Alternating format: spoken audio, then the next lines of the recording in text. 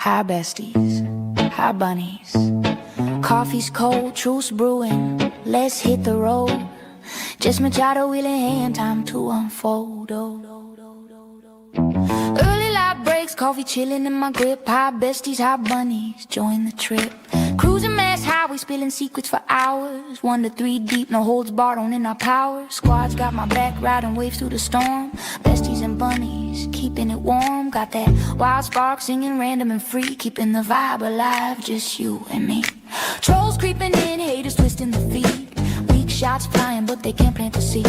Jabbing in my style, my fire, my rise. Obsessed in the shadows, watching with jealous eyes. Drama stirrers calling grift, but facts don't lie. While y'all view my lights touching the sky. Reddit ghosts lurking, basement critique so low. Keep throwing shade, watch this bunny glow. Meow, meow, meow, meow, meow, meow, meow. Hey. Meow, meow, meow, meow, feel it now. Bunny. Just Machado show, chasing down the real. Besties and bunnies got that unbreakable seal. Meow, meow, meow, meow, trolls fade away. Truth in the air, lighting up the day. After dark or dawn's first gleam, we claim the throne. Justice rolling, meow, if you're in the zone. Meow. Love to my besties trolls. See your truth awaits. Just Machado show. Buckle up. Meow meow meow meow meow meow meow meow meow meow meow. Feel it now. Meow meow meow meow meow meow meow meow meow meow meow. Feel it now. Meow meow meow meow meow meow meow meow meow. Feel it now. Meow meow meow meow meow meow meow meow meow. Bunnies.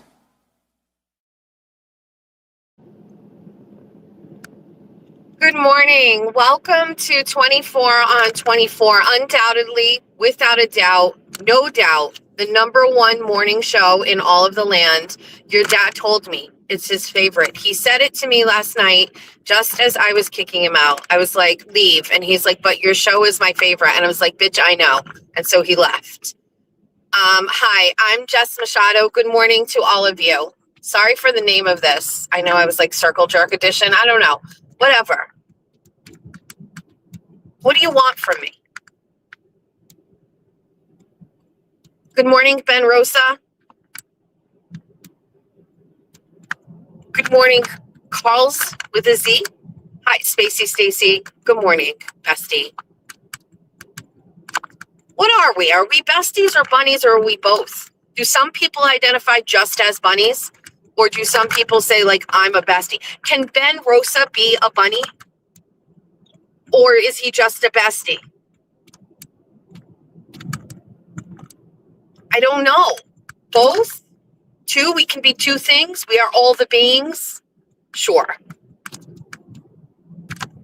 It's Monday. It's my favorite day of the week. I know, it's weird. Some people get the Sunday scaries, and I get anxious for a different reason. We get to start the week all over again. 50 years of my life, I've got to have a fresh restart every Monday morning to atone for the sins from the week before. You get to start all over again. My God told me this is my restart. You know, like those real hardcore right-wing Christians. Right-wing, holy shit, right-wing Christians. When you try to say that, right-wing Christians, right-wing Christians. They say whatever they want. And then the next day they go, Lord, please forgive me for my sins. And then the next day they're back on. And they're like, I try to be closer to God and in his likeness. Brothers and sisters, please forgive me. It is very hard. It is a hard path I walk. Jess Machado is a motherfucking dirty cunt. I am so sorry. I've prayed about it and I am a better person. Next day, same shit. Starts all over again. Next day, same shit. It is the biggest hypocrisy on the planet. These Christians who basically think all they have to do is verbally state to you that they are resetting their Christian values for today. I would much rather be me who walks around acting like a bitch 24/7, but talks to God in between. And he's just like, Jessica, stop it. And I'm like, but why? And he's like, because I don't think you should be acting like this. And I'd be like, God, listen to me. They have fake accounts with my ass in the fucking picture. And God will be like, oh, it's fine.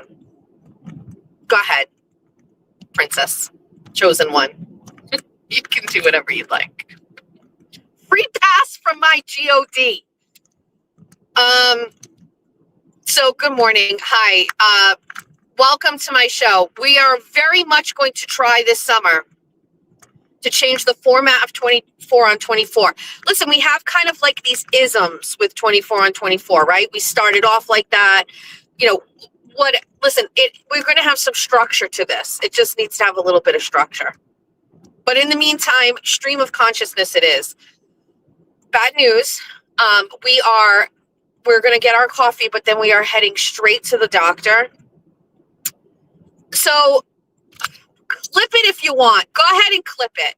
But just let it be known, I was with your dad last night.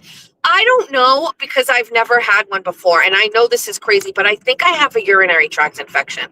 This is very crazy to me because I'm 50 years old and I have never had a UTI. Ever. I don't know. I hear you. I know that's crazy, but I've never had one before. Here's why I think I have one. Number one, it hurts to pee, and I feel like I have to go to the bathroom, right? So there's that. But number two, I have been like knockout tired for the past 3 days, like knockout tired, and more than usual. I'm talking like falling. I think I told you, and I was like, what the fuck? That's not normal for me. Tired where I reset and take naps. That's one thing. I'm talking like sitting on my phone and like head falling down, out cold. So now I think, so I have to go to the doctor because I don't think there's any way to get out of a UTI, right? Unless it's antibiotics from what I read. I WebMD'd myself. So I think I hope I can just go in quickly and they can tell me pee and I will pee and then they will say, here you go, and go on your way. Now, I have a little bit of trauma because the last time I went to the doctor is when I was having heart palpitations and I was in an ambulance. So I'm going to make an appearance at the same location again and whatever. I don't know. We're getting ready for the wedding and we cannot let our health get away from us. So to the doctor it is this morning. So I'm on my way. Sorry for all of the guys that are here for that and talking about like vagina situations. What do you want from me? What do you want? You want to clip it? I mean, you guys want to make fun of it that I think I have. I don't know. How did I get a UTI? Listen, I'm not really sure. I am going to tell you. I bought new underwear that I normally don't get. Can I get it from that? Like, I bought a different kind of underwear that I've never had before. Maybe it's that. I get the same like kind of underwear for years. It's the same underwear forever. It's from Target. I never change it. I splurge on Target underwear because I'm a Victoria's Secret girl and I used to get the good stuff and now I don't get it. So I don't Walmart my underwear. Target's a little bit better, but I'm wondering if it's the new fucking underwear I got. I don't know. Either way, I have been very, very lethargic and now it hurts to pee. So let's just fucking go to the doctor and get it over with, right? Or we can just chalk it up to I'm sleeping with your fucking dad.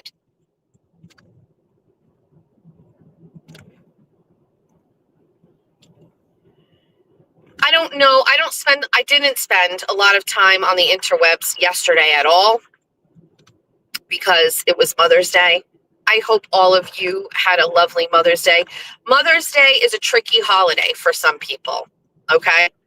So I'm just going to get that out there. For example, Casey, the single mom that we have been helping and the aunties have been helping, tricky day for her, right? All alone on Mother's Day.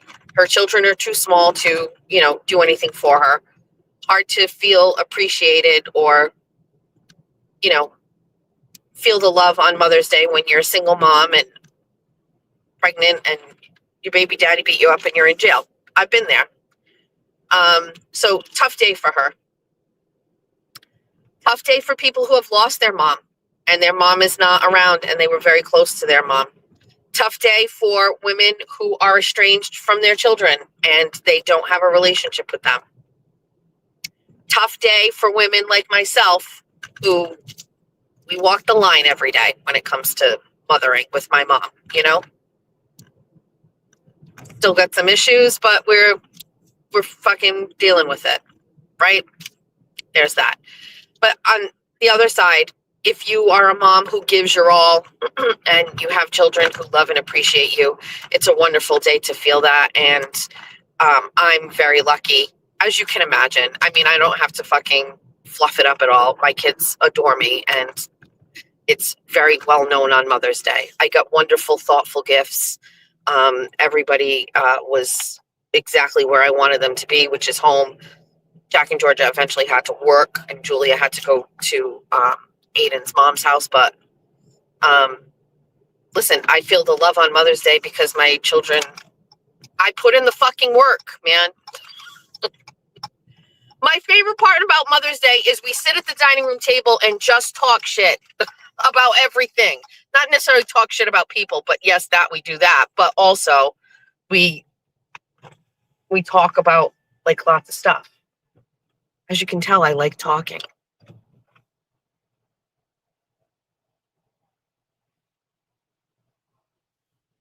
I see some of the things on this menu, like at here, like these massive sandwiches and stuff. And I like would throw up if I had to eat this kind of food in the morning. Like, I don't know what it is, but I see the picture of like this. Currently, there's like a turkey pesto bacon sandwich picture. I would die. Like, there's something about in the morning and eating food. I can't do it. So anyway, we just like to talk. Hi, Derek. Good morning. Can I have a coffee? Please. Today of all days, it's Monday. Thank you. Derek's the best. Yeah, I could never eat that food. Ugh. Like, gotta ease into it. So anyway, and TT came over. So, I mean, you know how it must go with TT around, right? So lots of talking and shit talking and catching up and gossip, and it's my favorite thing in the world. Dining room table, kids, TT, shit talking, snacks.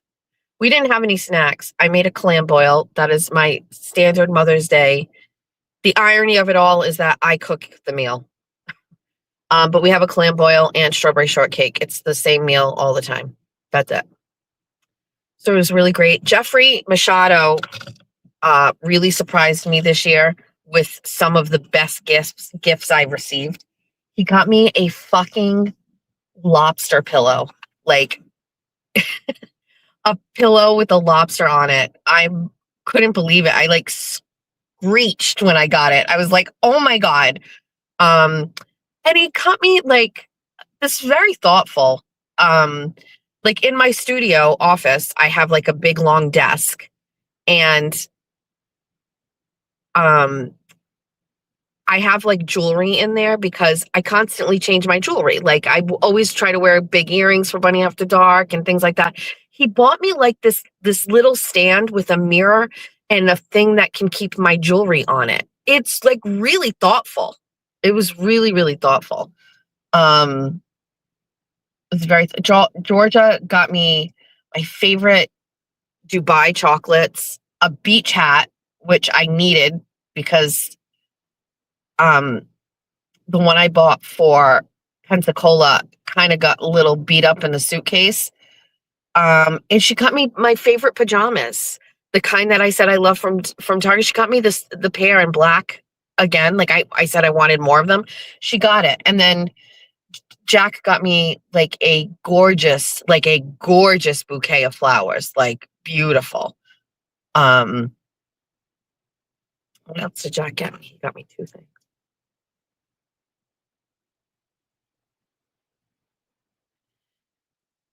TT got me a plant. Yeah, it was really great. Really great gifts. Really great day.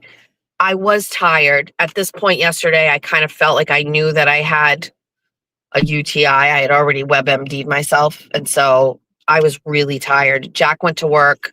Georgia went to work at 5. Everybody went to work at 5. TT left. Julia left.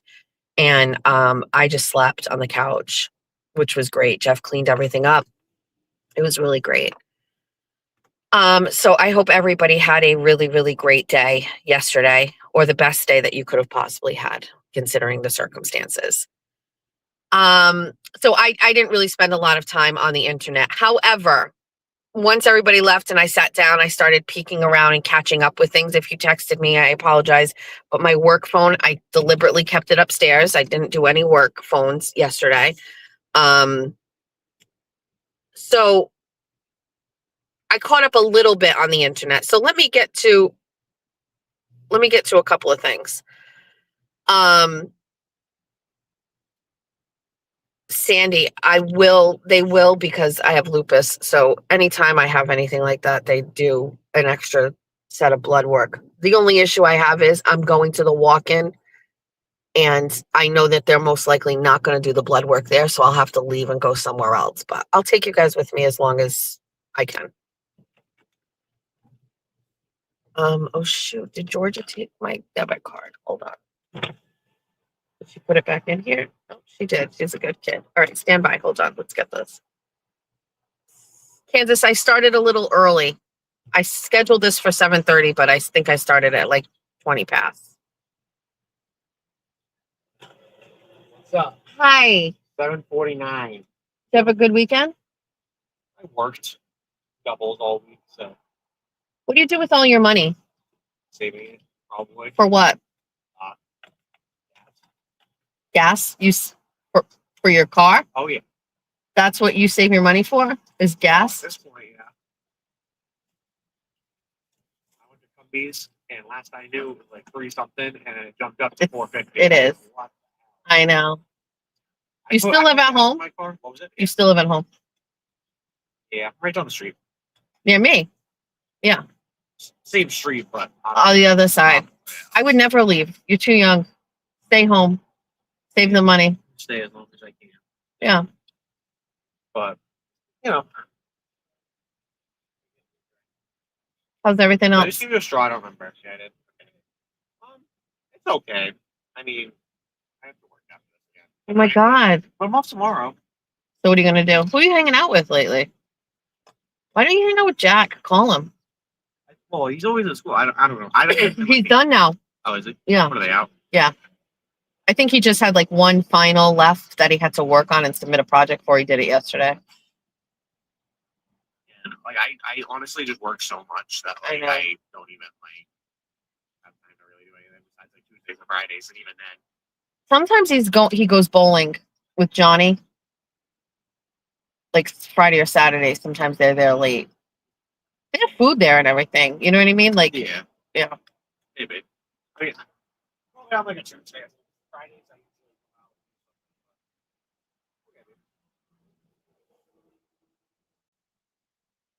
It'd be okay with you if your kids live with me forever.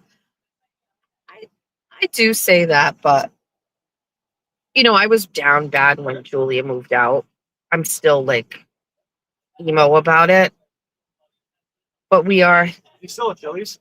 He's still at Chili's. He's never gonna leave. At least not for while he's working. Surprised. I thought you didn't like it. He's got friends. I don't think he loves Chili. He had some issues with like management and stuff, but he's like got friends. He's friends with Finn that works over there. Do you know? I Yeah, used to. yeah. And there's a girl X, or her name was Xaviera, but I think she goes by X now. She went to school with Julia, Jack's older sister. She works there. He games with her and stuff. So like he's got his friends. I think that's why he stays. You know what I mean? Honestly, that's why I stayed. Yeah, friends. Like friends and stuff. I think Abby's not that going I back didn't to like Duncan. it. Not that I didn't like it. They make it better to go in. Yeah. I think Abby's going back to Duncan. I saw her the other day. Yeah. I ran into her darknet. Yep. We were trying to get her to come to our store, but then again, she's in Dayton, so like it's even farther Right. than it is for us. Right. Like for us, it is already a hard drive. Yeah. Return pistachio. She's getting really angry. She's like, No, I'm not. I didn't say that. I'm so pleasant.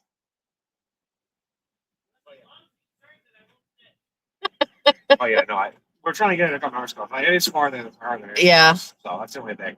I knew she'd go back. Thanks, pal. All right. Have a great Monday. Derek is the reason my son met his girlfriend 2 years ago. Derek worked at Dunkin'. My son was friends with Derek. He went into Dunkin', walked because he wasn't driving yet. And the Dunkin' is near our house. So Jack walked to Dunkin', and Abby was working at Dunkin'. And I was holding up the line.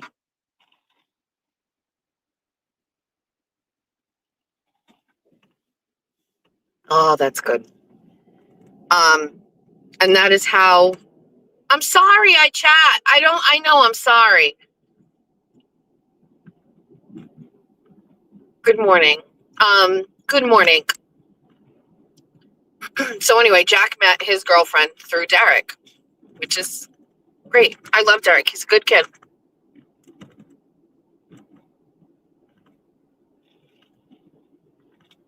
I'm disappointed he didn't go to college. But I stress out for the people that do what I did, which is dropped out of college and just like got working full time. You know what I mean? Like I want more for him. But anyway, he's a great kid. So anyway, didn't get to spend a lot of time on the internet yesterday. I popped in and I think it was it Saturday I saw this, and I didn't get a chance to really elaborate on it, but I saw Emily C was getting attacked by Brian LTL. Number one, I maintain I am always fucking right about people. So let's just clap for me right there. Clap, clap, clap. I'm just always right. Brian is a bitch. And Brian has absolutely no fucking business coming at Emily C because she did a fucking GoFundMe or whatever for FOIA requests. And then he wants to go all in on this, saying, I've never had to pay. Okay, the reason, Brian, you have never had to pay for a public records request, I'm going to guess, is because the shit you ask for, nobody fucking cares about. Nothing that you have said or asked for do people care about. It's boring, basic shit. So they're just going to fucking hand it over to you because they don't fucking care. Okay? That's really what it is. I did go on Emily and Kyle's post and I said, here's just 2 examples of me being charged for public records requests. Number 1, the Jacob Pothier case. It doesn't have an actual dollar amount attached, I think, on the screenshot that I posted, but I just didn't have time to look for it. The Jacob Pothier request is, Jacob Pothier was a student at Greater New Bedford Folk High School, and he was killed in a car accident. And it was not reported by the local news, but it was uncovered by me through a tip that the woman who was in the car with Jacob Pothier was a former security guard at that school, and that Jacob and she were having a relationship for the past several years, and that he had been groomed and trying to break up with her. Okay? So,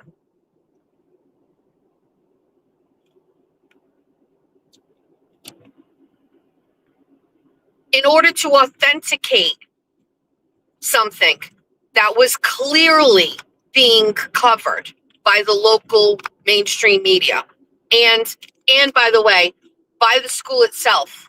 For example, they issued a letter statement to all of the faculty and students and parents of that school sharing that Jacob Pothier had passed away in a car accident, and they never mentioned the former employee. Big red flag. But I already had been tipped off thanks to a person days earlier. But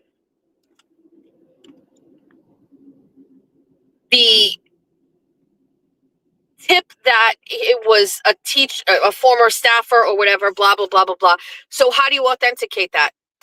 We go and we ask for public records requests. I asked for the personnel file of the security guard. I asked for emails on the days after Jacob's death between the principal and the superintendent.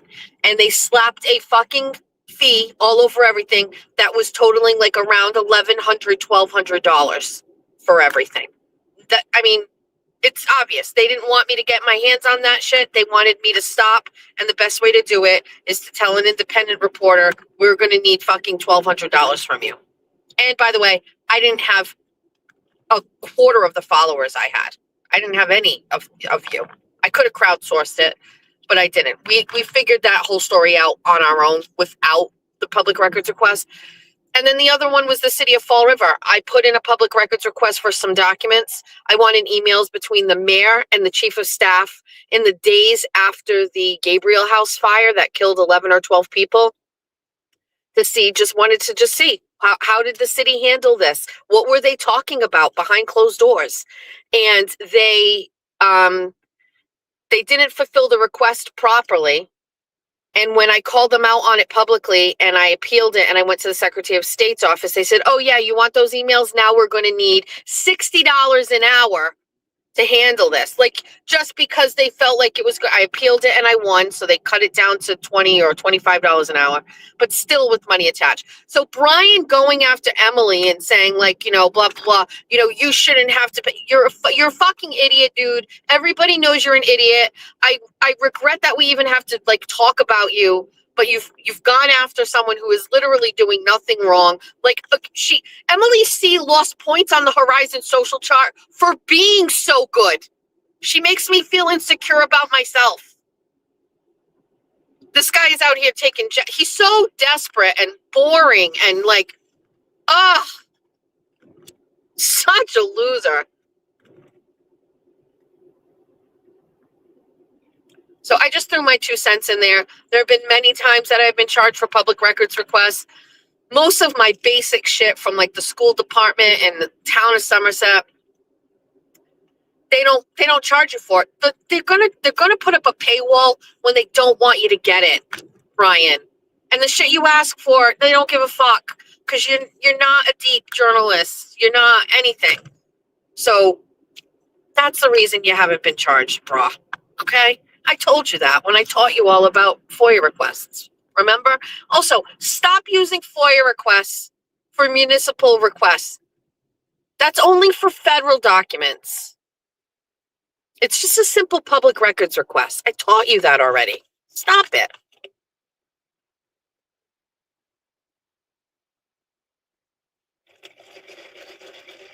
I didn't look at his page. All I did was see like Emily's thing. Is he like going harder at her? Is he saying more stuff? I'm not really sure.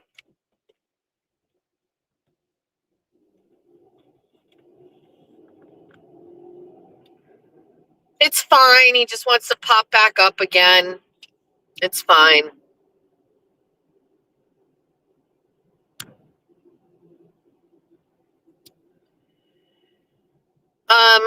So there's that situation. There was one other thing on the internet. Huh.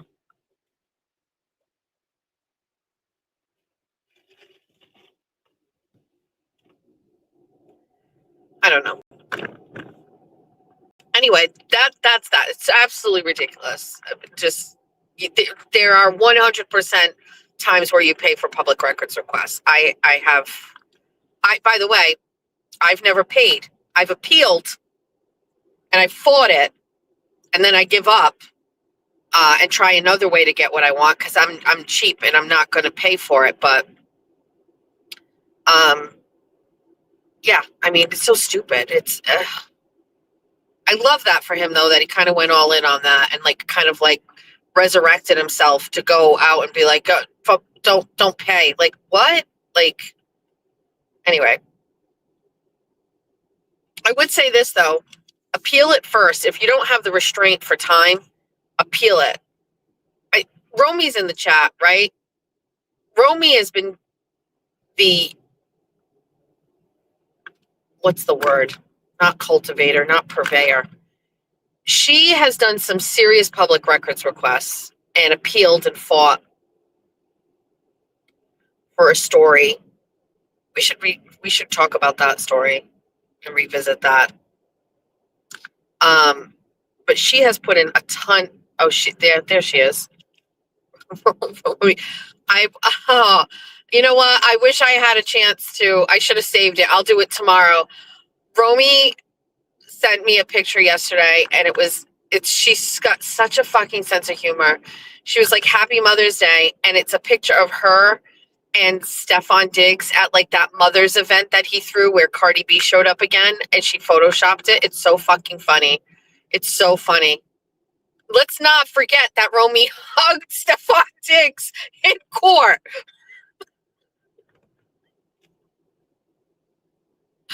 I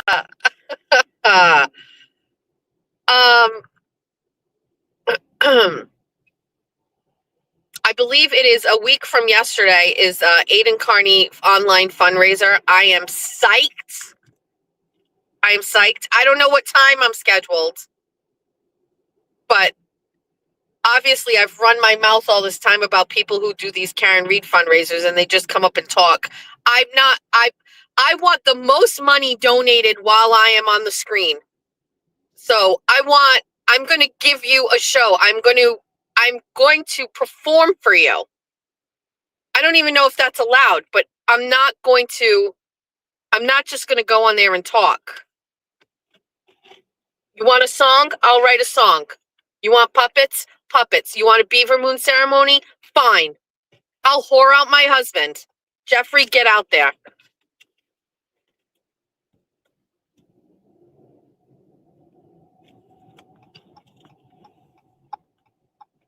We're in Fall River, so things are always on edge for me as we're driving through the city. All by myself. Thank you. I know people don't like it when I shake my coffee. They don't like it when I sing. No witchcraft in the house. Right over here is Father Kelly Park, off to my left-hand side. I played on an adult softball league over here, and I almost died. I was playing shortstop, and somebody ripped a fucking ball, and I literally pulled my hand up and caught it, and it was the craziest thing. But I think a lot about how I almost died right then and there. Almost hit my fucking neck, my windpipe. I would be dead because everybody else was drunk. Little bit of tea that is like, it's niche, but like it's enough of drama so you guys you'll be into it. There is a woman, some of you have seen, I've already seen, some of you have picked up on it. Her name is Jennifer Nassar. Jennifer Nassar. She used to be the chairwoman of the Massachusetts GOP. She'll let you know that too, by the way. And I think, I don't really even know what she does right now with the Mass GOP. Listen, we're on the cusp of entering the era where we attack the Mass GOP. I have held on for a long time, but I am getting to the point where, and by the way, believe me, once I start attacking the Mass GOP, it will be with solutions. So I'll bitch and complain, but I will also offer solutions. I'm not just going to sit and complain. But Jennifer Nassar, it's hard for me because several years ago, and I wasn't on Twitter the way that I was, somebody was on Twitter attacking me, and she was one of the people that rallied around me online. At the time, I guess we made it out to be a bigger deal than what it is because nobody was paying attention to this, but whatever. So I'm grateful for anybody who didn't really know me that kind of was just like, hey, she's getting dragged here for no reason, right? I'm grateful for that. But Jen Nassar is basically Team Mike Minogue here, and Brian Shortsleeve made some statements where he was basically like, listen, the fucking Mass GOP fucked up the convention. Mike Minogue bought delegates and like kind of shit on some of the delegates in a weird way. Like not like we all get it. I knew what he was saying, right? Well, Jen Nassar has gone after Brian Shortsleeve, and the Mass GOP has gone after Brian Shortsleeve. And so I've been chirping a little bit online about this, and it's like, I said, listen, Mass GOP, we had a convention, okay? There's two requirements to get on the ballot in Massachusetts to get to a Republican primary for governor, okay? Or other statewide offices. Two requirements. Number one, you have to get the number of signatures you need from regular people, voters. You got to get the signatures. And number two, you have to get 15% of the vote at the convention, okay? In order to get on the ballot for the statewide thing. Mike Keneally did not get the 15%. Now, as a Mike Keneally supporter, do I have a chip on my shoulder? 100%.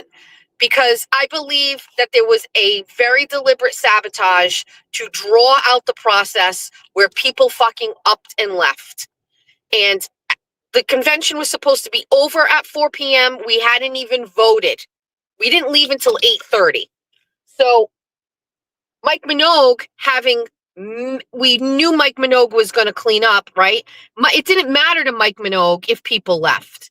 We knew Mike Minogue was going to get 15% of the vote. Guy got 70.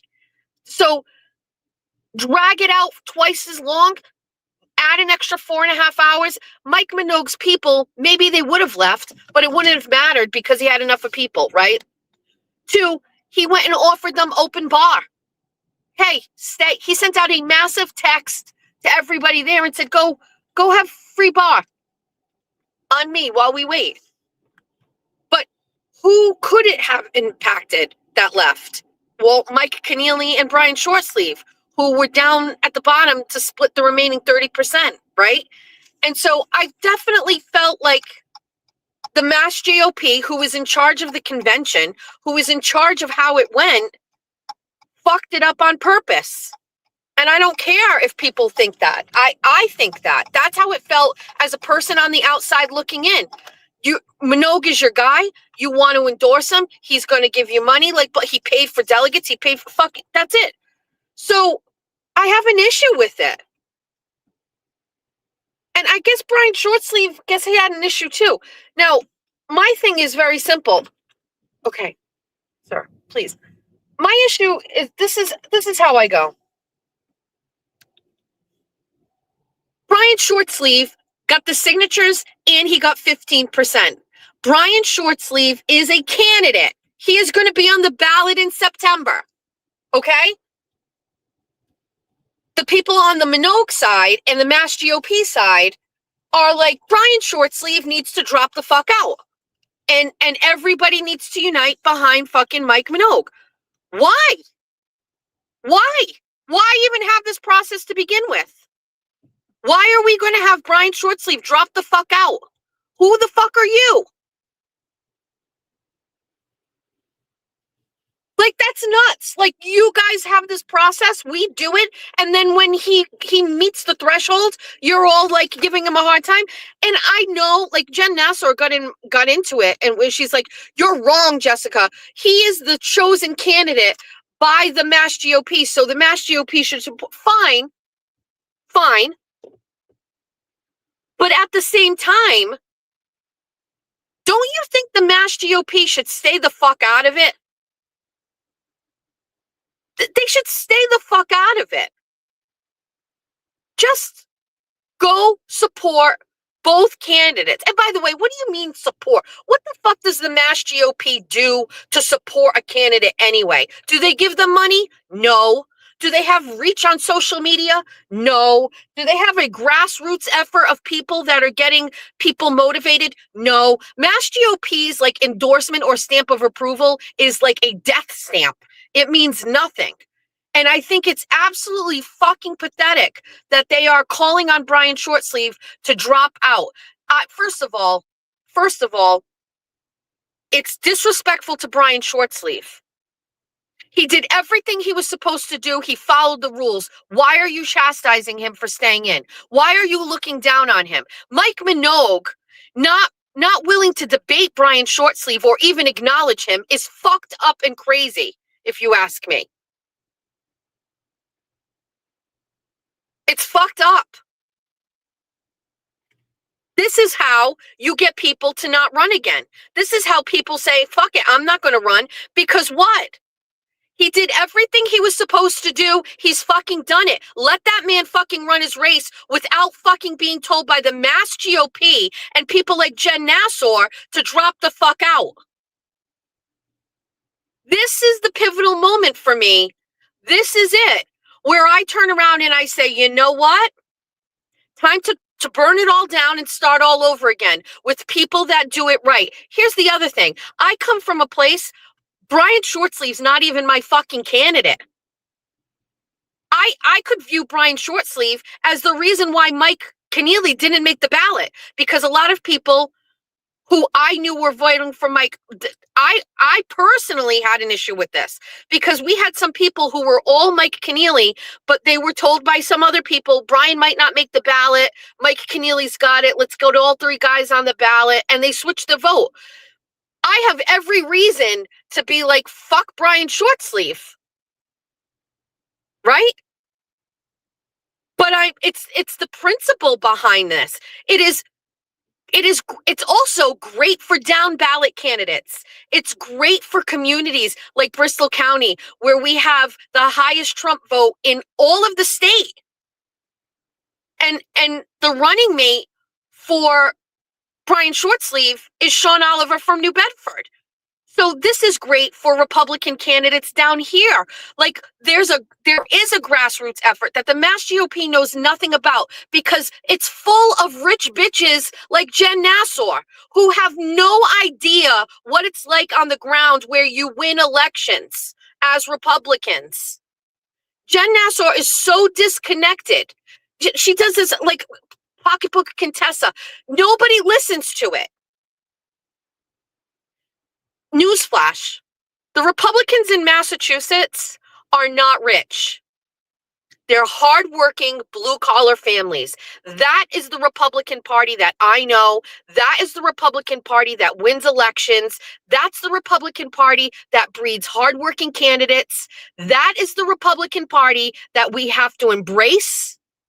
And the rich white Republicans that are in the elitist group of the Mass GOP need to step aside because you don't win elections anymore.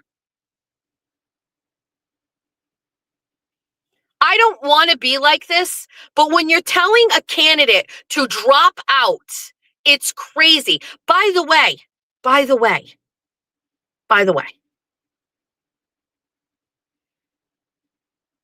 it's the unenrolled voter that you need. And the unenrolled voter is going to be a hard sell for Mike Minogue. They haven't put one pro-life commercial up about him yet, but they're coming. It's coming. Trust me.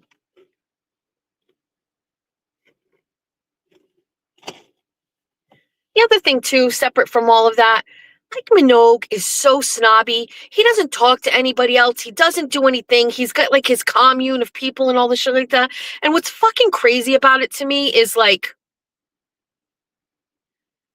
what's crazy to me is that, I don't know, I'm not even going to get into that. Mike Minogue has every right to run his campaign, spend his money, do whatever he wants. I think it's great. But I think it's crazy that the Mass GOP is going after Brian Shortsleeve. It's crazy to me.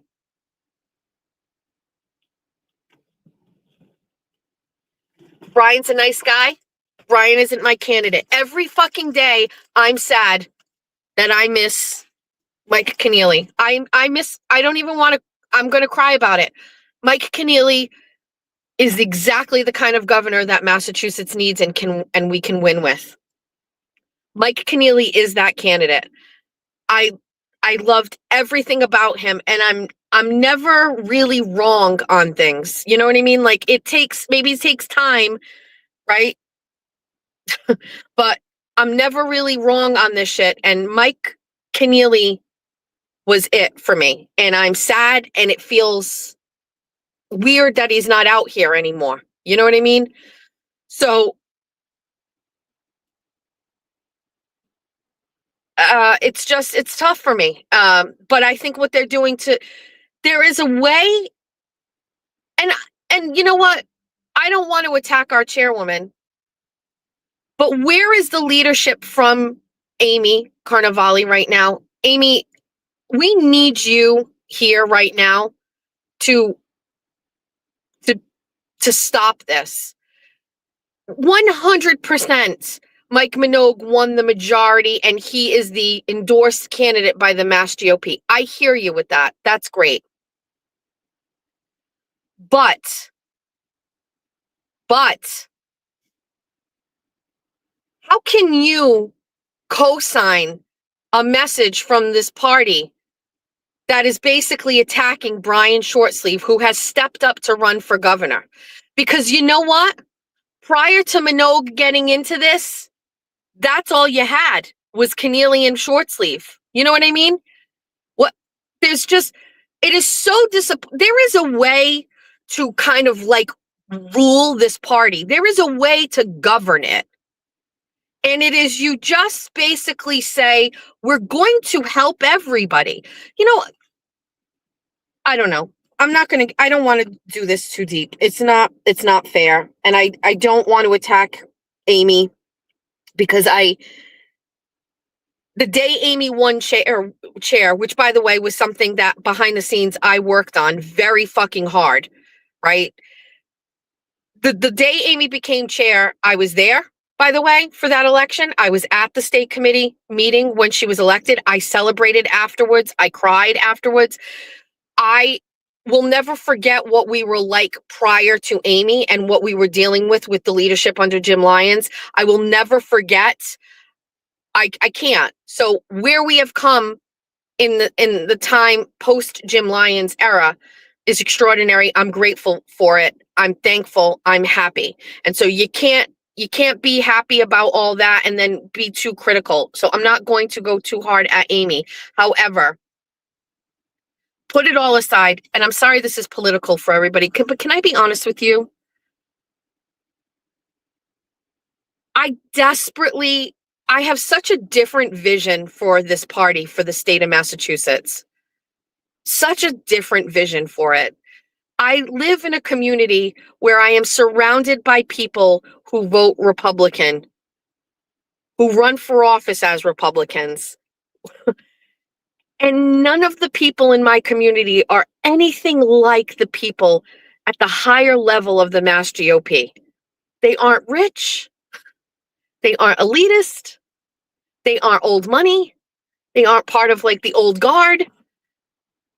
And I just look at what we do in Bristol County and I go, this is the vision for the party. This is it.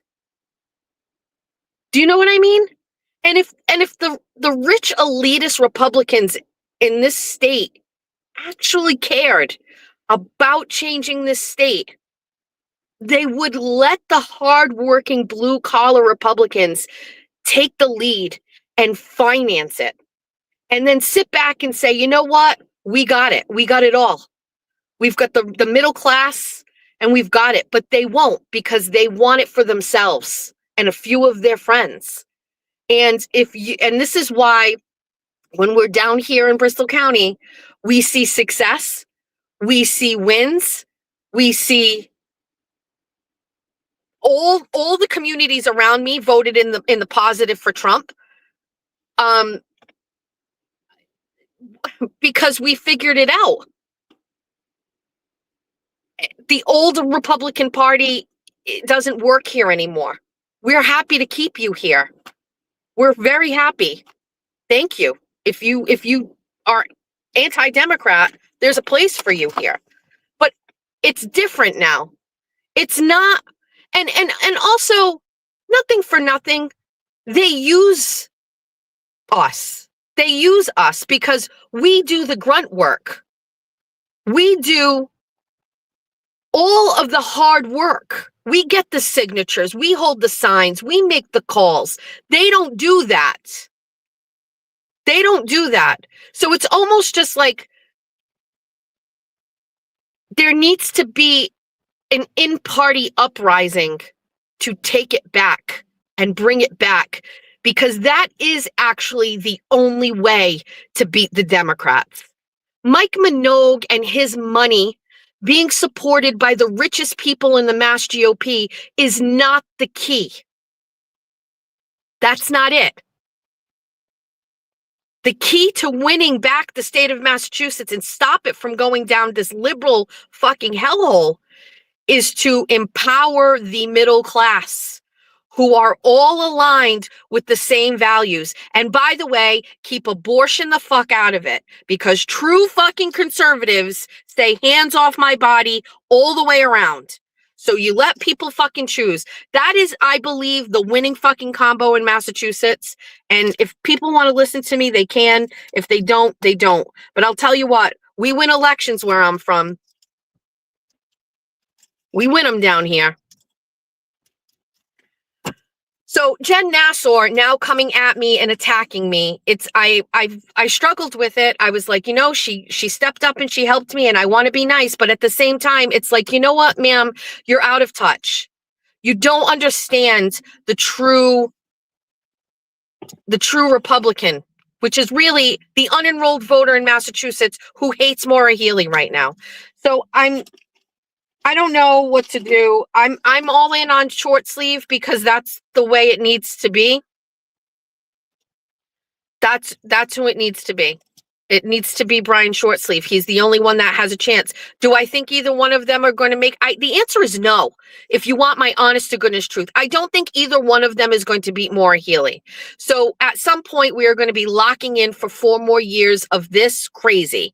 And I'm hoping that during that time, we can fucking change this party and make it what it needs to be in order to turn things around. And for my family, for my children, for my kids. My daughter owns a house in this state. My kids are going to stay here. Like,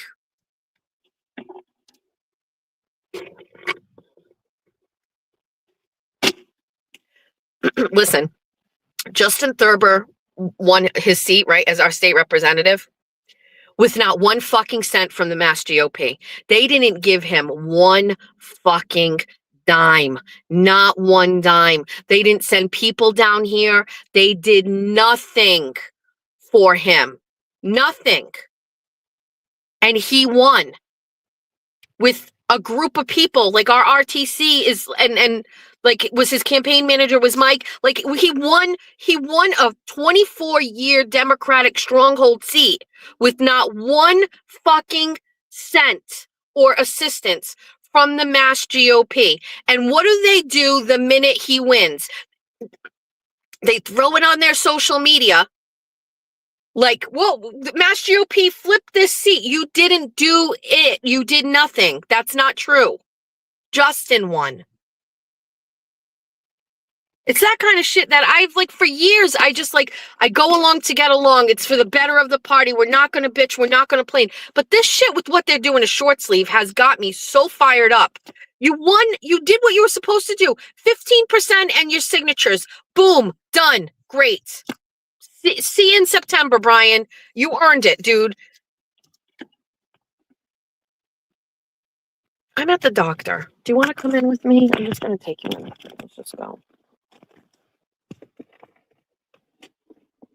Sorry for the heavy political shit, but the Jen Nassar thing really got me. She fucking bankrupt everybody. And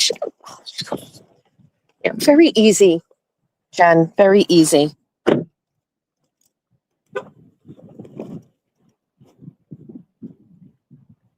And there's still so much we don't know about fucking Minogue. So much. It's probably going to be a line in here. I don't know. 8:14. They opened at 8.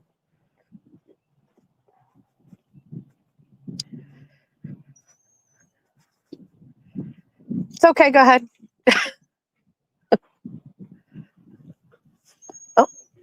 Thank you.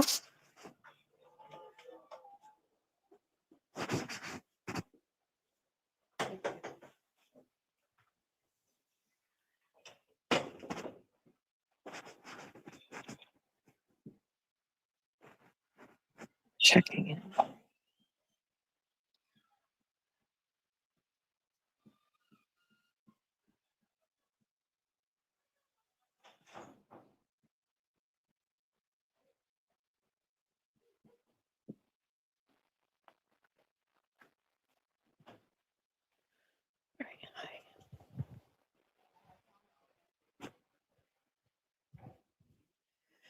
We're going to sit far away from everybody.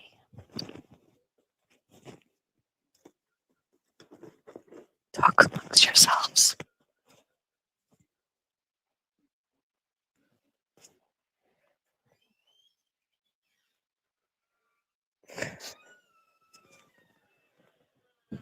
We're just hiding in a corner.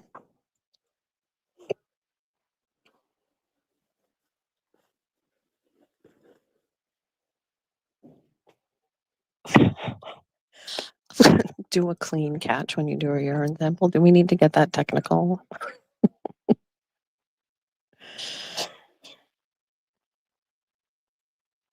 I'm just so mad about all the political stuff this weekend. When I saw that, I was just like, Jesus, don't you just think, like, if he did so? Let me ask you a question. Like, what's the point then? You know what I mean? Like,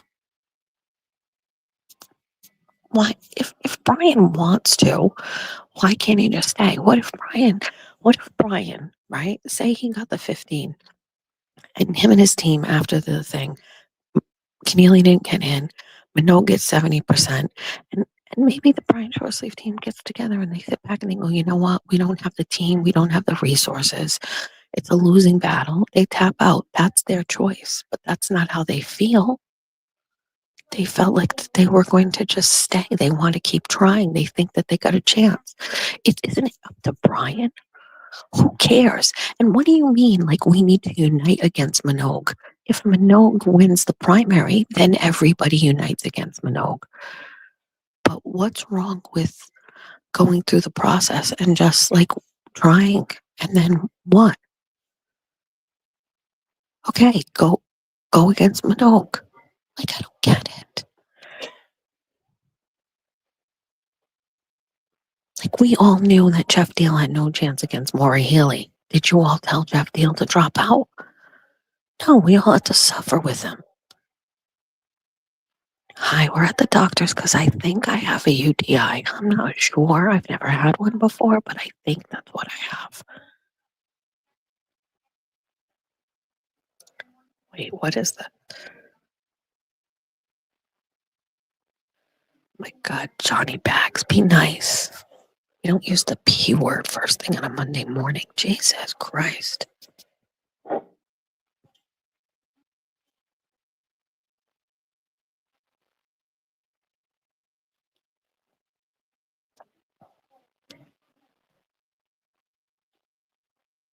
What other drama do I need to know about? What's been happening? Anything going on that I need to know about over the past couple days?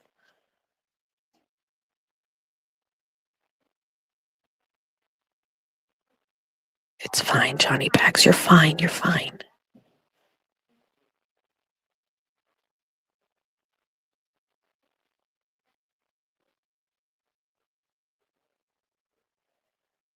I can't caw here. It's too quiet.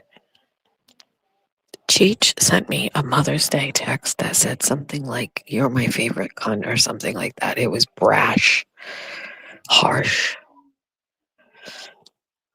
We have a new song.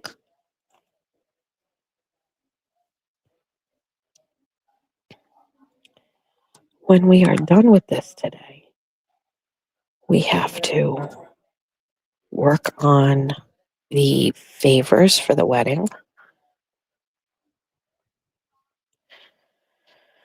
Um,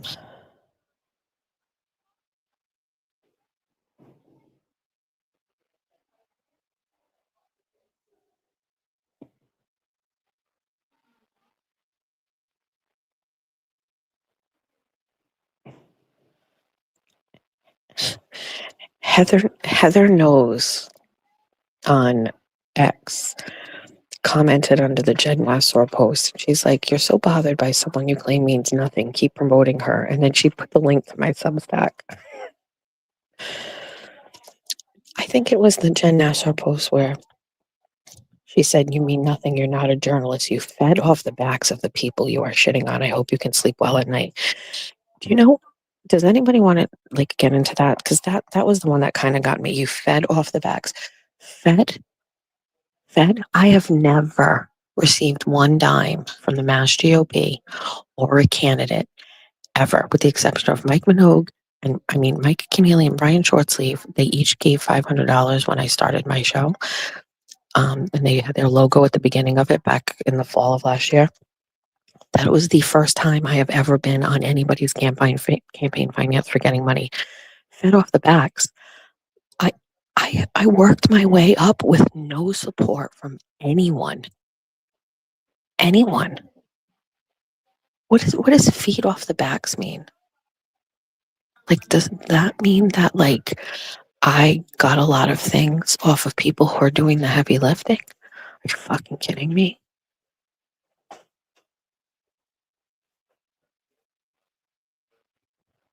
There's a lot of people now near me. I don't think I can continue this.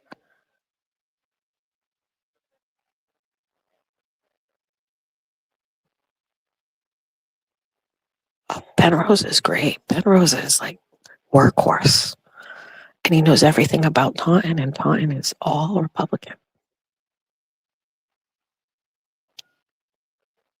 Oh, wait, hold on.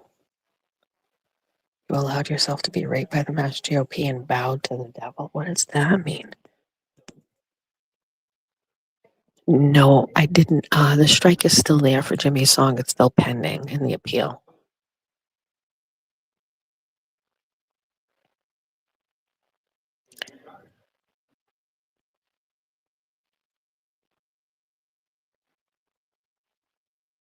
I don't know what. When I started working for the Mass GOP during the Trump 2020 campaign, I look back on those days where I knew absolutely nothing. I knew absolutely nobody. And the work that I did for the Trump campaign in 2020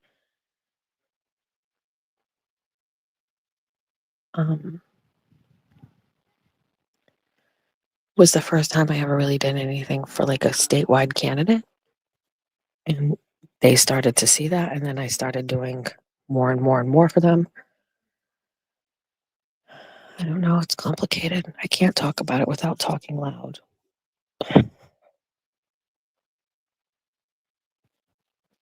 I don't know about the song. It's just sitting there.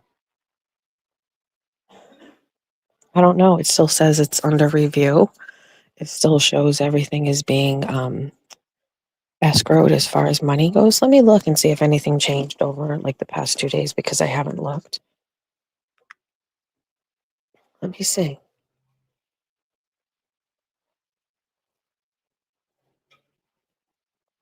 It is still copyrighted. Yeah.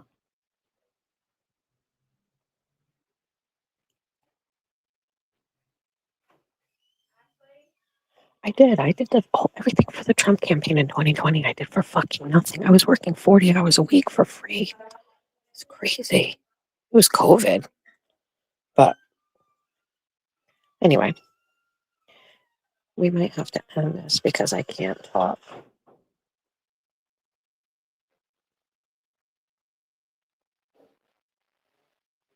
I was a massive leader for the Trump campaign in this state. I watched you be used by the GOP to literally squash Trump. I walked hand in hand with Sheriff Hodgson. I don't know how I could have squashed Trump every day. In retrospect, do I think that there were people there that were sabotaging it? At the end, I do. I remember the first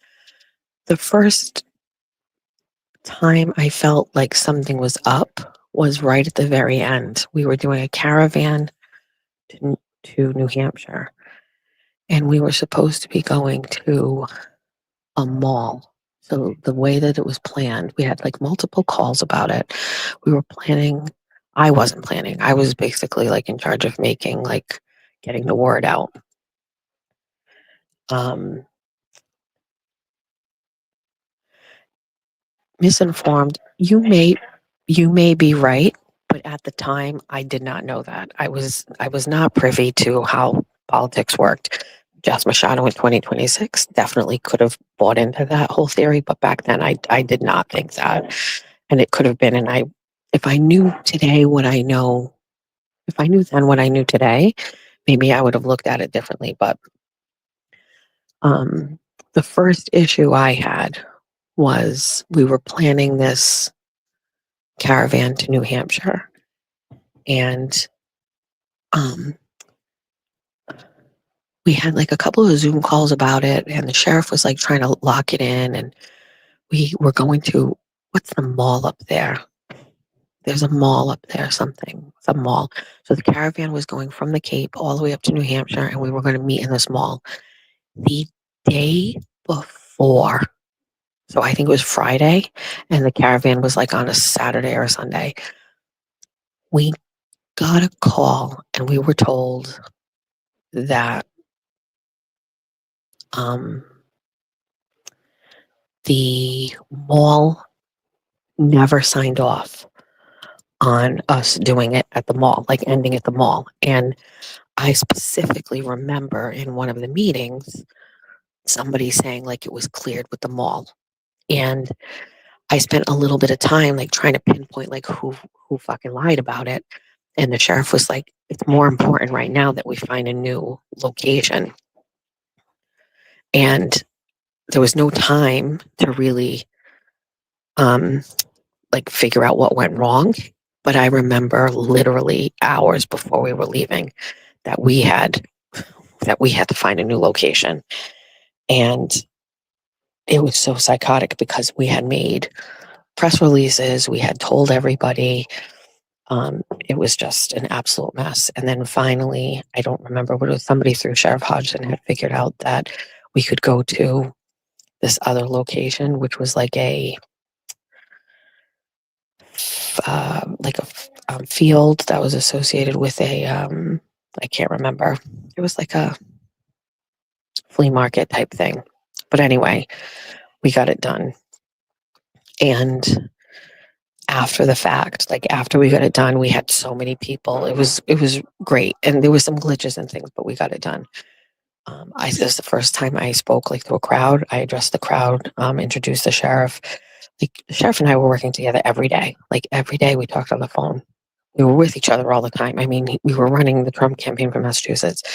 After that, like the post-mortem, I was like, what the fuck happened? You know what I mean? Like once we could settle in, I was like, something happened. Like, how could we have had this on lock for like a month and a half? And then the day before being told that we couldn't go there. So to some extent, do I agree that there was some sabotage? Probably. Probably. But back then I didn't know that.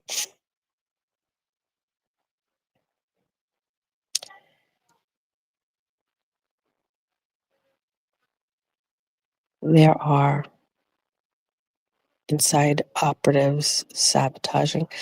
There's a couple issues too. Like a lot of people like knew Jim Lyons was bad for the party. I don't know. It's complicated. I don't want to get into that anymore. It's drama. I don't like it. It's drama. And to the person who's saying I contacted them, you're behind a fake account, so I don't know who you are. I have no idea. Hopefully I was nice to you when I spoke with you.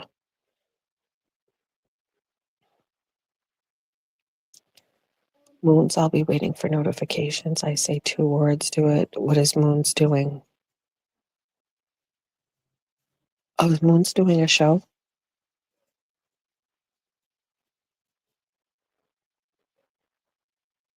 We need cations and not approachable merch. Okay. I didn't launch it yet. I did like a soft launch yesterday, but I wanted a So I put it on my Facebook, my personal Facebook page, but I wanted a flag for my house that celebrated the 250th. So I made a flag that says Somerset celebrates.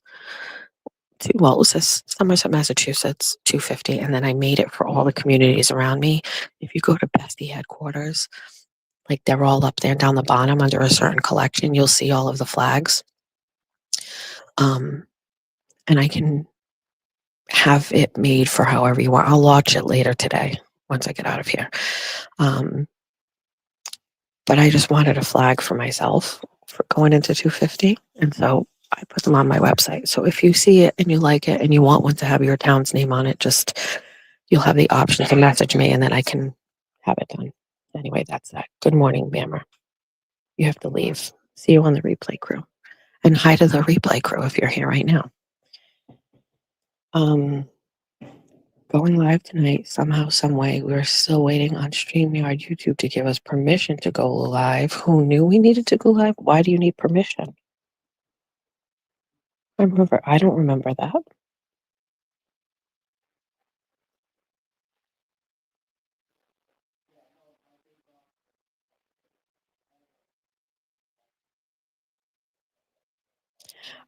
I can obviously I can have it made for whatever one you want. So the company that's making them, it can change. So I just put up like a bunch. I ordered mine. They're a little expensive, but the company I got it through Printful, but that company is the same one that makes like the Saturdays are for the boy flags. They're really good quality. So unfortunately, they're a little bit more expensive, but yeah, I think they're great. So I can add any town or any city, but I just wanted them to hang in front of my house. Thank you. But I did a soft launch on Facebook.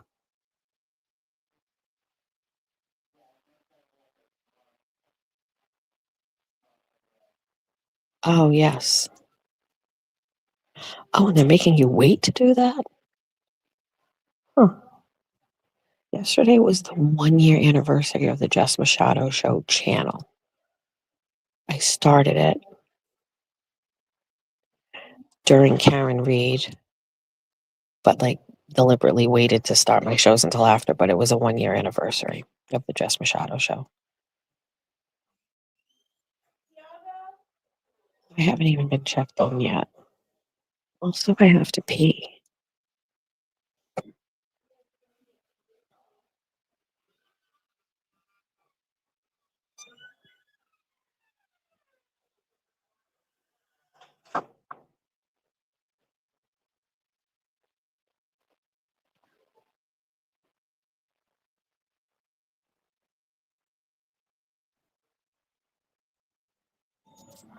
Let me grab my other phone and take a look at what's going on the internet.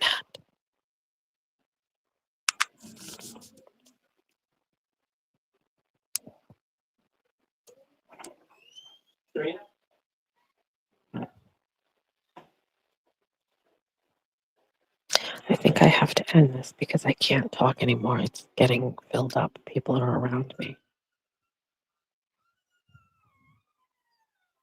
Right? I can't. This is boring content.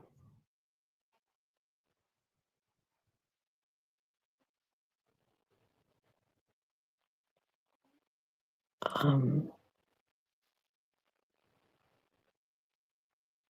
right.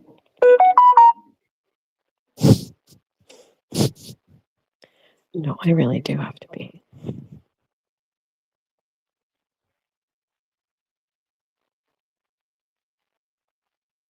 Hold on. Moon's just posted on X and it says, Jess is currently whispering from the doctor's office because she thinks she has her first UTI at 50 years old. Honestly, after listening to her take on the political landscape this morning, I think the whole state of Massachusetts is in a burning sensation. What? I don't know what a UTI is like. I have never had one before. What do you want from me? It's not my fault. Did anybody watch the roast last night of Kevin Hart. You should watch it. It was good. Good morning to Jack Gately, who was listening to my show and just reshared me saying Jess Machado says the Mass GOP stamp of approval is like a death stamp.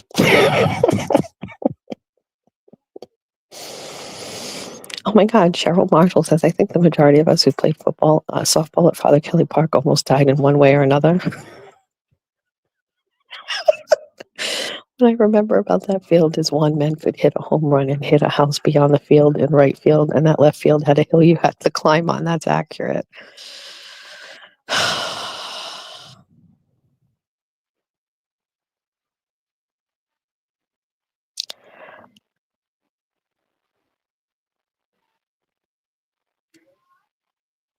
I just think,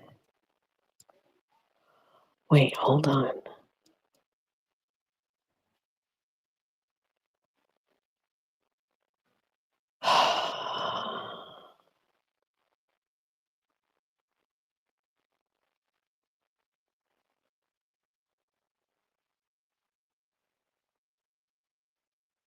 Thank you.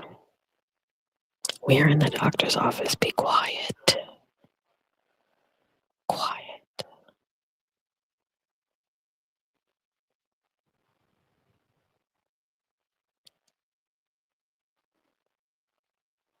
Some women get a UTI after every time they have one.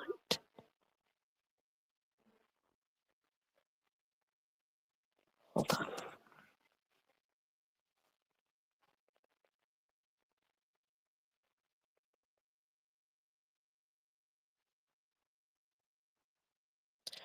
Listen, misinformed. I don't want to go down a rabbit hole. All I'm saying is, if we do not win in November, which it's looking bleak unless short sleeve can pull off the primary, we have to change some things. And honestly, the grassroots grunt workers need to rise up and take over. Need to take over. Nothing against Amy Carnevale, but she's rich. We need a struggling middle class family dad to take over the Mass GOP, like regular dad.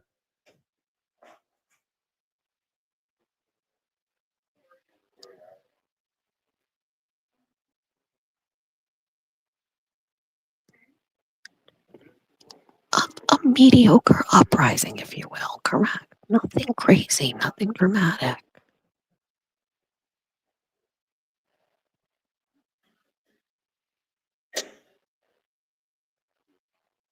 Listen, misinformed. Okay, then here's my question for you. If you're saying that this is all true, what have you done to make change? I'm on here saying things have to change. I'm saying, listen, I have a plan. Remember I said in the beginning I was going to say stuff, but I wasn't going to say it unless there was a plan. Unfortunately for the Mass GOP, they have snuffed enough of people. Snubbed, not snuffed. Snubbed enough of people that it won't be too hard to rally support if you give them an alternative and a better option. You can't just go around and you can't say like it's terrible and it sucks and have no solution. But what if you found somebody that could and would be a better leader for the Mass GOP that resonated with all of the people doing the work that the Mass GOP can't do and doesn't do?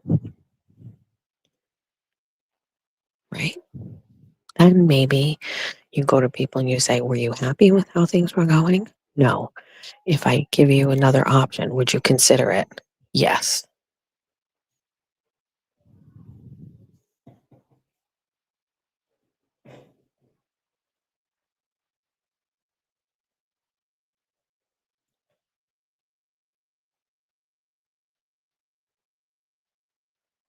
Okay, misinformed. Well, I speak the truth and nobody bans me. You just need a bigger platform. Work on your platform. You can do it. I don't know who you are. Text me. I've also learned there's timing, and it's the way to do it.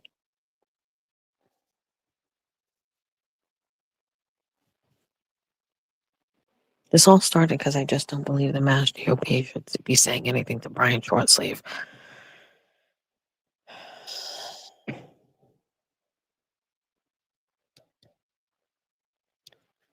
I should rename this whole show to the UTI edition.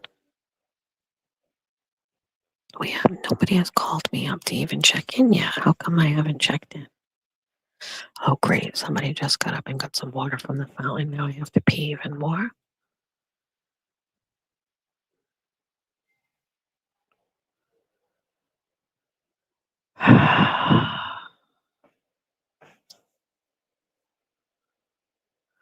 I didn't even tell Jeffrey I was coming in. Somebody text my husband and tell him I came to the walk-in. Monday morning UTI edition.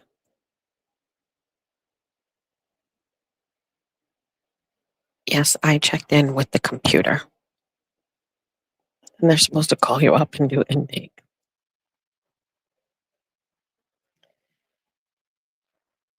I checked in at the computers, and then you sit down, and then they call you over. Like the last time I was here, I checked in, and then I sat down, and when they got me to registration, I was like, listen, my heart is racing like crazy, and they took me right away. I don't like being here right now because I don't want to get sick, so I'm all the way in the corner facing the glass. I don't want to look. I'm right here. I don't want to be near anybody. I want to stay right here and face the glass. I don't want to talk to anybody. Don't look at me. Don't breathe on me. We have a wedding coming up. We can't get sick. We don't touch anything. We just sit here. We don't talk to anybody. We don't look at anybody. This goes against everything I normally believe in because I like to chit chat. Like, why are you here? What brought you here? Who's your family? But we can't do that because they can't breathe on me.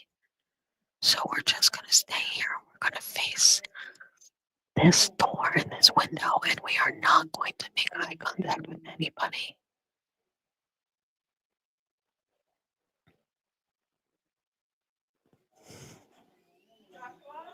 Joshua just got called. Let's go move it along, Joshua. I bought sneakers. They're tree torts. I don't buy new sneakers.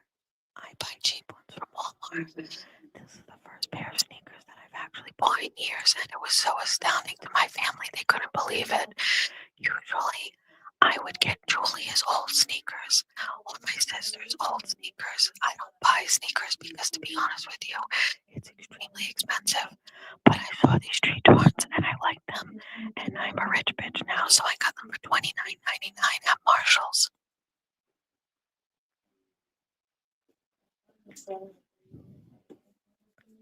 Anyway, back to the subject at hand. We're at this place, and that's the check-in. You can see it, so I checked it right there. But then there's registration, but they haven't called me over there yet.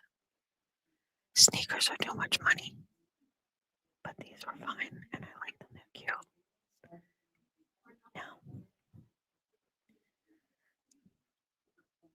we have to stay as far. We picked our seat strategically. There's no seats in front of us. There's only one seat on the side of me. All the other seats are over there. What part did you not hear? We're trying not to talk. We don't want to talk to anybody.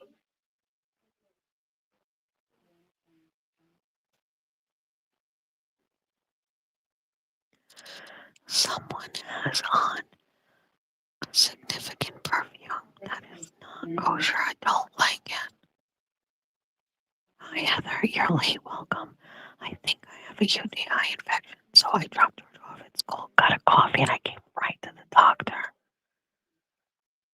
We can't risk it. I don't know if it's a UTI because I have never had one. My vagina is far superior to most. It has never had a UTI infection. Also, fun fact, I have never had a yeast infection, but I didn't want to get into that if people want to hear that. But the truth of the matter is, those two things my whole entire life. But now I am 50, and I believe, based on the WebMD stuff that I do indeed have a UTI. Normally, I wouldn't even come to the doctor. Don't treat a UTI. Go away on their own. Because going septic would be very detrimental. Oh, could I take a couple days in the hospital to get my yes. Very low risk type of thing, like I'm under observation and I'm just hooked up to an IV. But septic isn't something you can fool around with. I don't want to risk it. So I'm here and I'm hoping that I can hold my pee until I get called in. They will do a quick urinalysis of it and they will say, you have a UTI. I'm going to give you a very light antibiotic and I will take it and I will be fine. I know the UTI is a different hole. I know. We cannot be talking about vaginal health on a Monday morning on 24 on 24 AMSR. We can't. Ben, leaving sounds about right. There's no reason for you to be here for this anymore, Ben. Please leave. Please leave. Just go. I'm trying to talk my voice louder. What do you want me to do? I know you can't hear me. What can I do about it?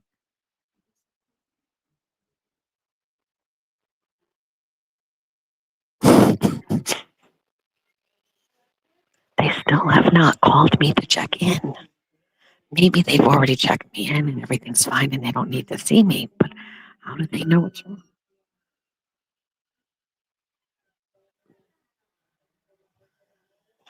Okay, the lady on the side of me left, so I can talk a little bit more. I don't know if they're supposed to call me at registration, but I will say there's nobody at the window for registration, and both these women are just talking to each other.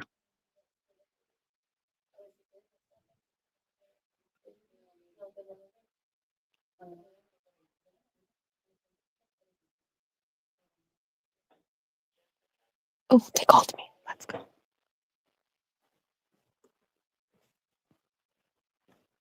Who called me? Which one? Oh, hi. Your address? 91 Washington. And what brings you into? I think I have a UTI. I don't know. I've never had one before.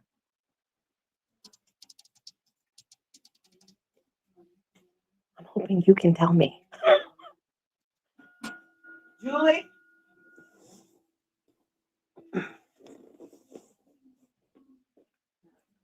Can you verify address for me? Yes.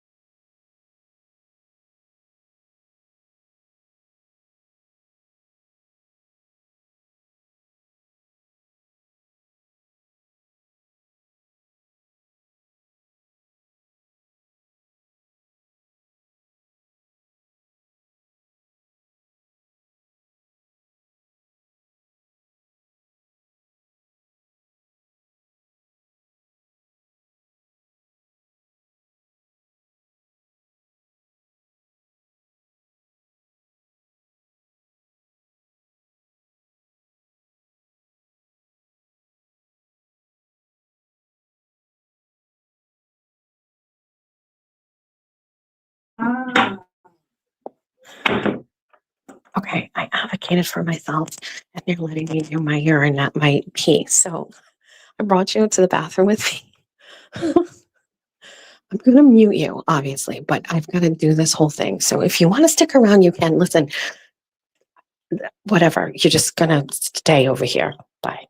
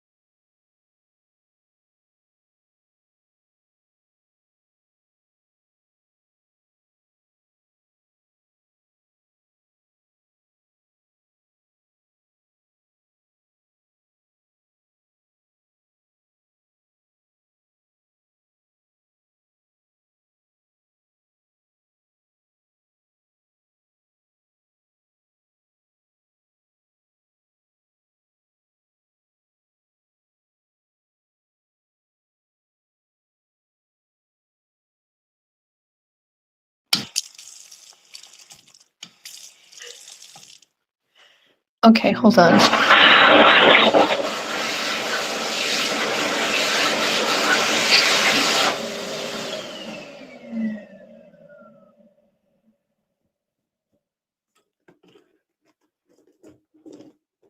Listen, listen, listen. Spread your labia.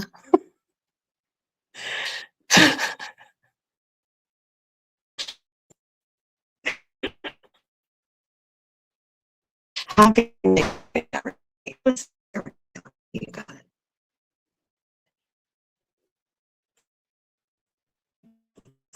It's fine.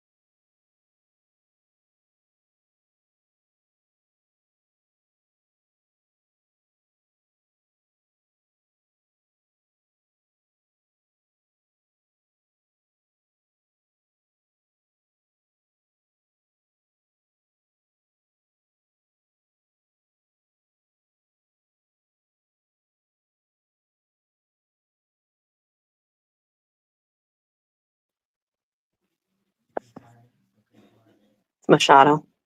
Machado. Can you see the Blue Cross Blue Shield there now? 401-585-2402. Nope, 401-585-2402. Thanks. I'm just be right outside. Thank you.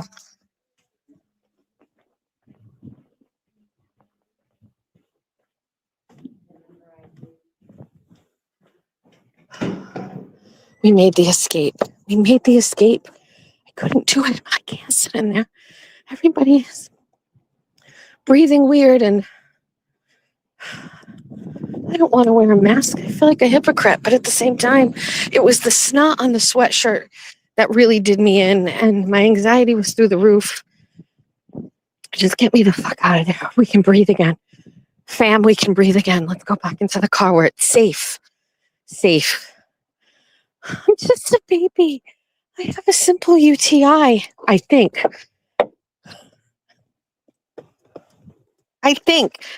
Oh, I'm so happy to be back here. Oh. Hi. Hi, Mom. Hi, Dad. Oh, that feels so good. We free. Let's get our other phone out and ready. Yes. Oh, Coco, you missed it. I brought you all in with me to the bathroom to do the pee sample. I did. I put it in the little cabinet. I did ask if I could just please go home. She said, no, you need to, you need to see the provider. Fine. But I'm not staying in there. Also, it started to fill up. There was no more buffer seats.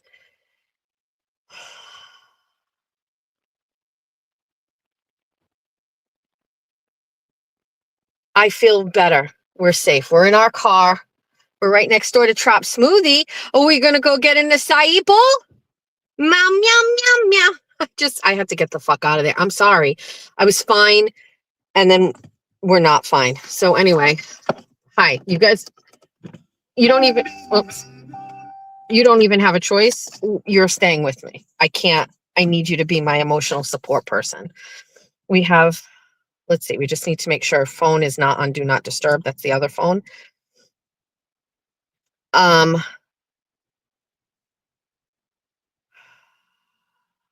Okay. I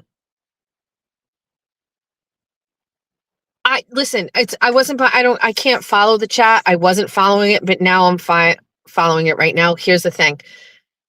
I have not been sick. I don't want to talk about this. I feel like if I say it, something's going to happen. And of course, I'm here at the urgent care, but I feel I haven't really been that sick. I won't say it. I have disciplined myself not to say it. I needed to come and handle this because it was the reading about what happens if you leave a UTI untreated that got me septic. Also, I have an issue with my kidneys because of lupus. So I can't fuck around. So I just came right here. Fine. But it slowly started filling up with sicklies and I don't want to be around sicklies. Wendy, have a great day. So fine. We just got out of there. We took control of the situation. We're in our car. We've got our phone. If we get a phone call, great. Perfect. Oh, thank you. Yes. So just test my piss. And this stream is for you, Jason Broyles. Jason Broyles, this live stream in quotations, is for you.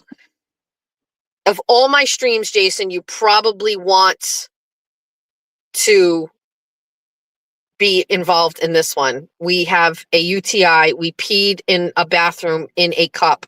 We did the, what do you call it? What's the cleaning of the area with the little white bees? We did all of that. Clean catch. We did that. And we're good. We are good. So we peed in a cup. He looks clear. It's a clean catch. Thank you. it's not, it has no discoloring. It looks completely normal. The sign for me was the sleepies. I was so tired. I was septic and in the hospital before. That's what I mean. We're just coming into, by the way, it does say some UTIs can clear up on their own. And because I guess I read this, many women who get UTIs, apparently if every time you go and you get an antibiotic for it, eventually the antibiotic doesn't work anymore. So it's like you shouldn't treat the ones that you really like. I don't know. I don't know enough about them. I've never had a UTI before. I will tell you, it is a peculiar sensation. If this is not something you're interested in, then go away. However, it's peculiar, right? It's like you have to pee, you pee. Peeing itself is totally fine. It's just right at the end when the last of the pee comes out, it hurts. Why is that? Why is it right at the end that it hurts? You pee normally. So I pee completely fine. It's only right at the end it hurts. So I don't know exactly what I'm doing here. I am also kind of crazy with antibiotics. No, it doesn't feel like peeing fire. No, it doesn't hurt when I actually pee. I feel like I have to go to the bathroom. I go to the bathroom. I pee normally, and right at the end, it hurts. I wouldn't even say it burns. It just like hurts. I am allergic to Keflex. So I can't have I need a very mild antibiotic that'll basically just handle this.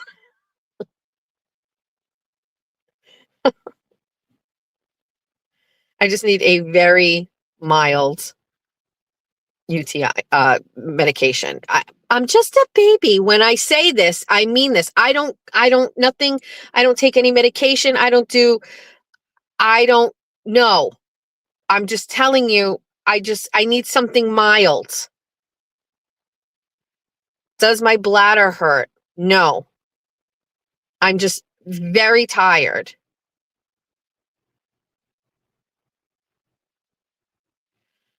Drink a lot of water to flush out your system. I have a white cranberry peach, like, the powder that you add to water, like those 0-calorie drink things or whatever. I did drink 2 bottles of that because I suspected, you know what I mean? But I wasn't going to go to the doctor on Mother's Day or whatever. What's AZO? AZO. I'm going to have to advocate for myself in there. I'm going to have to say exactly this. Like, listen, I'm really sensitive to antibiotics. I don't want to go hard. What's the least amount of thing that you can do for me? I'm not a doctor. I don't know. I will tell you, this is such bad fucking timing with the wedding. I just need, oh, hmm.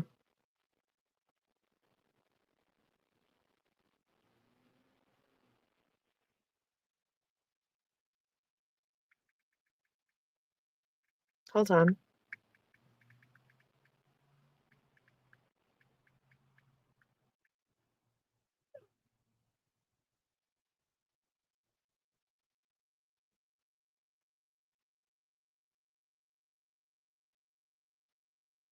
I can't read all of these comments, but I will read them all. You guys are just going to come into the doctor's appointment with me. You can come in.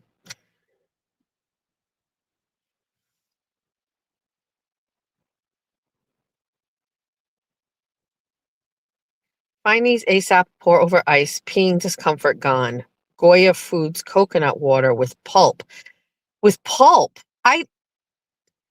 No food before or after. It's loaded with electrolytes, but I will choke on this because coconut water with pulp sounds caca. If they give you antibiotics, ask them for Difucan to avoid what is that? It'll be gone in 2 days tops. No worries. Correct. I do have a PCP, but it is very difficult to get in there. Very difficult. It's for a yeast infection, to avoid yeast infection, because of antibiotics is going to cause a yeast infection. Awesome. If you have a yeast infection, can you just throw yogurt on your vagina? Does that help? Is there a less medication way to handle that? Fuck this chat. Fuck this chat. All I'm seeing here is I'm going to need an antibiotic to cure up the UTI. But when I cure up the UTI, then I'm going to have to go and get another medication to clear up the yeast infection.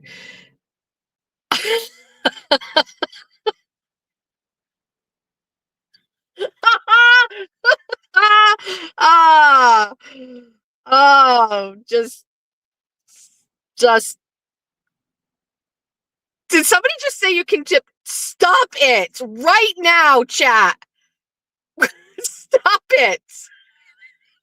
This fucking chat is the sickest shit. You cannot put yogurt on it. Guys, stop it. What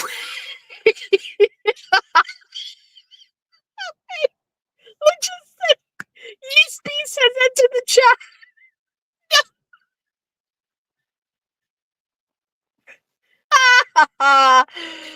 Oh, no. You should have taken a probiotic. Listen. But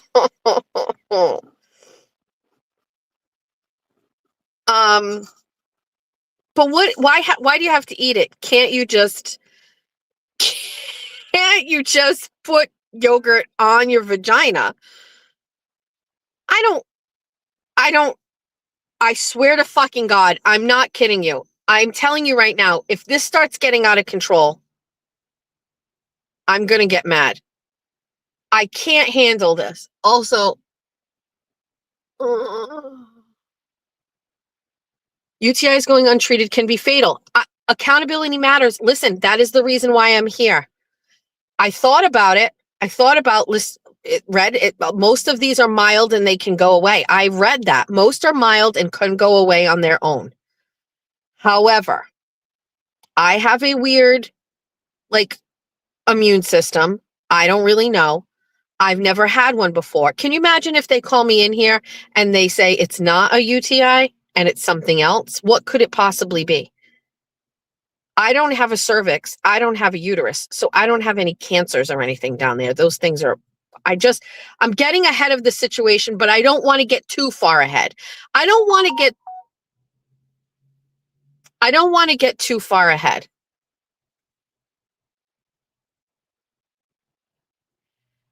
Hold on. I have texts.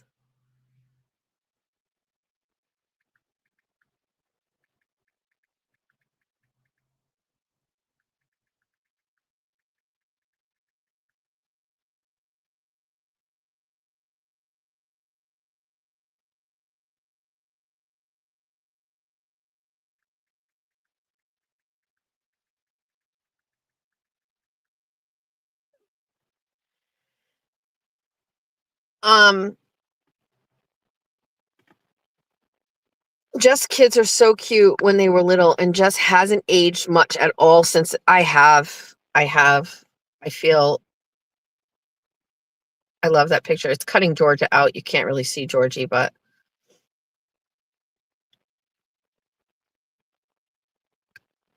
they're going to ask you if you're sexually active. Yes, with your dad. Can you imagine if having sex with your dad gave me a UTI? That's crazy.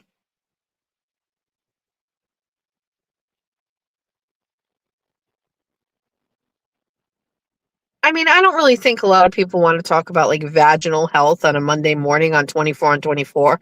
You didn't sign up for this, but and I feel like this subject matter will most definitely give the people that don't like me a ton of fucking content. But it's life, right? I know my audience. I'm assuming everybody here has been through this at least once in their life or more than, correct? Also, by the way, I'm not bragging that I have never had a UTI. It's not like that's not clout. What do you want from me? I just have never had a UTI. I don't even know that that's what I have.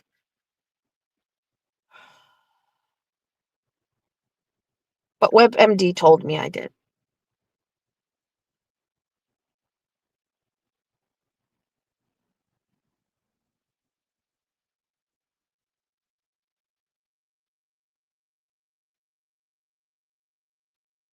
It's just a fact.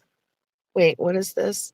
I saw my friend got what she thought was a UTI 2 weeks before her Disney World wedding, and it ended up being an STD. Well, that is extremely unfortunate. I am very sorry for your friend. That is actually terrible.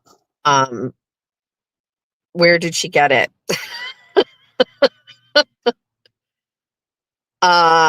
If it's anything to do with piss, we blame Jason Brooks. Where, well, I mean, I need a little bit more information. So now I need to know which one of them was cheating on the other. Was it the husband or the soon to be husband or the soon to be wife? Where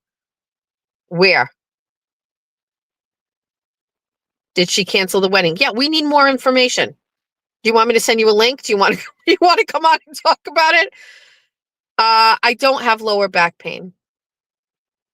I'm very fatigued. I was falling asleep. Dandelion root and leaves is also great for you. Her high school sweetheart and the only man she was only with, we were only 22 years. Okay, Steve, I need a little bit more. Let's keep going. Keep going. Give us more details. So he cheated on her, correct?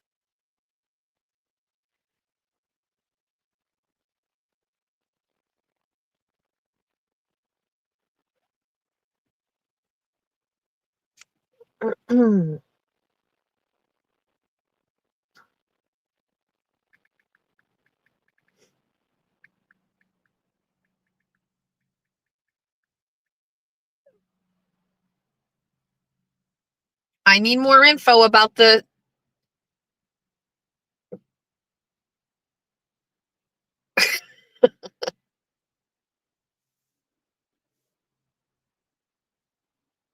He cheated on her a lot. We came to find out it was too late to cancel the wedding. Are they still married?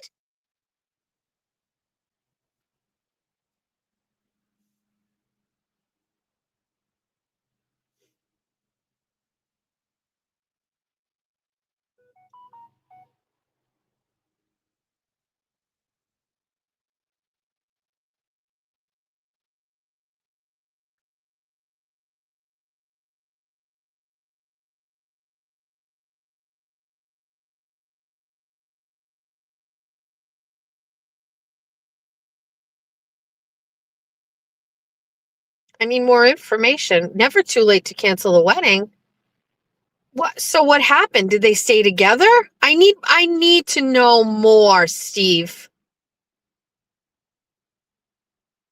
Are they still together? How long did they stay married? What happened?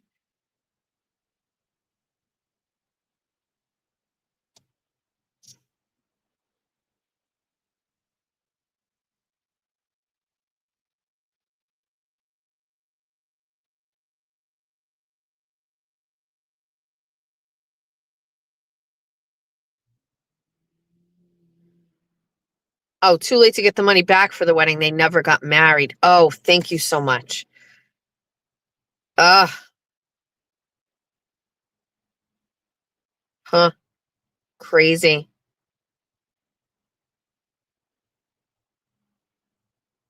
I think we're all relieved.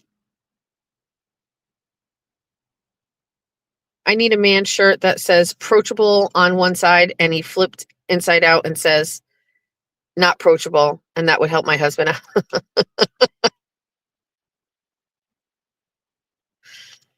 Approachables. Approachables. Approachable?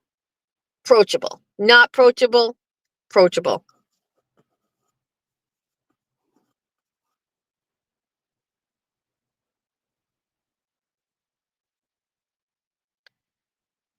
there's a gym right next to here. So there's a lot of people looking very healthy walking into this one building. And then in the next building, a lot of people looking like they just got run over by a train. And then next to that is Bay State Physical Therapy. And there's a lot of people walking in weird, crutches and things like that. And then there's Trop Smoothie Cafe. Then there's a nail place, Supercuts, Verizon. Let's see.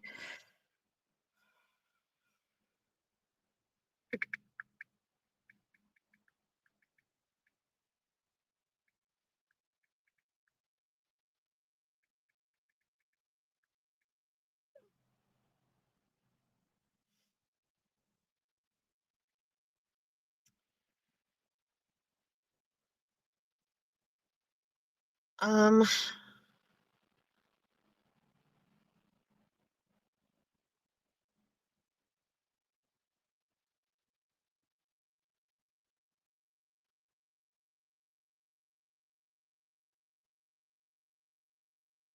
Passengers on the hantavirus hit cruise begin flying home. Health officials say outbreak risk is low. They disembarked in the Canary Islands. They began to head home on Sunday as health officials continue to say that the risk to the public is low.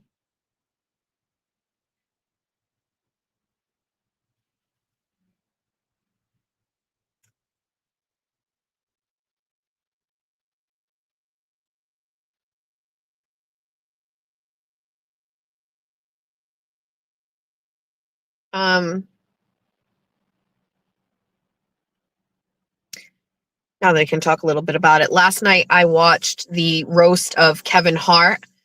So here's the thing I like. We'll just talk about this. So here's the thing I love about the roast of Kevin Hart on Netflix.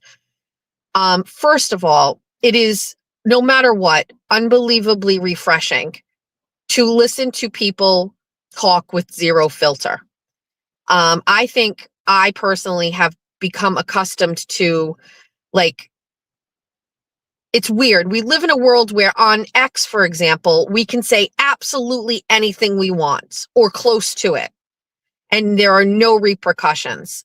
And then we live in another world where on television, for example, everything is very restricted, and we follow some very heavy rules, and rightfully so. Like on the radio, when you're listening to songs, there's a radio edit or a radio version, especially if you got kids in the car and you're listening to, yes, Nancy, I'm waiting to see the doctor. I petitioned to wait in my vehicle. They're going to call me when it's my turn. We've already given a urine sample. We are just waiting because things were getting a little chaotic inside there. All right. So we are so accustomed to, like, living in a world where you have to worry about cancel culture. You have to be careful what you say. You can't joke. You can't whatever. So one of the things that I find unbelievably refreshing about the Netflix roast of Kevin Hart is anybody could say anything they wanted. It was absolutely diabolical at times. Some of the things that were being said were so vicious, but I defaulted to the emotion of being happy that we have a place and space where people can say whatever they want in the name of good fun. And I'm not really even a Kevin Hart fan. And I'm not even really a fan of some of the people that were there. Although, is it Sean Gillis, whatever his name is? He was the host. Fucking, that guy's hysterical. I'm not even a fan of some of the people that were there.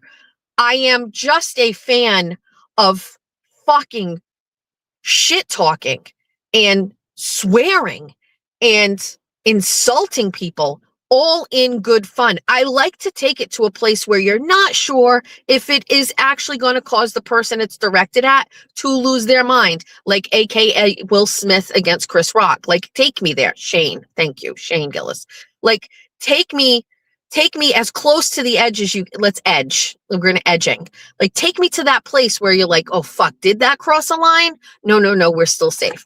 So it started off, I thought, a little weak at the beginning. You had Shane Gillis come out. It was okay. It was kind of like, I know, it's not going to be good. That's the best I got. Then Tom Brady came out. Fucking Tom Brady came out and he killed it.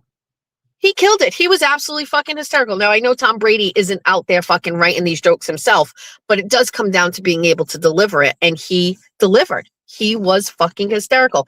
And because Tom Brady is so vanilla, listening to him shit talk and swear is great. Great. I thought it was great, actually. And it continued to get worse. Chelsea Handler was there. I mean, they made so many comments about Chelsea just fucking all these black guys. Hysterical. They had Pete there. What the fuck is Pete's last name? Pete from Saturday Night Live that fucked Kim Kardashian. So Pete's dad died in 9/11. And they fucking were making fun of his dad dying in 9/11. Like, Jeffrey Ross came out looking like a mess. He has cancer, or he beat cancer, and he's got like this bright red leather thing or whatever. And somebody made the joke like that's what Pete Davidson's dad would look like if they had found him on 9/11 or something. Like, it's fucked up, deep, dark shit. But they all laughed. The humor was really dark and vicious, and I really enjoyed how far they took it. Jeff and I watched the whole thing. I think it was over 2 hours. We didn't get up. We watched the whole thing. It was really, really, really good. I just appreciate that we can be savage and it's a safe space. Pete talking about Charlie Kirk getting shot to kill Tony was super. But it's not low. Like, it's not low. Like, you're right. Thank you for reminding of it. They said something about, like, I didn't think anything. I enjoyed it. I don't joke about Charlie Kirk getting shot in the real world, but in a roast like that, I think everything is on the table. But the thing is, like, we leave it there. We leave it in that space, and then that's where it lives. It lives in the roast. It lives on the show. Yes, they talked about Kevin's cheating scandal in front of his wife. It's nuts. It's nuts. It got so dark. And you know what? If that's what it's supposed to be, if it's supposed to be entertainment, if it's supposed to be fucking dirty and dark and nasty and gross. I mean, we're talking about pussies. That to me, I watched the whole thing. Listen, you got me for 2.5 hours. I watched it. I laughed. I was shocked. I was appalled. I had every emotion. I was sad. There was one woman, she's this black comedian, and her husband killed himself. There were more jokes about jumping off of bridges and buildings than I think were appropriate, but she fucking laughed at all of them. Lizzo came out. She was fine. She wasn't that funny.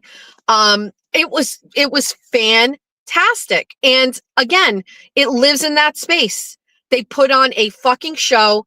The whole goal is to obviously, draw attention to a person who they believe has made accomplishments in the world of comedy or entertainment, or sports with Tom Brady's. I mean, listen, Tom Brady, he thought some things went too far. That's Tom Brady because he's a bitch, but they made fun of that too. So I have to give it to them. It was very, very good. And for me to say that for someone who I'm not really a fan of, I'm not a Kevin Hart fan. I don't really know a lot of those people that were there. It was okay. I thought the Tom Brady roast was equally as good. I want more roast. Give me more. I need more of that. Oh my God. Lady who was sick is coming. She's outside. She's leaving. Where are you going? Huh. Where's she going? I'm still staying out here. She's walking away. I'm safe in my car. So I thought it was great. I really appreciate it. I would like more roasts. I thought it was fantastic. Deep, dark, vicious. Perfect. Perfect. Got me for 2.5 hours, Netflix. You know what you're doing. At the very end, so Kevin Hart is from Philly. At the very end, he comes on, he talks, and he's just like, you know, I'm going to go out the way I want to go out. And the music was kind of playing in the background, so you kind of heard it, but it was Dreams and Nightmares by Meek Mill. And Meek Mill came out on the stage and rapped. That's the song the year the Eagles won the Super Bowl against the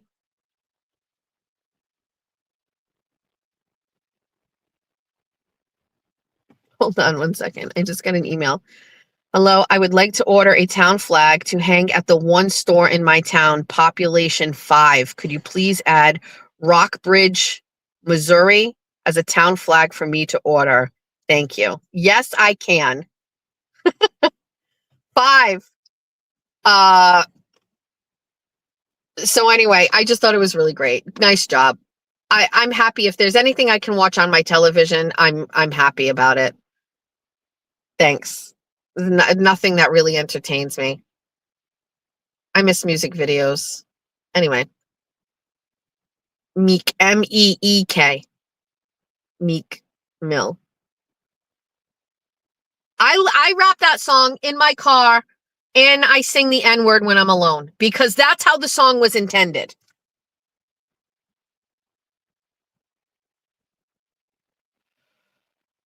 Oh, this lady's cute. These girls are cute. They're dressed cute. I like your outfits. Cute.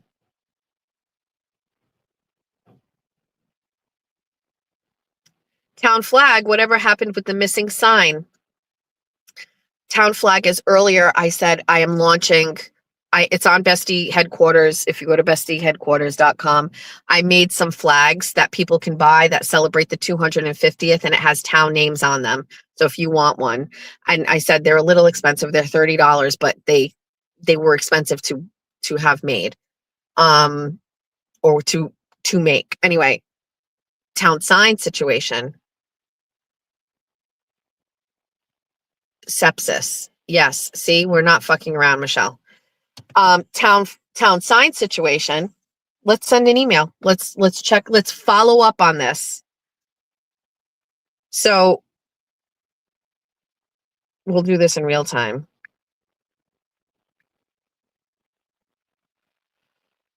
Hi.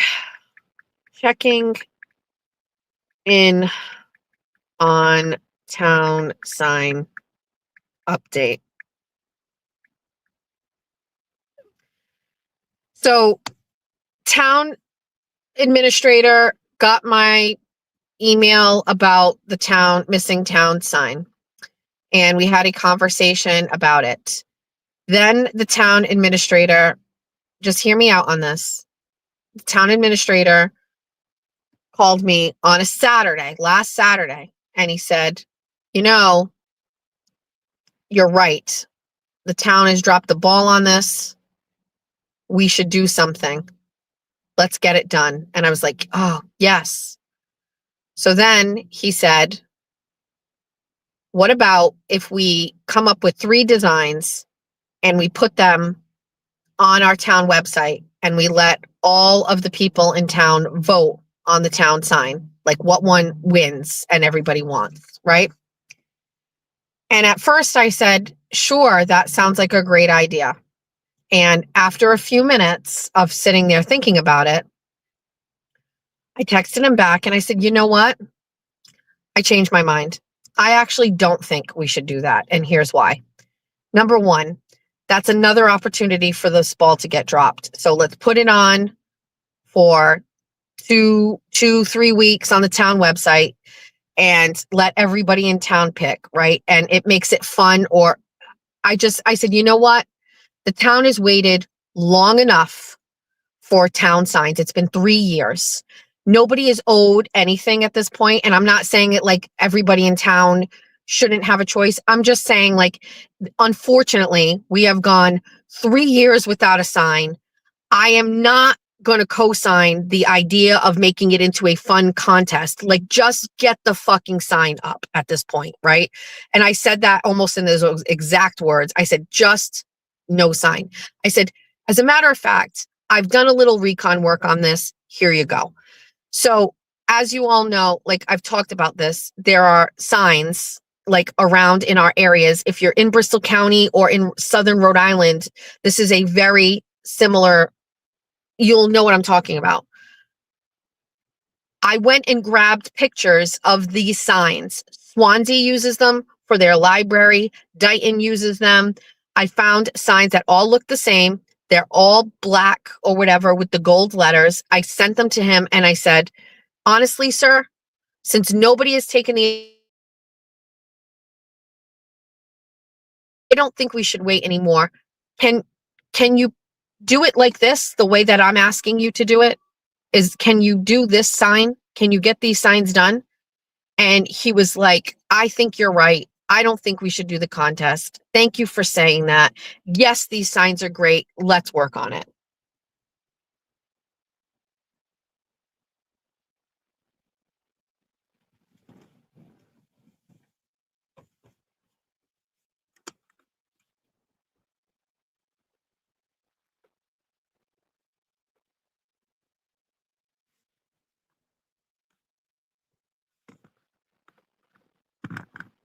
That's kind of what one looks like. That's the one in Portsmouth. That's what it looks like. That's the one at the Swansea looks like. That's the new one in Dighton. Okay. So I just said, here you go. Here's what they look like. We don't need to overthink this. We don't need to do any of this. Just do it just like that. It's obviously widely accepted in all of the surrounding communities. Let's just go with that. So let me walk you through it. So we had a phone call, and then I texted him back and I said, you know what? I say skip the voting. These are quintessential New England signs. Dighton has them as well. I would just get these. And he said, you're right. And he goes, and those are beautiful. Thumbs up. I said, look, even Dighton has a new sign. He goes, wow, that one looks great too. Now I'm upset that they are cheap, crappy ones that the playground bought for the parks. Now I want the town ones to be better than that. Certainly, sir. Just get them. Just please get these signs made and get them up. Please, please, thank you. My issue is that everybody is busy. Everybody has other things to do. If you have a person in your community that is motivated to nudge something along or come up with ideas, communities should embrace that. I just don't think anybody is going to complain about what the sign looks like if it's done well. I'm getting tired and I have a headache. I have a headache.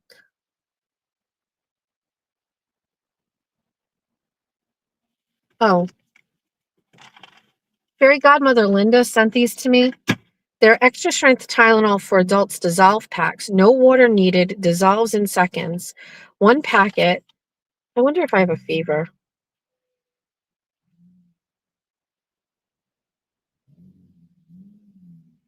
Tear packet and pour powder directly on your tongue. I'm just starting to get a headache. Now I'm wondering if I have. Anyway, fairy godmother Linda told me she sent me 3 boxes of these. And she said, keep these in your car. I guess she was listening to my stream one day when I had, I didn't have any of my emotional support ibuprofen. So she said, keep these in your car. So I did. And I listened to her. And fold on line and tear across. Okay. They did not take my temp yet. I haven't even been seen. I'm failing fast.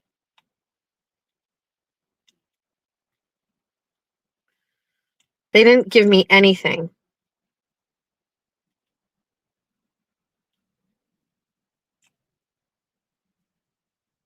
Opening.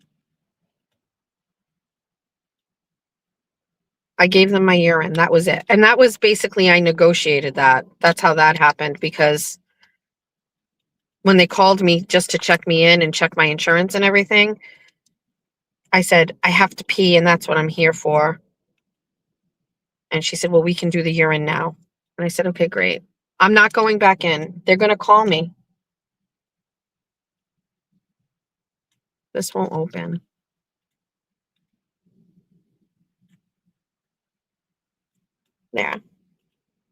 I just pour this on my tongue like a pixie stick?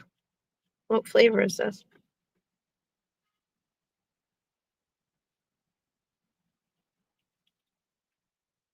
Huh.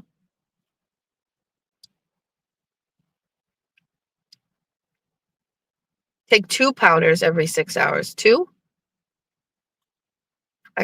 That tastes good.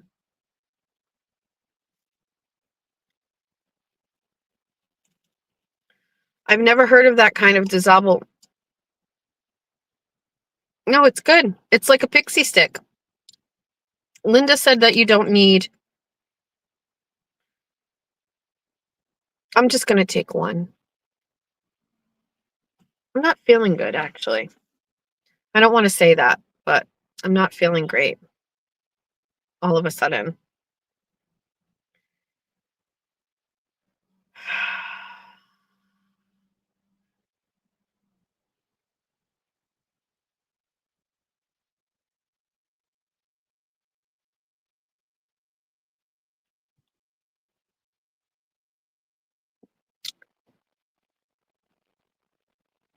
I'm not going back in there. I did take it because I don't feel good all of a sudden. I have to open the windows more. It's always too close.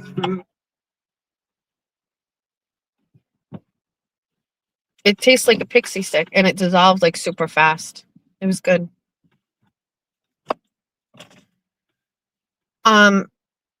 No, I'm usually not. I usually don't eat around like until like 11:30ish. Oh, part of my gift that I got from Jeff for Mother's Day was I eat like these beef sticks with my hummus plate, and he got me a big, huge bag of them. They're very expensive. Well, they're not very expensive, but like a whole bag of the beef sticks that I get are like it's like $17 for a bag. It's hard for me. I struggle paying for it. But anyway, Meowser bought me that. I had I had my coffee early, but actually I still have some of it here. I'm just not feeling it.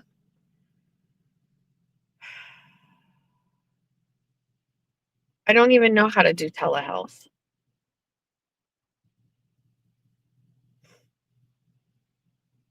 How long have we been on this? 2.5 hours. When are they going to call me?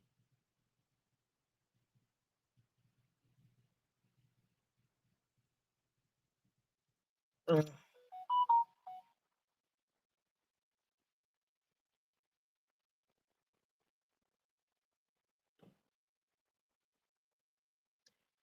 Who was talking shit on X about you being in urgent care with a UTI? Could have been anybody.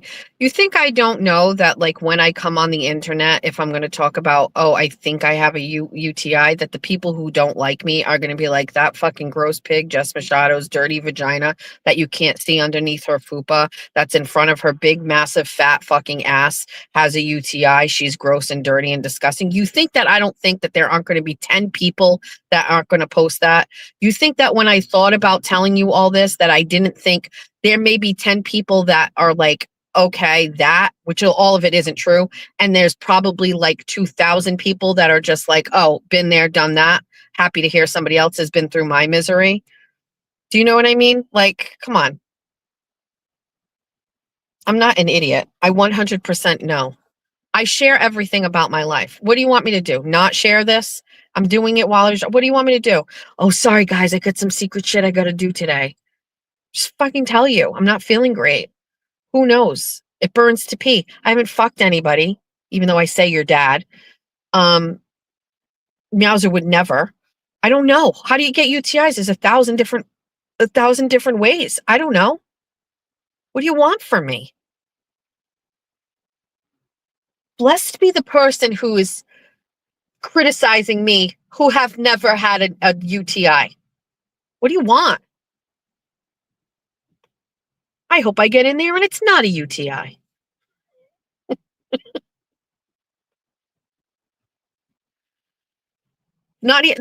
Listen, are the majority of the people who follow me, are you not invested in my life? This is my life. What else do you want from me? This is a Monday morning. I have plenty of other things I can be doing. I have plenty of things I want to do. This is what I have to do. I figure I would tell you all about it. Hi, here I am. I'm 50. I think I have my first UTI. So far, not good. I'm uncomfortable. I'm fading fast. And I was in the goddamn fucking room in a nice safe space facing a glass where nobody was near me. And then somebody took my spot and she wiped her snot on her fucking sweatshirt. So I bounced and I'm sitting in my car in Fall River, people watching, talking to you. And then I started not feeling well. I'm just a baby. I am just a baby.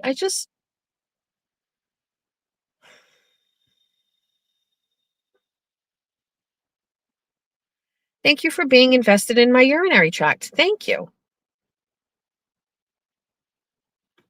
Somebody just came and picked up this man from here, and I'm glad he is leaving because he looks like walking death. The guy picking him up seems like he could not be bothered.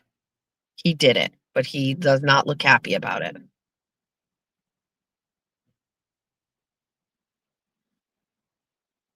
Goodbye. Now we have an open, okay, let's play a game. We have an open spot in front of me. Every parking space here is full. Somebody is going to pull in. What color car do you think will pull into the spot in front of me? I'm going to say it's going to be silver because the majority of the cars around me are silver. So then so then maybe black.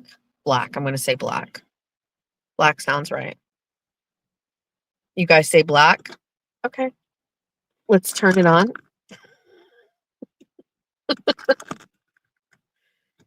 Make your wagers, everybody.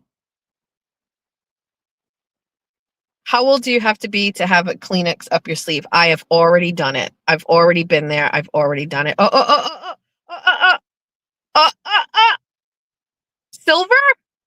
No. Oh.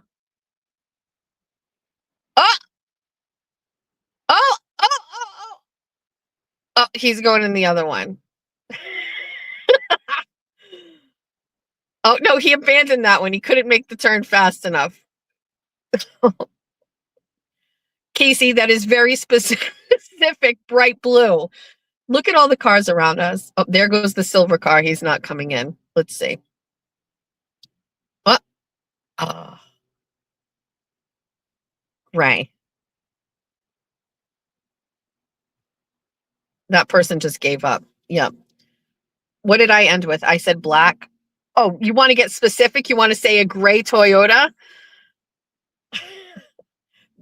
Say it right now. Say what you think it is. If you say the make and model of the car, I'm going to go with a black Hyundai.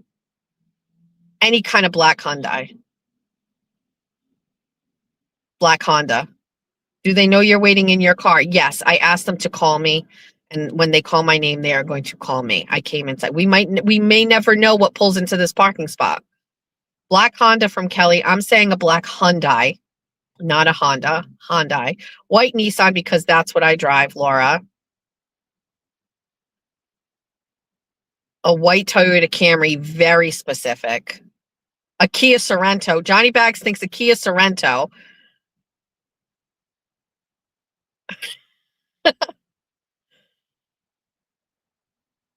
Gray Toyota RAV4. Subaru. A white Kia. There's a good chance of that. There is a good chance. A red Mazda. White Honda CRV. That is what is right here. If we get two of those side by side, and it's a white Subaru on this side, so it's two white cars, that what are the chances that we're going to have a third white car pull on there? Gray Nissan Rogue. That maybe. Honda Odyssey. That's station wagon. No, van, right? Black 4Runner.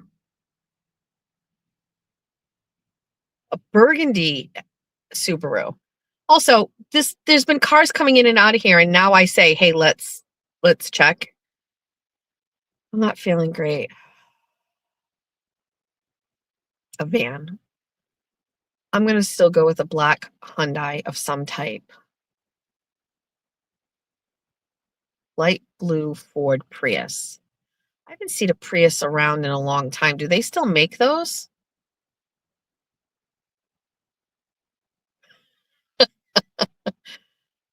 Oh, we're guessing what kind of a car is going to pull into the parking spot in front of me. Please be specific with the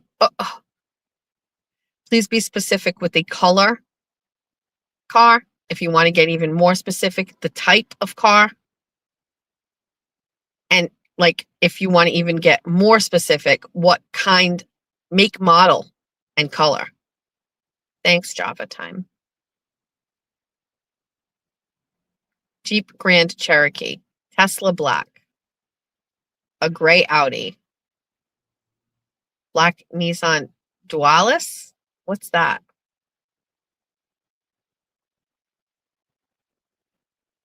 Also, where is there a car? This place was jamming. It's fine.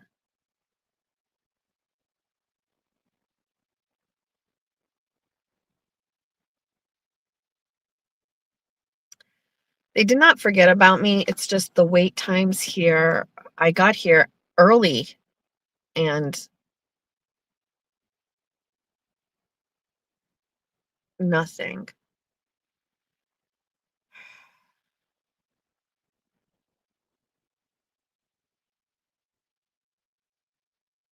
She's from Texas, I can tell by the way he's two-stepping around the room.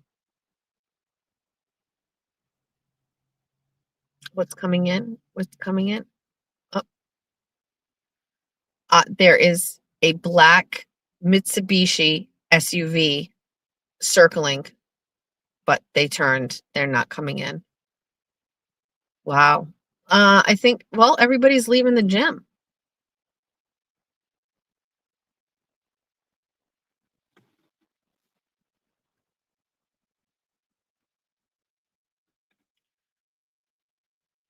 Was the lady with the snot sleeve before or after you? So the lady with the snot sleeve came in after me. However, there was an issue with her. There was something with her insurance. So this location is South Coast Urgent Care. It's part of like South Coast Hospital Group. If you don't have health insurance, you can walk into the ER walk-in. Oh,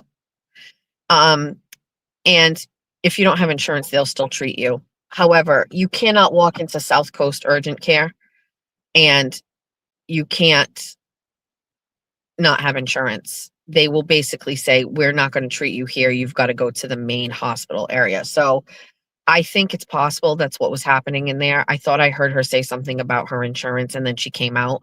So she never got treated. I haven't seen anybody leave there that was like ahead of me. Like they're all still in there. So, and somebody in here actually said that the wait times are available online and it was like 200 minutes. So what time did I check in? I think I checked in a little after 8. So we're only at 10 o'clock. So I think we're fine. And I do believe they will call me. I have my other phone right here. But they don't let you come in here. It's basically, this urgent care is not for the poors. You must have insurance.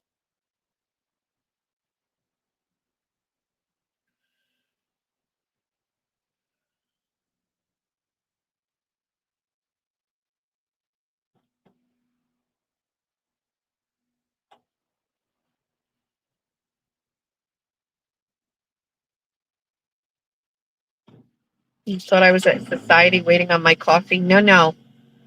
I didn't want to get sick. There's a lot of people doing sniffings inside urgent care, and I just didn't want to be there. It got a little too close for comfort as far as I was concerned. No Spanx. No spank you.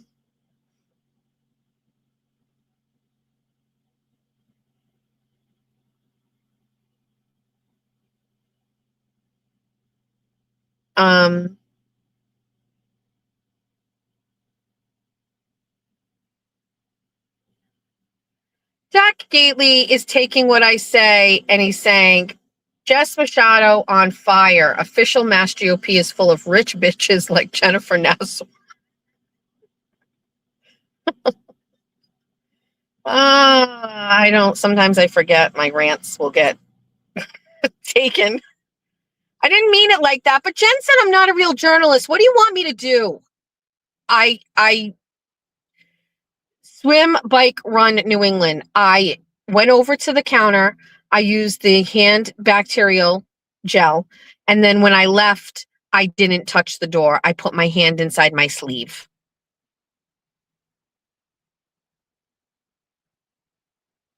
Oh, somebody's saying it was the worst roast ever. Huh. Jess Machado show. Where else can you go on to an appointment to diagnose a UTI on a Monday morning? You kill me. Madeline said, no thanks. The fact that a douchebag made fun of Charlie Kirk is disgraceful. I have celebrity fatigue. I don't know. I don't think it's that deep. Fun fact, you cannot catch a UTI from scissoring. Good to know for Cheech and I.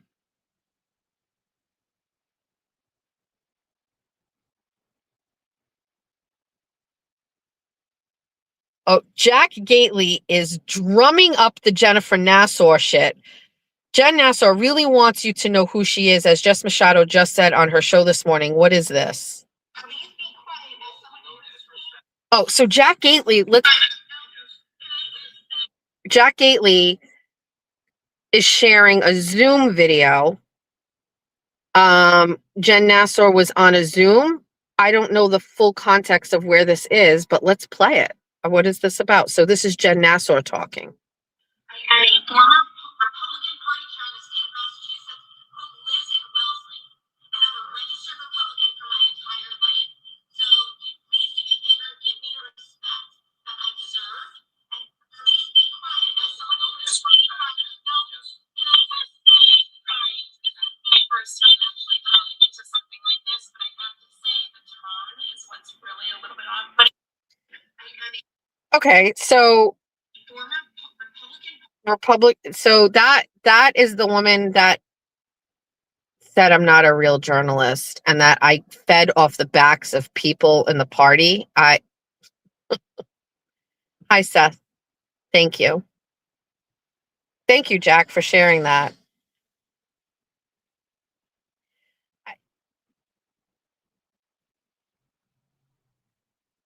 You know, I struggled with it again. Jennifer Nassau is a political analyst and strategist, girl mom, political analyst and strategist, fitness fan, finance chair for the Minogue for Governor, co-founder of the Pocketbook Project, pocketbookproject.org. Still no car here since I turned on this cam. We bring together a network of like-minded, fiscally responsible New England women with the shared goals of wanting more women voters, more women candidates, and more women in leadership roles. So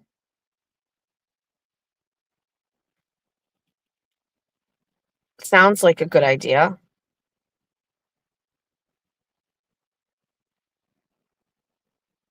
Sounds like a good idea in theory. The Pocketbook Project. What we do. We provide training and professional advising for all your campaign needs. Pocketbook Project helps close the gender gap in leadership by equipping women with training, resources, and mentorship to step into public service. We prepare women to run for office, serve on boards and commissions, and engage at every level of civic life while fostering a supportive community that makes leadership more accessible and impactful. But attacking me online, saying I'm not a journalist, is that, wait, what? Running a smart, effective campaign doesn't happen by accident. It requires know-how and discipline, and the Pocketbook Project's training seminars will provide candidates and their staff with critical information. How? Where are the women candidates that this... Wait. Hold on. Does the Pocketbook Project only help Republican candidates?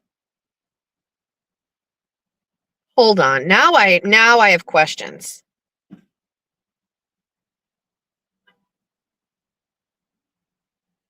Now, oh God. Wait. So who are the women that are new events? There are no events.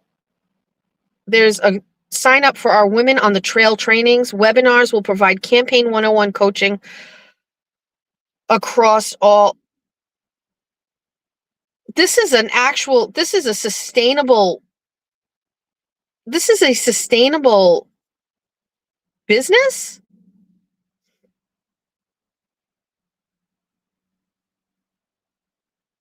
There hasn't been an article up here since 2020. Pocketbook Project Inc. receives inaugural WPLN grant to break barriers for female candidates. Let's read the article.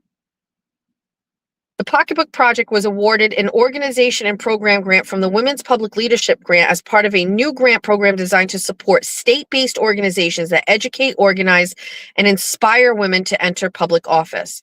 Pocketbook Project was founded by Massachusetts political veterans Jennifer Nassau and Christina Bain. The organization places resources and skill sets at the disposal of fiscally responsible female candidates for federal, state, and local offices. They seek out candidates who support equality, free market, fiscally responsible spending, and transparency in government. Beth Lindstrom, Matthew Keswick, and Nikayla Chimswamy have joined the organization as board members, and Nicole Dooley as their executive director.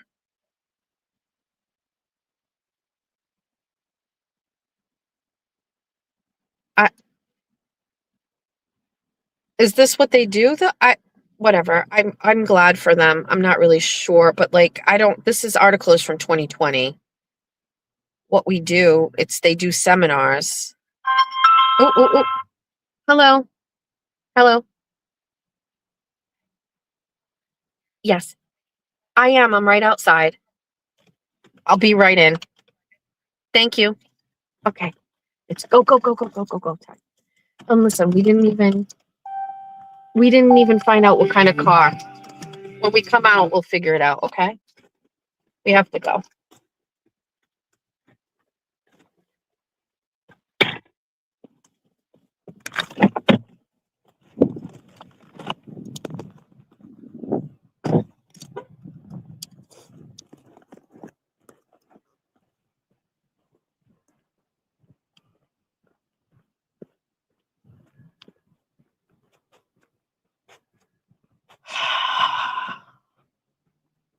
I'm just going to say I'm on the phone with my husband, okay?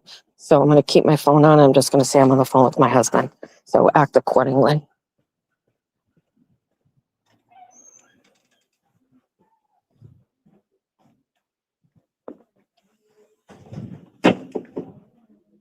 They called me.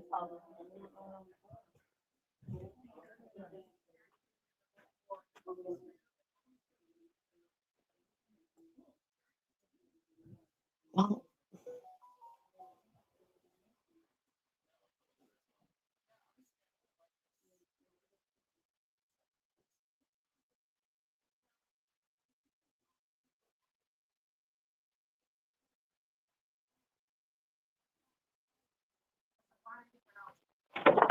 hi. Yeah. Hi. Ready to go? Okay.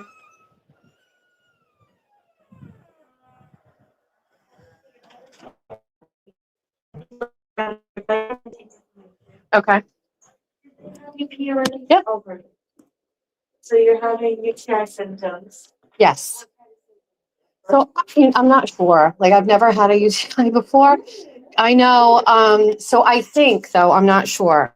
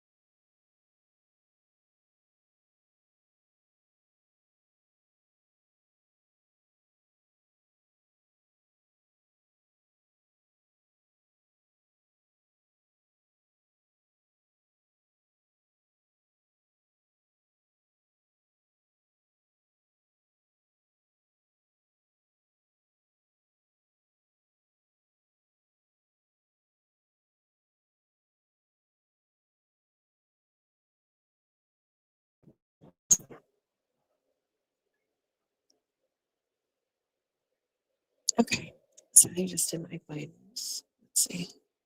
120/88 is my blood pressure. I don't know if that's good or bad. I'll leave that to the chat.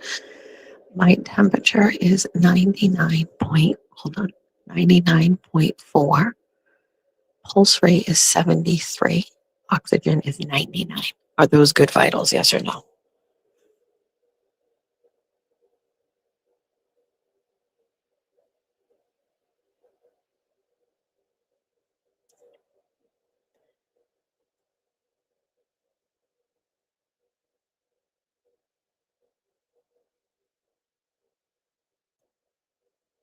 Yeah. Okay. Oxygen is good. Okay, we're good. So she said they are just running the urine and then the provider will come in and tell me what's going on. Blood pressure is 120/88.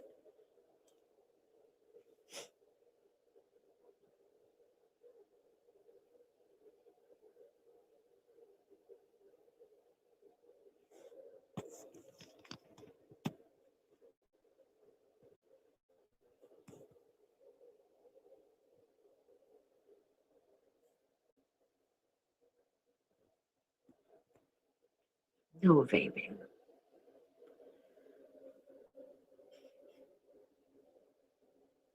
No, no filming or live streaming. Okay, I'll shut that down. I just saw it. I don't know. This is my own doctor's office. Why can't I do what I want? I did tell her that I just took Tylenol, although from what I'm gathering, like one packet is the equivalent of like one 500 milligram Tylenol. So I think I did tell her. And she asked me if I was feeling like I had a fever. And I said, I just started to not feel great.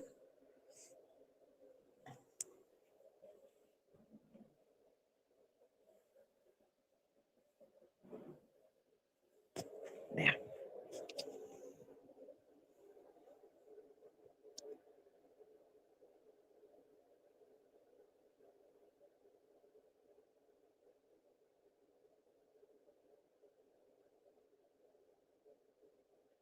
We will not film.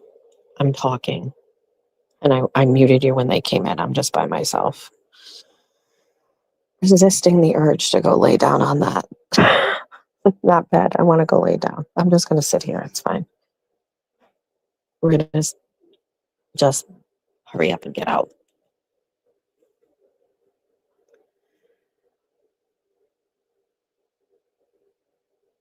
I do want to go lay down though. Quick nap.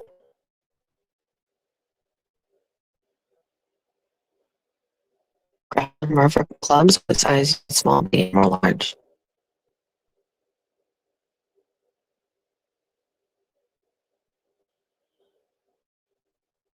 I don't think the Tylenol had a chance to really work. What did I take that 15 minutes ago? Although I don't know, it's on pill form. The guy just on your tongue and dissolves.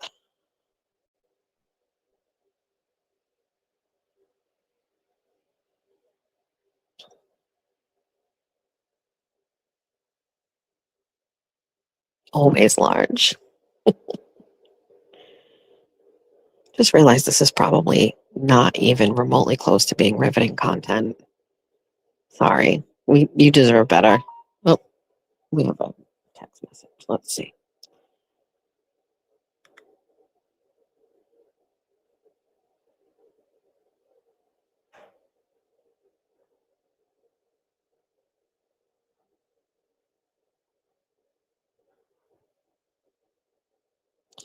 Oh, I have 5 gift subscriptions for Kelsey Fitzsimmons Substack.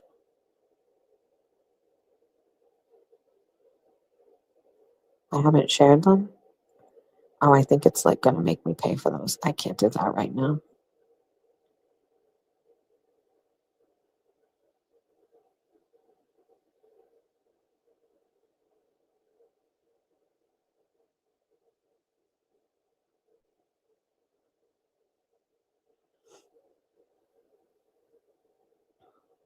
medium gloves.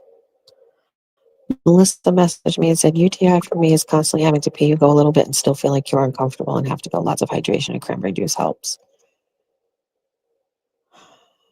Too late. We're already here, Melissa. I am going to advocate and see if I can do this without medication. I don't know. If we didn't have the wedding coming up, I don't want to deal with, I am not stealing things for you guys from here. I'm not opening any more of these drawers or cabinets, and I'm not taking things for you. It's not happening. Like, we're not doing it.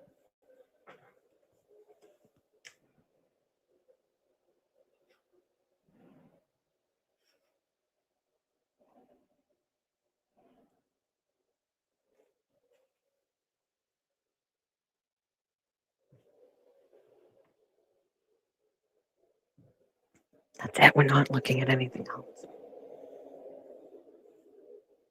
I'm not getting gloves for you. You don't need them. Get them yourself.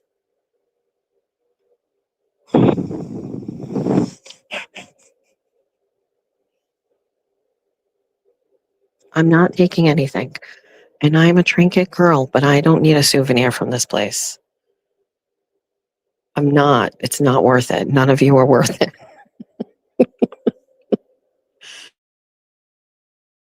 Like, somebody is currently on the phone with this place right now, and like the bitch in room 3 is like live streaming and stealing gloves.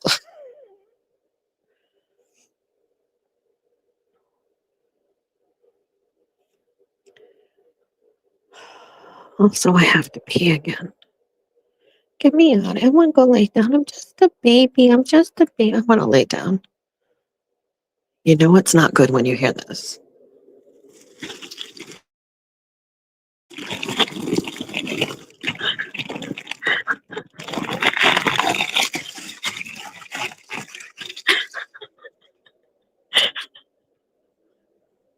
You know it's not good when you're laying down on that. You know the noise.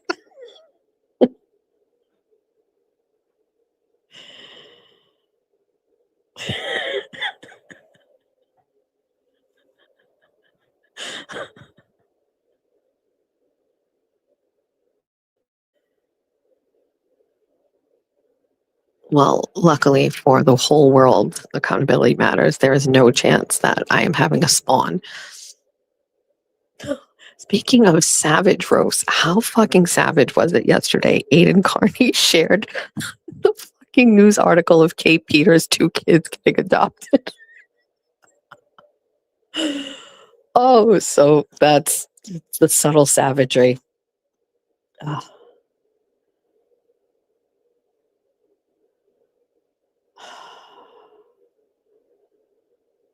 I'm gonna lay down. I want to lay down. I feel like it. How many times? Okay, we're handling this so we can complain. But things are going downhill. My tummy hurts. I have to pee.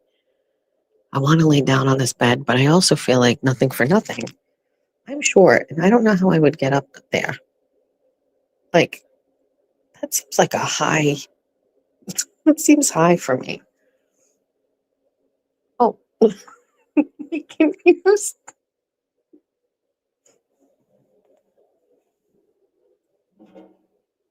Yeah, I can step on this, and then I can get on here, and I can just go nice.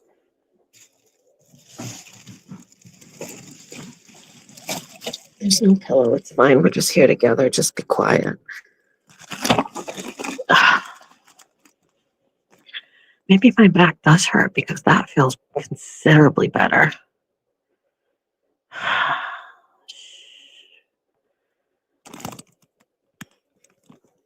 Who went to Wright's Chicken Farm? Who did? Aiden did? Yes, that is the one I went to when I was a kid.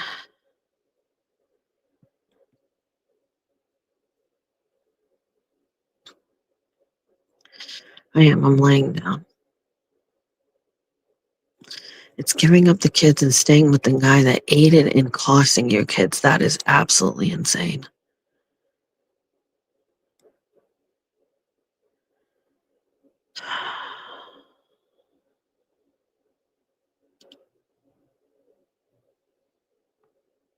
Someone tell me how the haters are framing this doctor's visit so I can lean hard into that narrative.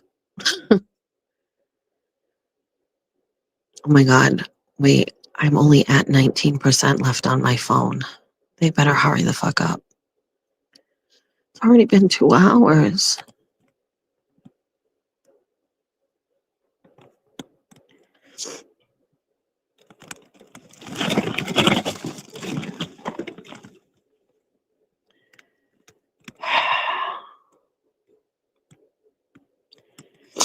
Talks amongst yourselves. He's from Texas, I can tell by the way he's two-stepping around the room. That's the only part I know. Jeff loves that song. He loves that girl. What's her name?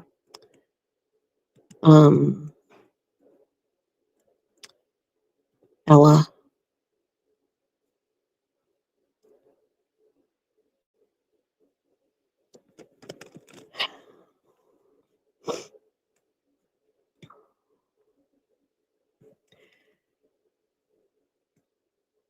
Ella Langley.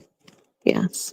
Yesterday, Julia was there and I tried on my wedding dress and jewelry and shoes and everything for the completed look for pretty much the last and only time before we have the wedding. Tried everything on, got the seal of approval from everybody. And so that's it. We can kind of get that all ready and put it aside to get packed up. It needs no alterations or anything like that. So it's good. We're good to go. I said no back pain, but it actually feels so much better to be lying on my stomach on this thing.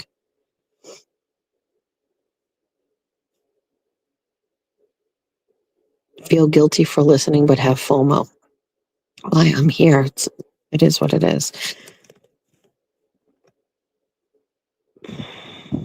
I think Jeff already has learned it on the guitar. Would have been faster if you had just peed in a cup and asked Jathan to diagnose for you. Jathan. 5150's account got suspended, I heard. That's crazy. I didn't think anything she was saying was bad. That was fast, too. Thanks, Saggy bitch. Ella Langley.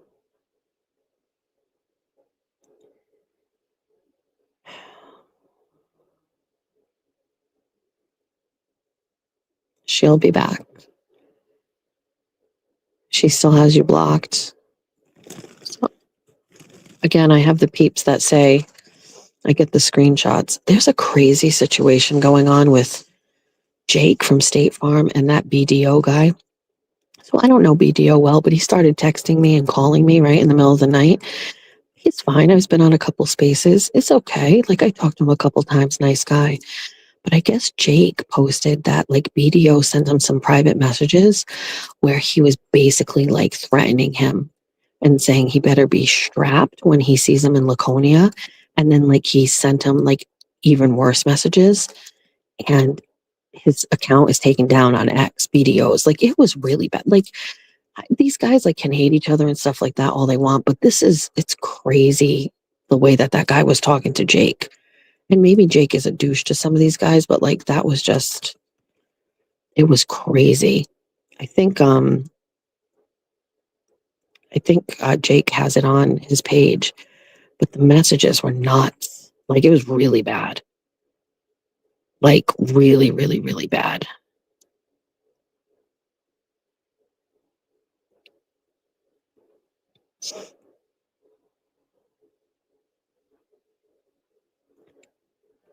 Did you see Kane's video? What's Kane's video of? No, tell me. I could use that kind of tea. What is it?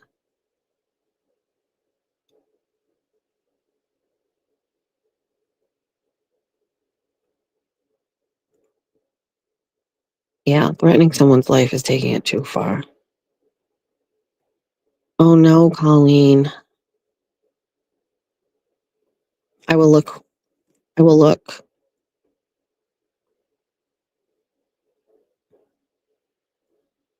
What's the song or what video? Oh, video. I mean, what video did Kane texted me yesterday. Supposedly it's Pat Ford pissing on a bar and falling over. Can't be. I doubt that would be Pat Ford. Kane did text me yesterday and said, "Happy Mother's Day. You're one of the great ones," or something like that. I said, "That's very nice. Thank you." Still not getting back in. Is it really Pat Ford? I don't feel good.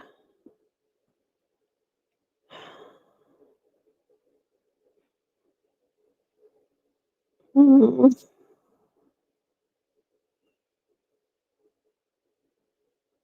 Sometimes Pat Ford has to work in the mornings.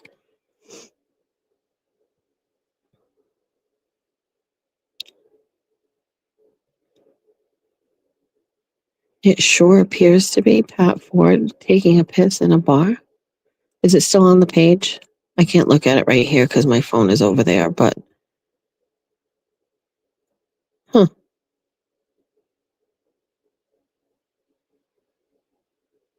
Interesting.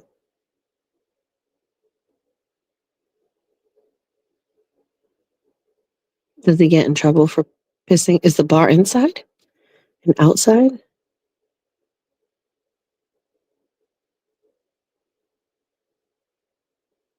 I think they need some context. How old? What kind of bar was it? Did he get in trouble? One time I had a girl. It's inside. One time I had a girl come to, remember I told you the story about the house party I had when Ron went golfing? I turned my house into like this huge party. This girl peed on my brand new couch. It's crazy.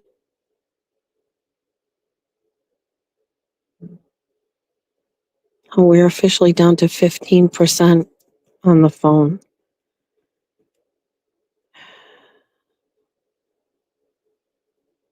I don't feel good.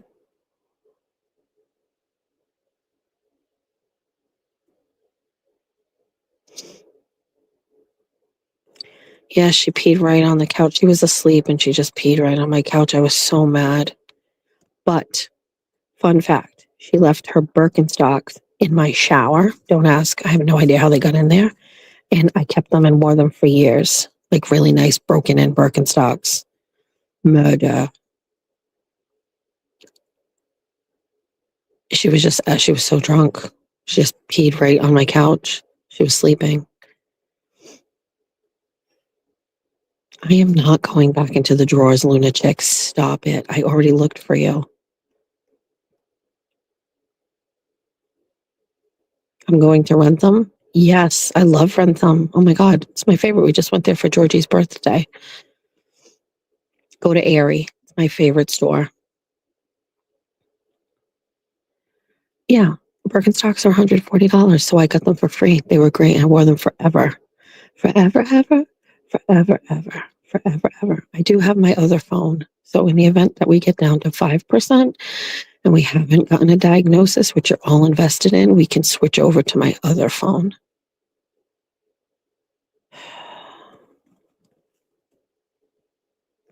It's for Mother's Day because my husband worked yesterday. Oh, Monday's a great day to go. I like going to places when everybody else is working. Feels like we're special.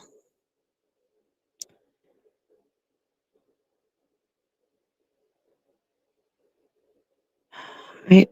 Do I leave this room and go to the bathroom? But what if they come in? Then I'm going to have to wait for them again.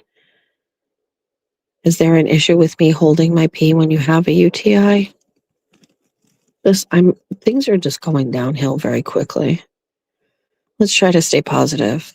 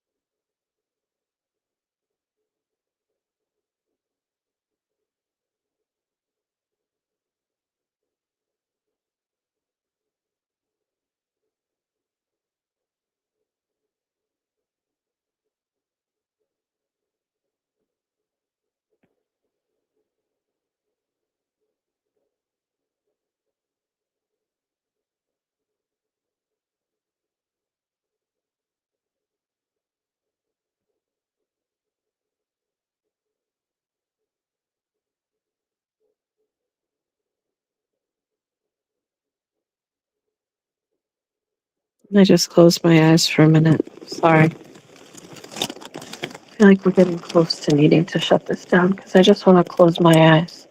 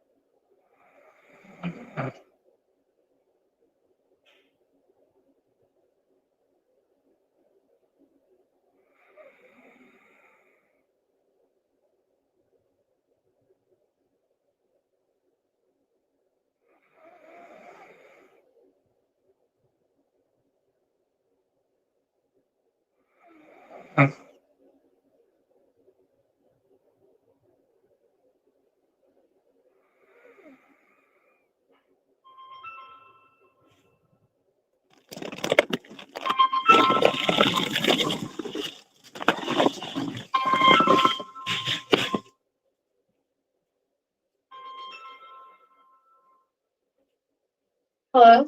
Hi. Yeah, I'm. Wait, hold on. I followed.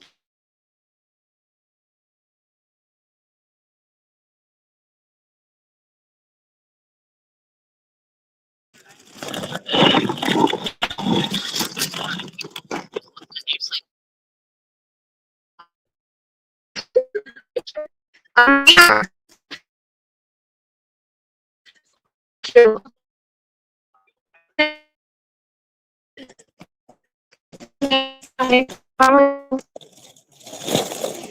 Hi. Sorry, I just kind of nodded out for a second. So I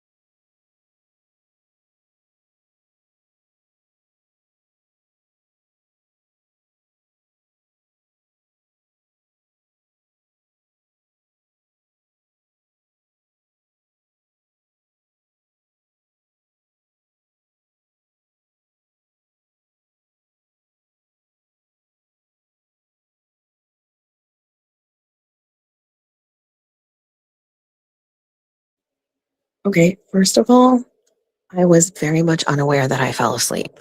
Number two, did you guys ask Nurse Kim to call me? Because that was Kimberly. And I was very disoriented for a second. I didn't know what was happening. Um, so physicians said that my results came back and it is in the very early stages of a UTI. It has to go out for cultures, so that'll take 2 to 3 days. But everything looks like it is in the beginning stages of a UTI, which is very on brand for me because I am just a baby and I am making this out to be a much bigger deal than what it is, but I am in pain and I'm uncomfortable. Um, Kimberly calling. Do you know when something doesn't make sense? Like it didn't make sense. It's like Kim was on the phone and she's like, "Babe, are you okay?" And I was like, and then I looked down and I saw my phone and I was like, and she goes, "Go, because you're on the stream." I fell asleep. I told you, I'm not feeling great. I told you. It's just a quick nights. I went out. Did anything? I don't want to even look. I don't even want to ask. Did I snore? I'm not a really big snorer. What happened? What? And then right at that time, the doctor walked in. It just went, things went crazy. Anyway, he said it's very early stages of a UTI. So I was breathing heavy. Okay, all right. Just listen.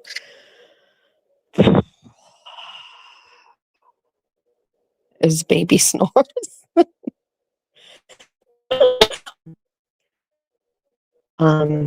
So he said, whatever's in the urine is indicative of the early stages of a UTI. So a little bit of blood. I have no pain or anything like that. I don't have high fever. They call it baby bunny snores. Thank you. Jesus Christ. So he said they are going to, so he said, I'm going to prescribe you a antibiotic. And he said it was twice a day for 7 days. And I was like, so is there like a more mild one? I'll know the name of it when they give me the work. But he said, yes, there's a, you can take it twice a day for 5 days. And I said, because then he asked if I wanted some probiotic medication. And I said, I don't think I want that. Can we do a little bit of a lesser antibiotic?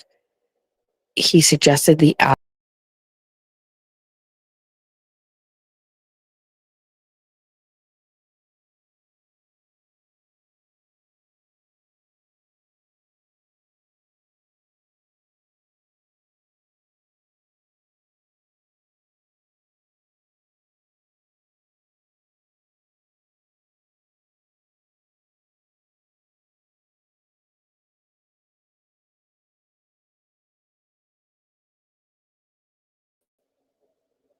No, my phone didn't die, but we are down to 6%, but looks like we're going to be leaving shortly. It just kicked me out. I don't know what happened. And I said, can we do the other antibiotic? Because I'm just afraid of something too strong and too heavy. I said, I haven't been on an antibiotic in a long time. So anyway, he said water. So we're going to double our water intake, which is already not that great, but fine.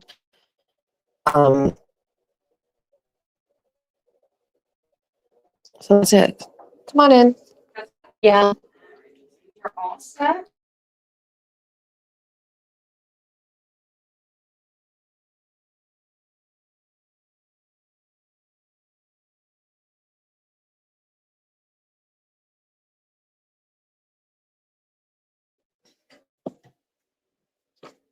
Okay, we're all set.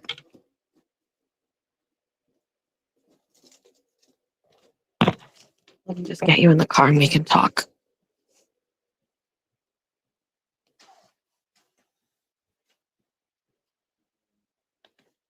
We need to hand sanitize. Stand by. We need to touch this door handle with our sleeve.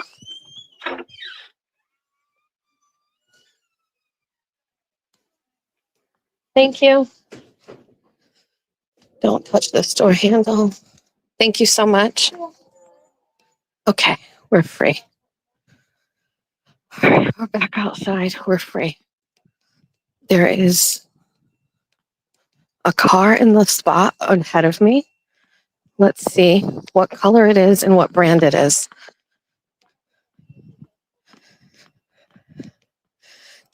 If anybody said it was a black Mitsubishi Eclipse, Hi. what's up? I knew that was Hi, your thing. Sid. Hi. I was just thinking about you the other day. How are you? I'm good. How are you? Hold on, I'm live streaming. Oh, shit. Sorry. How's everything? Good. Yeah? Yeah. Hold on, let me mute this. Or maybe not. Did it die? Jeez, that was.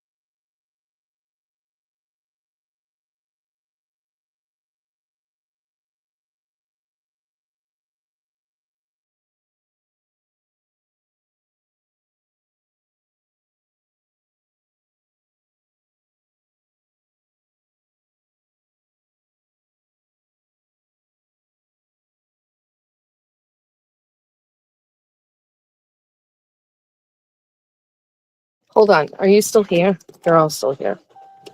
Okay.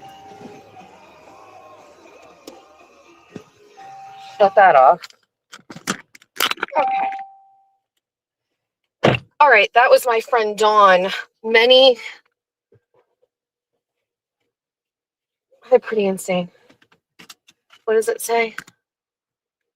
Hold on, what does she say? It was nice listening to you, though. Even though I go back and forth with you, I do like you. It's just super sad, some of the things. That's okay. I can't, not everybody will be. So it's a black Mitsubishi, by the way. All right. That's Dawn. We used to not work together.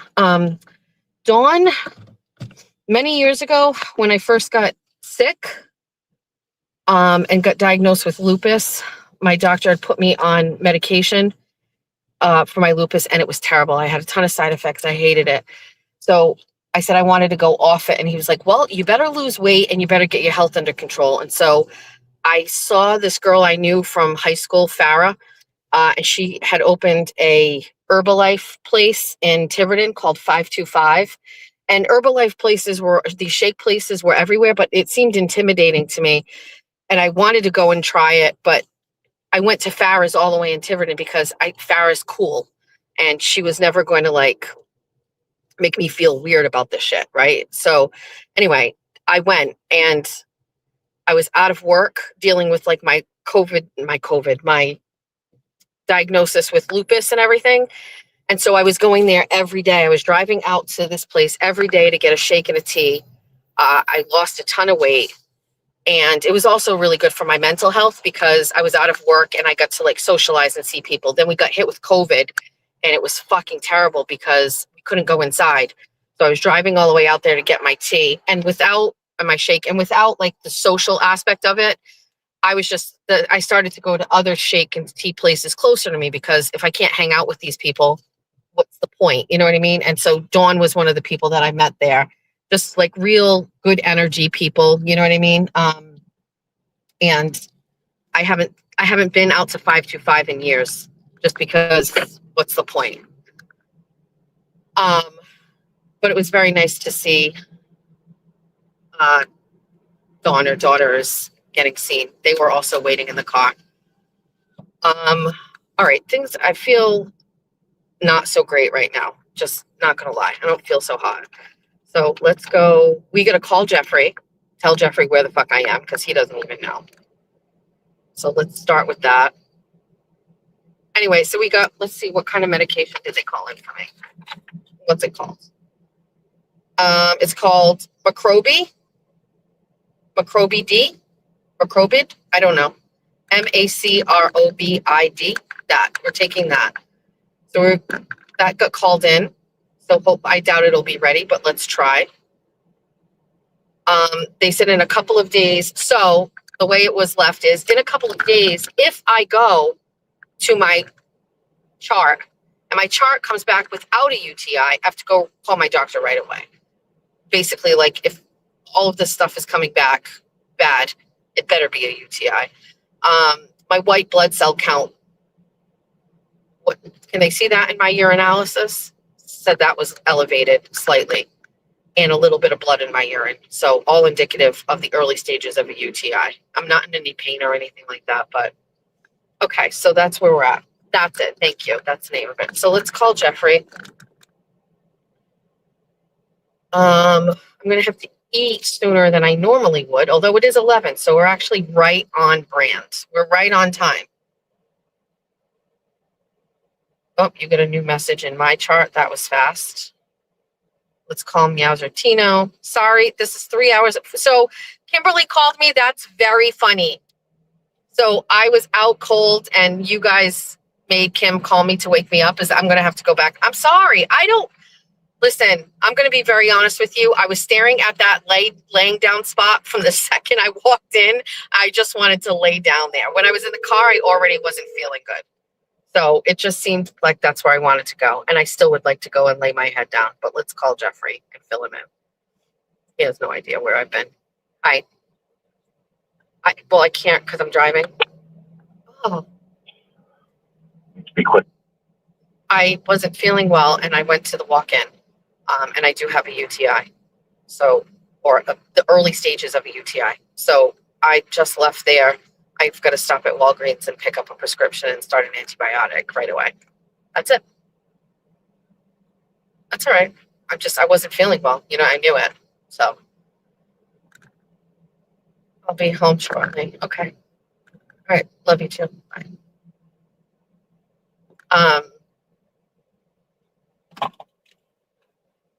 Actually, I feel like crap. Do you guys just want to stay on with this or do you want me to shut this off? I turned my AC on in my car because I feel my forehead is like burning. Bristol County Mosquito Control.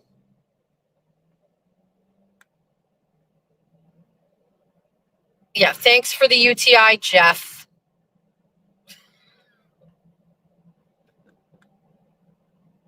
I did ask my doctor if am I more susceptible, not my doctor, the doctor there. Am I more susceptible to UTIs now that I'm like in full-blown menopause? He said yes, but he's young and I don't think he knows. He's a young guy. What do you know? Maybe a lot. I don't know. My head hurts. How about a whole stream of while you guys are all subjected to, who's this? Julia.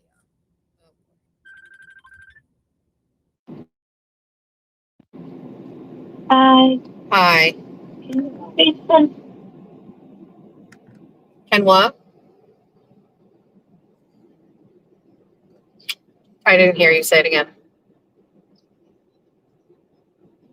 I can when I get home. I'm just on my way home. I'm driving. I can't do it. I don't know what it is, and I'm driving.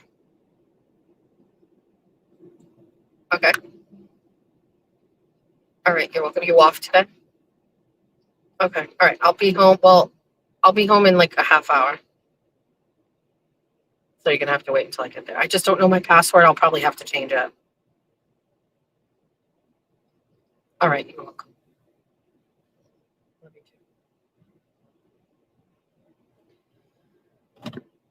you too. My child needs my login to my Canva Pro account because she is making a change on the seating chart for her wedding.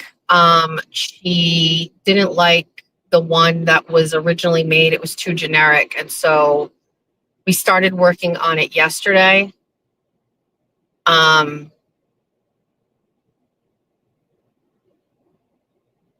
She wants every table.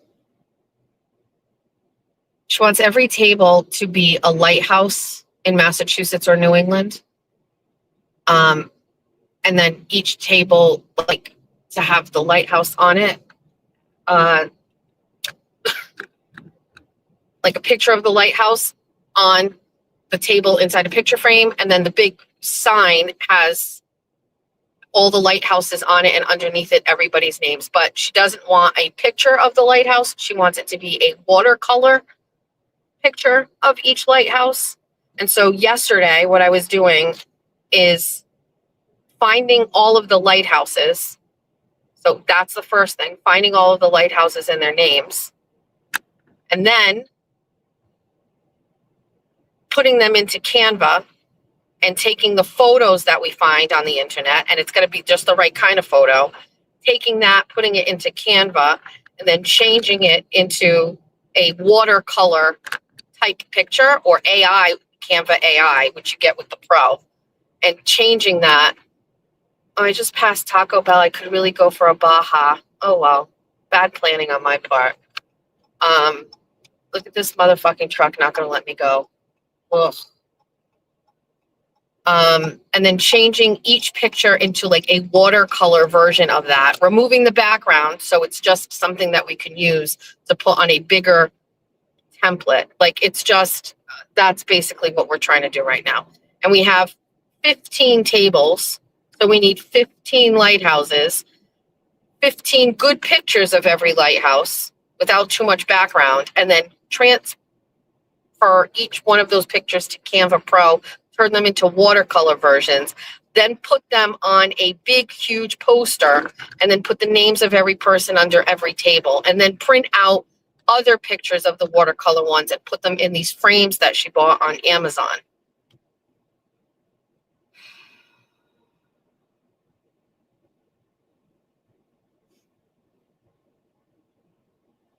So that's currently what we're doing today. We started yesterday. This bitch is asleep with 700 people in her chat right now. That's dedication.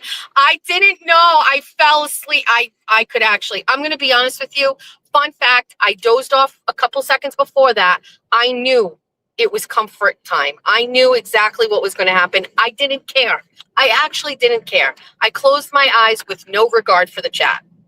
I thought somebody will just stay here and eventually somebody's going to come in.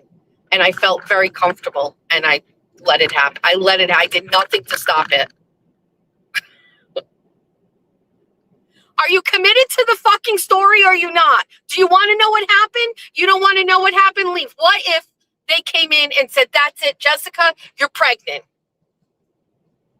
What if they came in and said, Jessica, it's not a UTI. We've got to send you for a barrage of tests. Blood work it is. You weren't shutting it off, or maybe you were. I don't know. I didn't want to be alone. Mauser's working. My kids don't care. What? I don't have anybody with me. So just come with comforting to me. Apparently I did snore a little bit. I'm not a big snorer anymore. I used to be years ago. Don't know why I don't snore anymore. No mas. It's funny that Kimberly called. We'll have to get to the bottom of how that happened. We're turning this way. Let's go. We're going by the old St. James Irish pub. Want to go by my old baby daddy's pub? Let's just go. You can see. Here we are. Here's my old stomping ground. Here's Townhouse. This is what Jazel used to own. He doesn't anymore. But Jenny, the jeweler, his wife, she's upstairs. This right here, right at the stop sign, this is my old restaurant, Sweets Cafe, also known now as Tequila Lime. This was my spot. I owned this. I ran it. It was great. There's St. James Irish Pub. This is the bar I met my baby daddy at. This is the bar that I worked at. This is our whole life right there. Why is that guy look? Shut the fuck up. Don't look at me. You turn right over here. This used to be our attorney's office. This is the famous Belmont Club where I became a bartender. Technically, this is where I met my baby daddy. He came in here after work. PAL, this is where wrestling is on the left-hand side. Shout out to Cheryl and Craig Costa. This is Bank 5 over here, and this is the Fall River Public Library, which is an absolutely stunning, beautiful building, minus the drug addicts that hang outside. All right? All right. There you go. I wish more than anything I could snap my fingers and be at home. But we're just going to push through.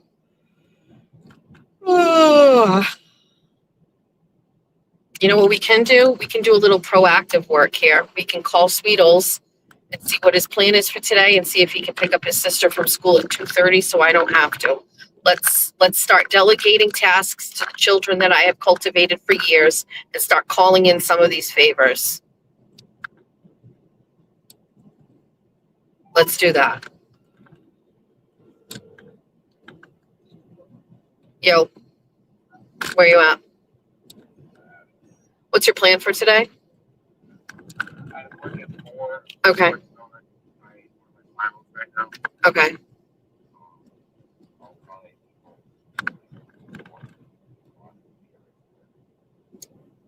It's not really possible for you to pick up Georgia then, right, from school? Doesn't fit in. Okay. All right.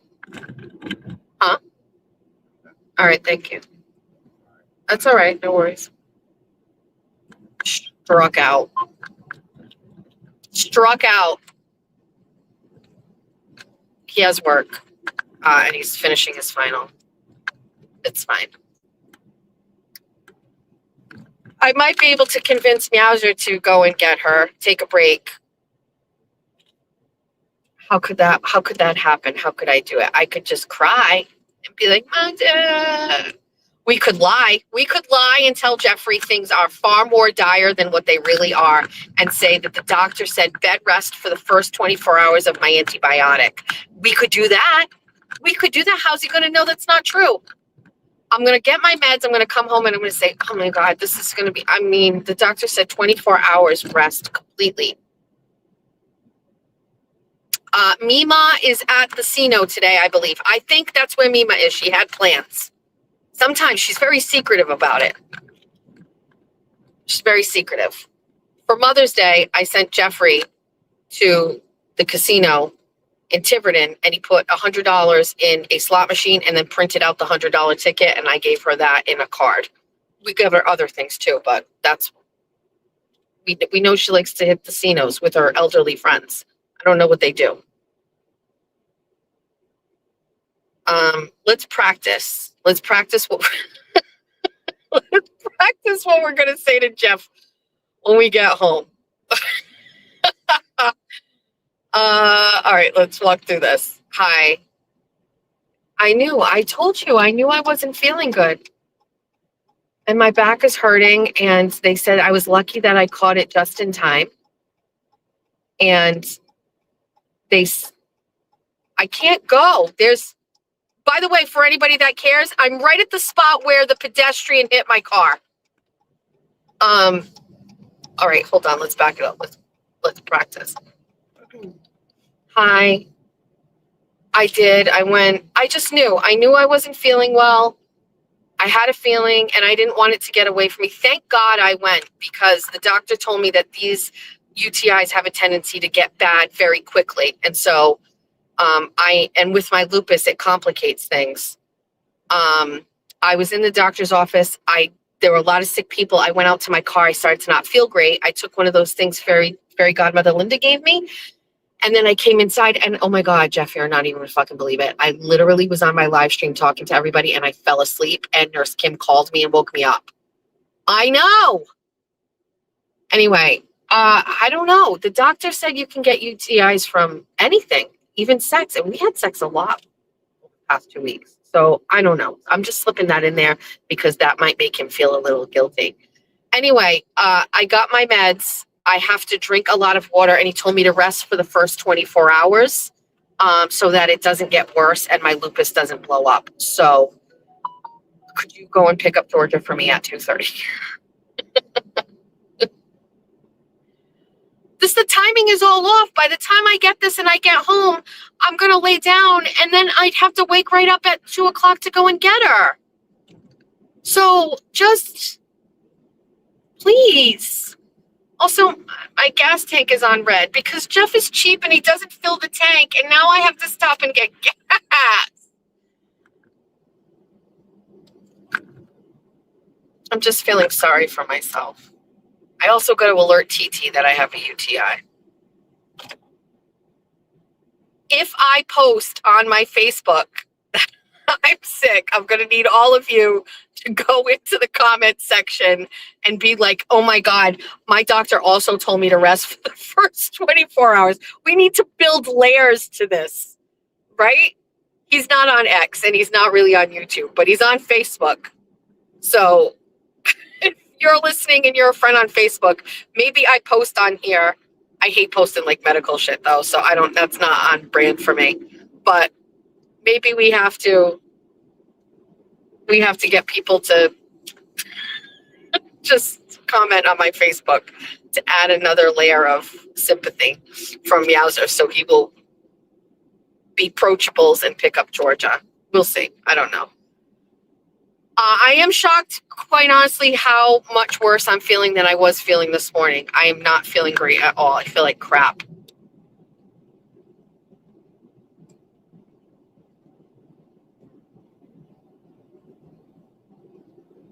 How long is this live? 4 straight hours of a live doing nothing, taking you on my medical journey. We have to stop and get gas. Stupid. Then we have to go to the drive-through at Walgreens. No, we're going to go into Walgreens because we got to get supplies. I feel like the things underneath my neck are swollen a little bit. They are. Oh my God, this lady, she's driving. She almost hit the wall. It's fine.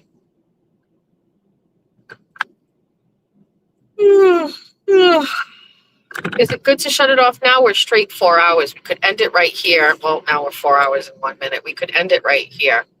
I cannot imagine what this is. Absolutely terrible, terrible content. Oh, there's the spot where the fucking town sign should be. Not there. At least it wasn't a pap smear appointment.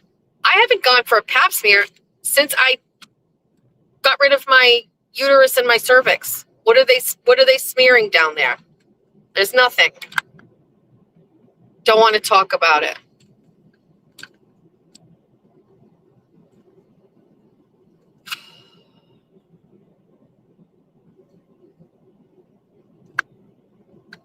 I don't know who stayed this whole time, but you the real MVPs.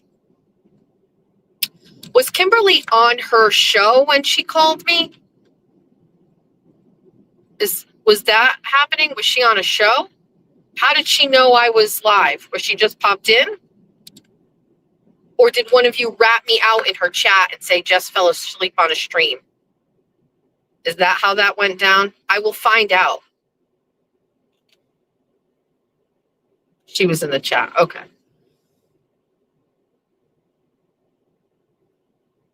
She was just in my chat. Okay. Thank you. Thank you, Kimberly.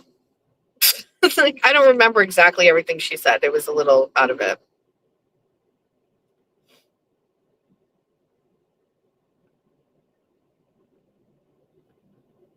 This is a setback.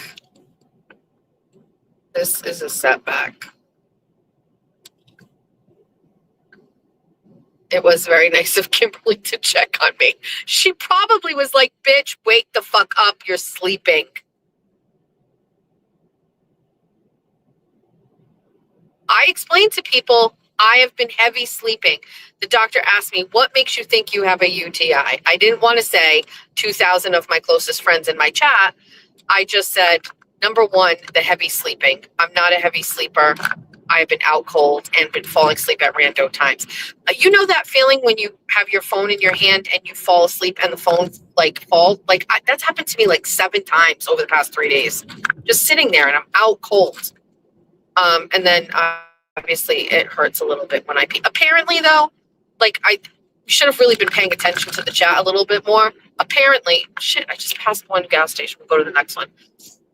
It should be hurting far more, but doesn't. But again, I'm just a baby. She said, only you would be asleep with over 700 people in your chat. I can't tell right now if this was an embarrassing thing that happened or just like very on brand for me. It will have to be determined at a later date. Mazartine? Miss Mazartina? We are going to lay it in thick right now. Hold on. It's time. It's time, everybody. Hold on. Shh, get game face on. He hung up, so that's all right. We call right back. Hold on. Game face.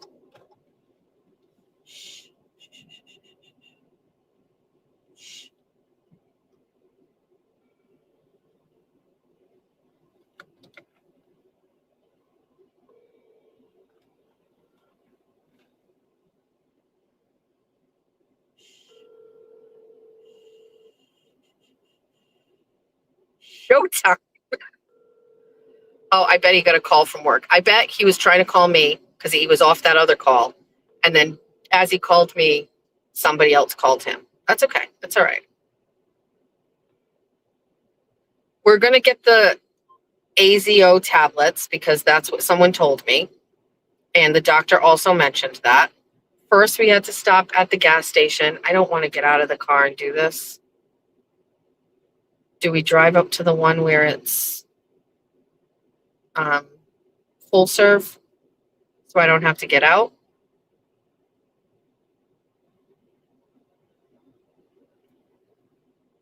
That's fine. Let's do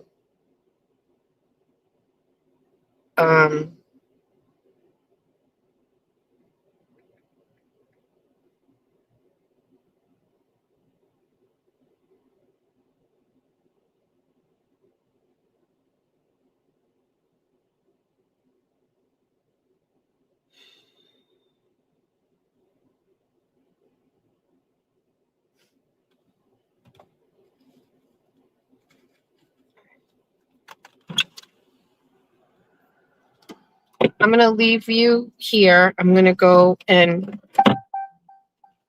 pay for my gas.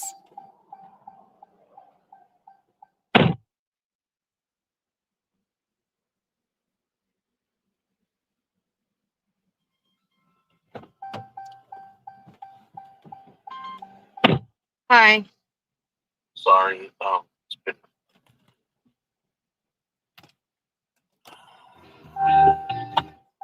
Okay.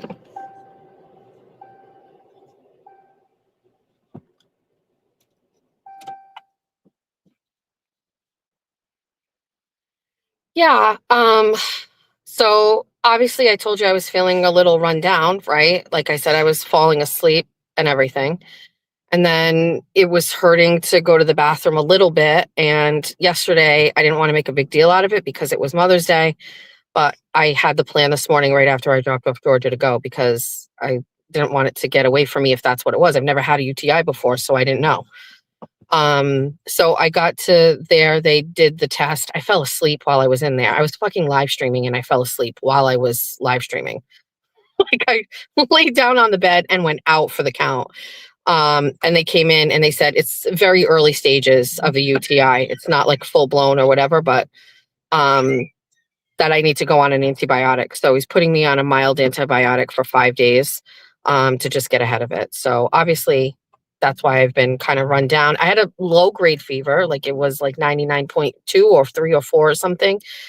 I just don't feel as great as I did yesterday either. It like kind of caught up with me this morning. While I was waiting to go in, I started to feel like not good. No, you didn't do it to me. No. So anyway, I'm at the corner gas station. I'm going to put gas in the car. I got to go to Walgreens. I'm hoping by then it's done. I know it's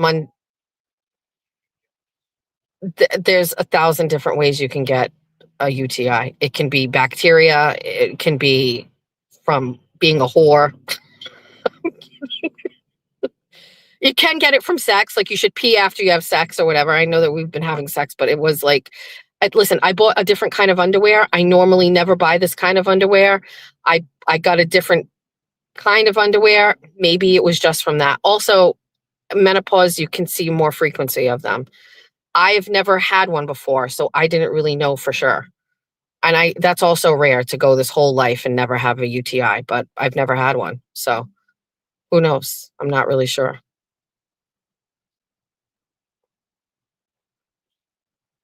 Anyway, with that being said, I'm gonna go to Walgreens as soon as I'm done. I'm hoping that the prescription is already ready to be filled, and that's it. Not that it's in any way, shape,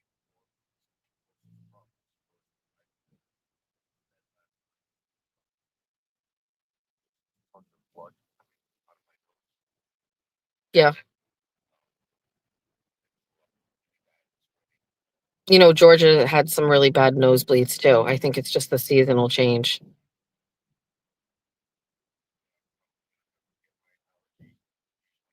Start taking Claritin or whatever. I take it for like 2 days and then I never get out again. Right. Okay. Want to go in August.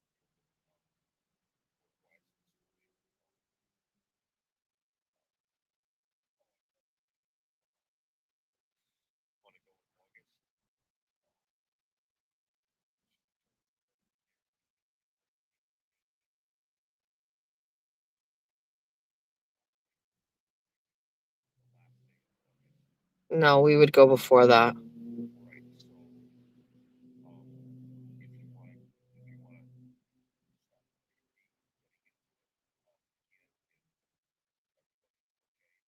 to, Okay. Okay. That's helpful. I'll work on that.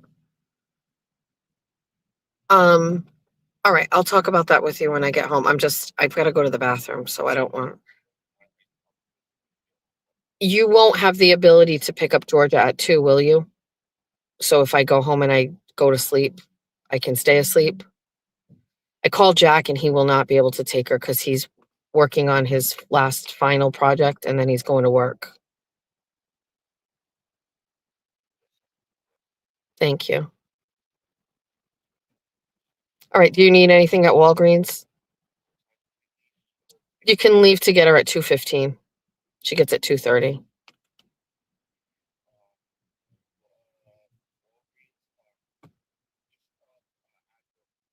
Okay.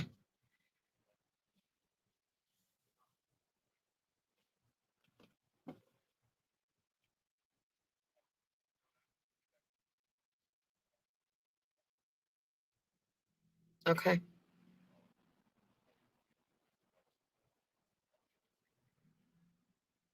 Okay. Can I talk about that later? I have to pee and I want to get this and I want to come home. All right. Thank you. Bye. Okay. He did it. We're good. We're locked in. Okay. Let's reestablish what we're doing here. Shut that off. Let's go get gas.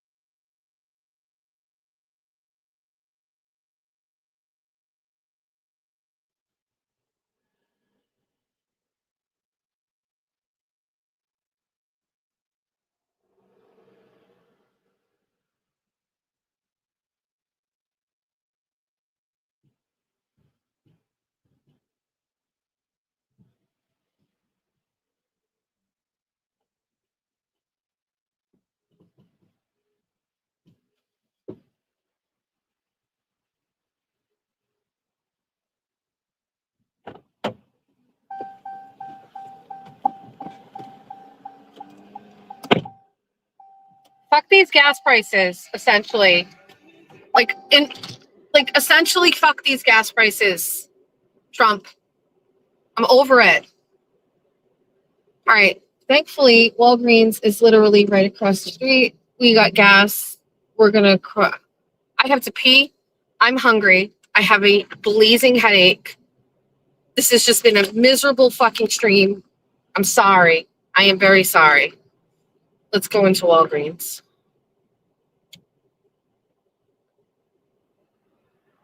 I'm going to be honest with you, just the idea of going in here and walking around is making me not okay. I don't want to do this.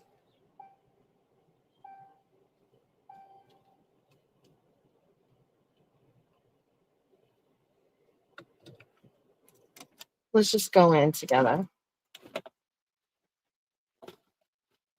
We only have 6% left on this phone. Sorry, this might not last long. If we die, we die. You know what I mean? Let's go in.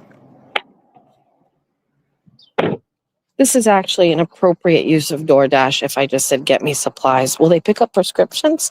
Probably not, right? I never get prescriptions. I don't even know. Like, do I walk up to the counter? I know this sounds crazy, but like, usually I just go through the drive-through.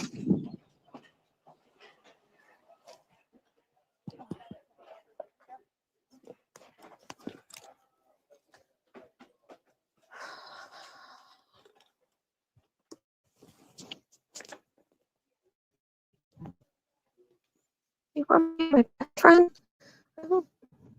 Hmm. I don't know what's wrong with me, but this might heal me. This could fix me. Oh, he's called Warmies. Huh. Maybe.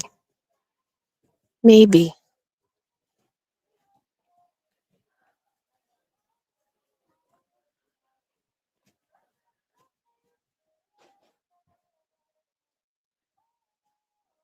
Hold on.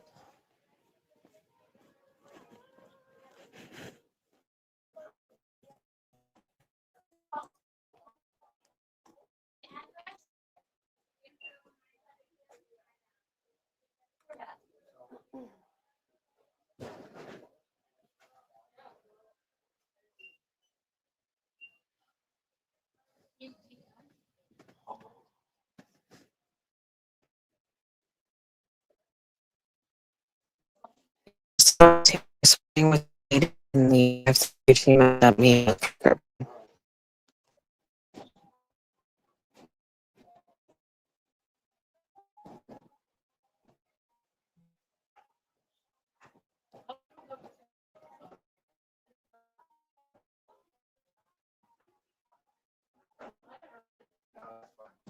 Unpack my first job was at a place thrift drug in Savannah.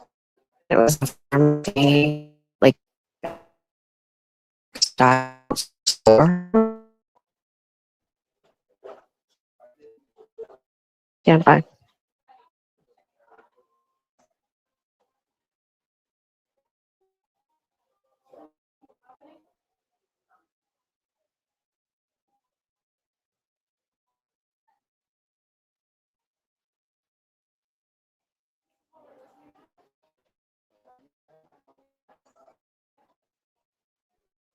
The guy here is talking about like he had in the first quarter, I'm assuming subscriptions or something, and did it carry over to the second quarter? Like this, I fucking hate that.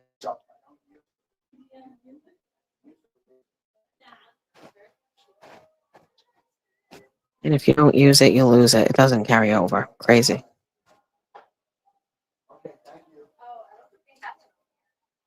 No, that should do it. Thank you.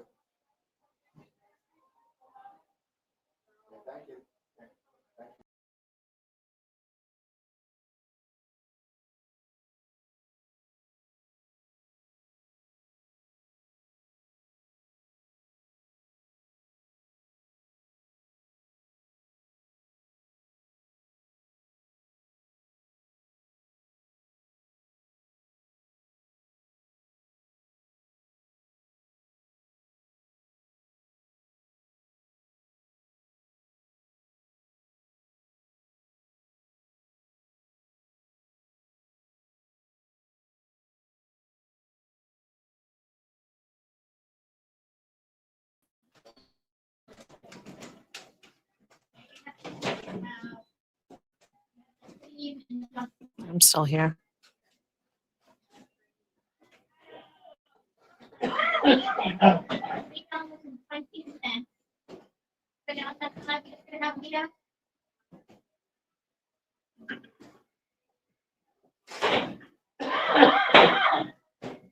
Awesome. Awesome.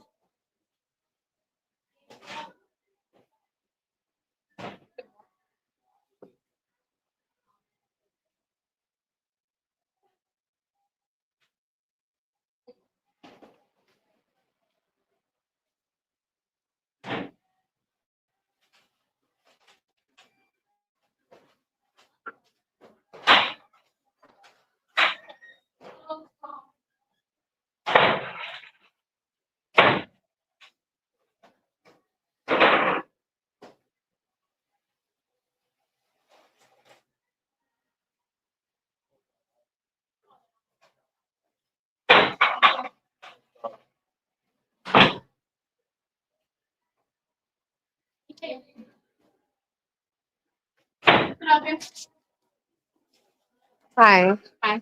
Doctor called in a prescription for Machado, first name Jessica.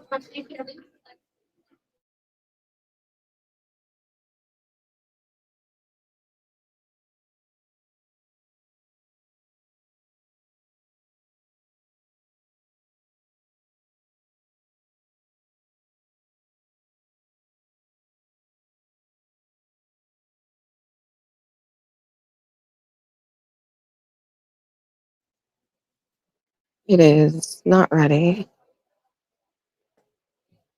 Thought this was my cousin, so I'm just gonna go scope it out and see if it is. I don't think it is, but maybe it's not.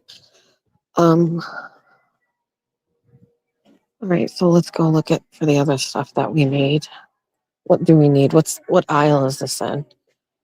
Cold, allergy, sleep aids, cold and flu. Nope. Pain relief. No, wouldn't be in that, right?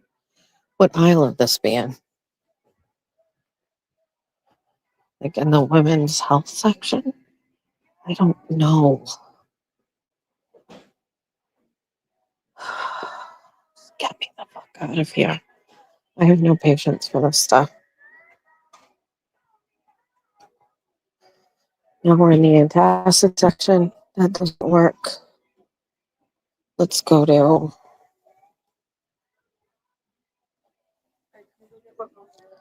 I'm hot. I don't want to be in here.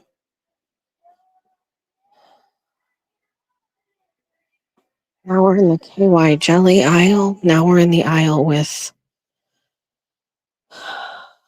They sell vibrators here? What are you talking about? Wait, they sell sex toys at Walgreens? Is this legit? What?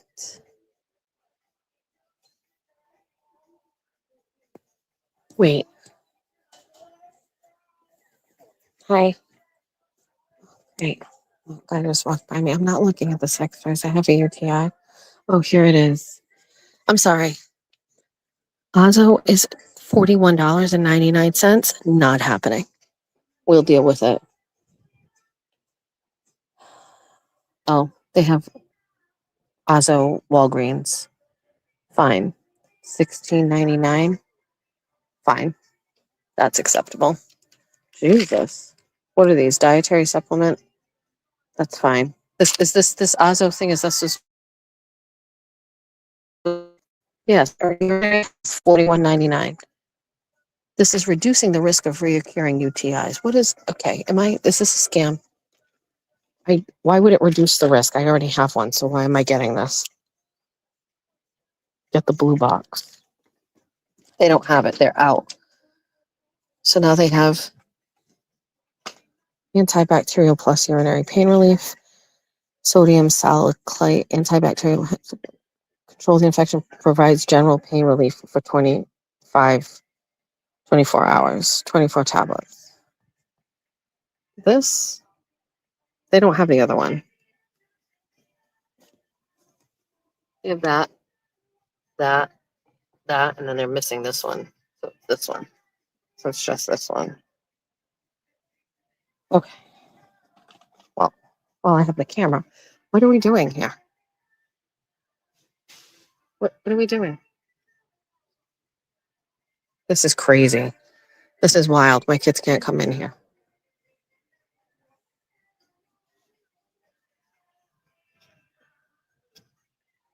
Jesus Christ. All right. I have water, but I would like ooh, I love a good card.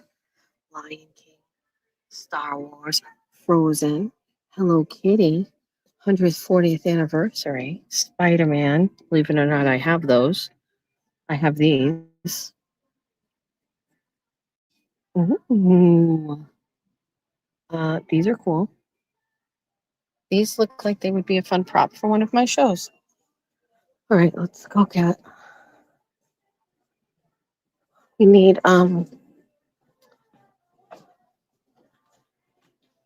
the drink things that I can pour into the drinks. The powdered things.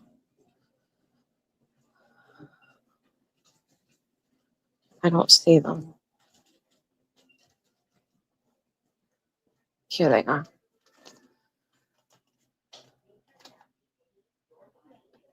They don't have the cranberry ones. Shoot.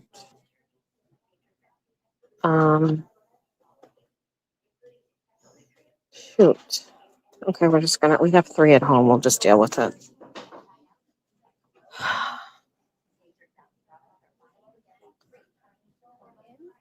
The part itself. We have a long line. Dude, I am fading fast. Wait,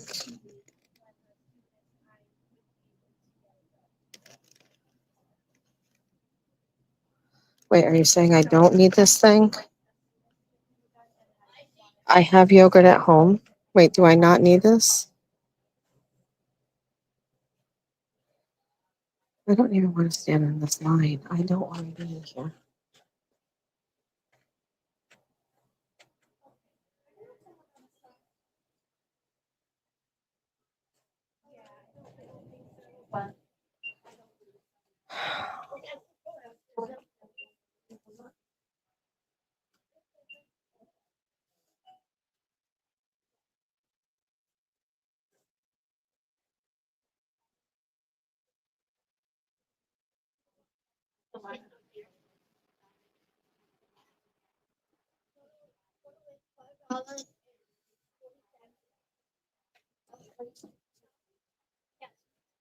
Okay, you know what?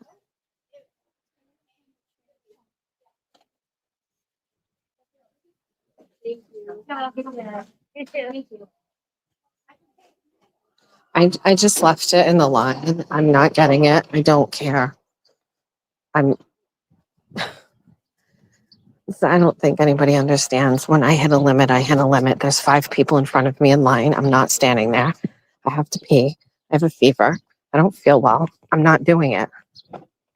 I'm gonna make that lady get it for me from the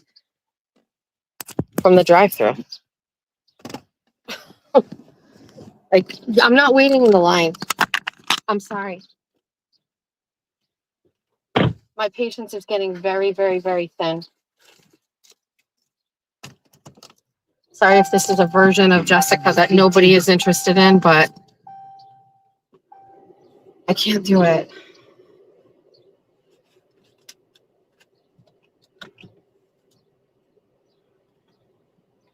Also, why isn't there of all of the places that I can go and get a drive-through right now, why isn't there a place where I can drive through and I can get a fucking Great Lake fucking salad and a tall fucking apple juice, cranberry juice? Where are the fast options for the shit that I want in my body right now? Because normally I'm okay. I'll go walk in and get an acai bowl. Dude, you will not believe the fucking line at the fucking drive-through for this.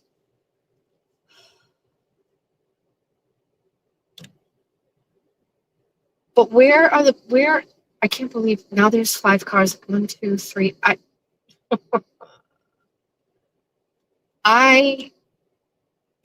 don't want to sit in line.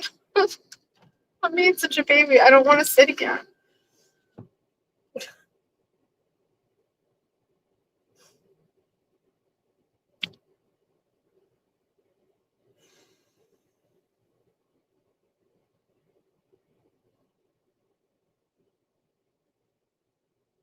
I'm hot, but I'm also cold. I don't know.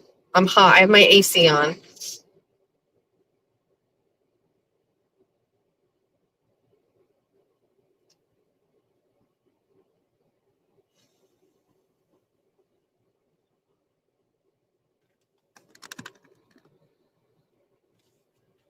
Ah. Ugh.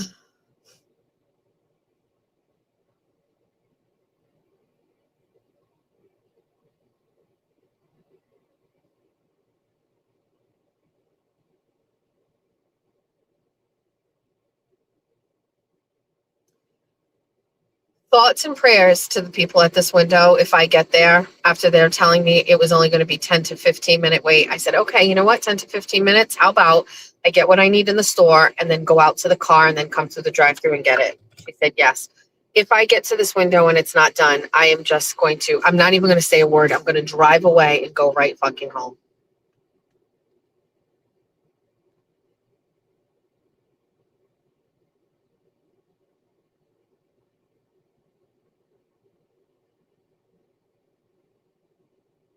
I have to pee so badly.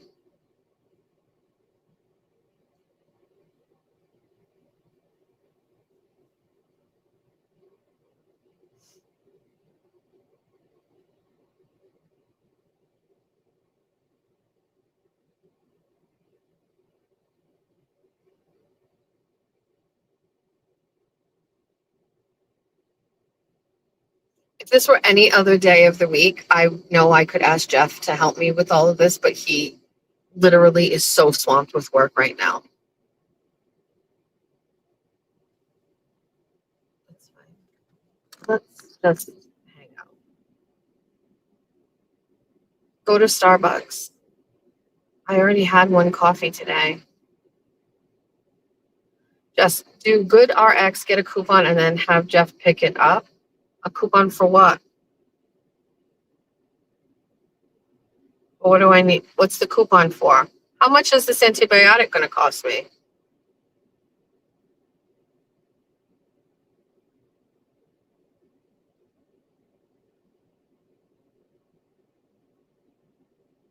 This lady is being owned by her dog right now. He's like, I will pee. I will shit exactly when I want to. You cannot make me.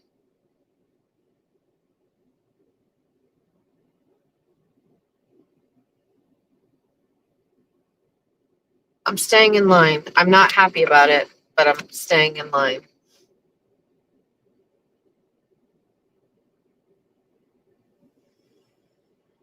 I can't believe it's 12 o'clock.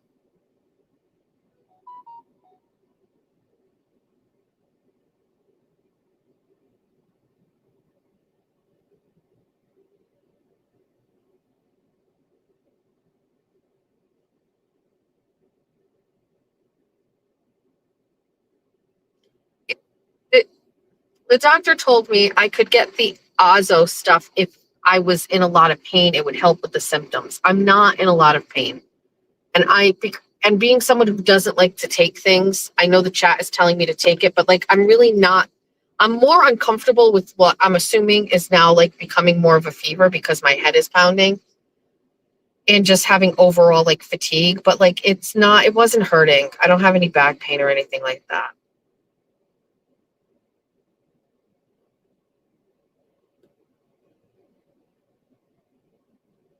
Why can't they just give us our medicine at the doctor? Why do we have to leave and go to another place to get it? I'm with you. Why can't you just give it to me? You know? When Jeff was on the phone, he's like, oh, I don't want to like add to what you've got going on. He's like, but I woke up with a really bad nosebleed, or he had one last night or something. Georgia also had a nosebleed. I think it's just the change in the seasons.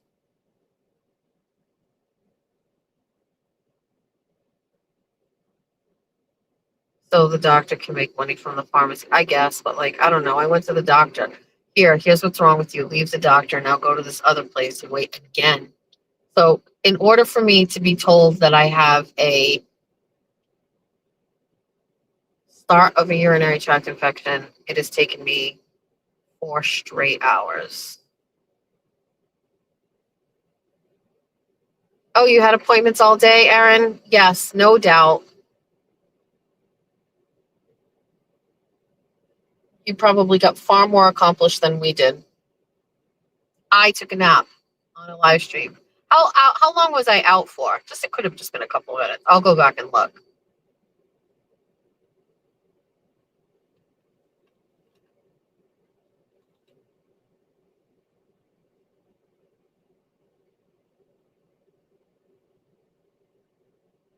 What's this guy doing walking around here? What's he doing? Who's he work for?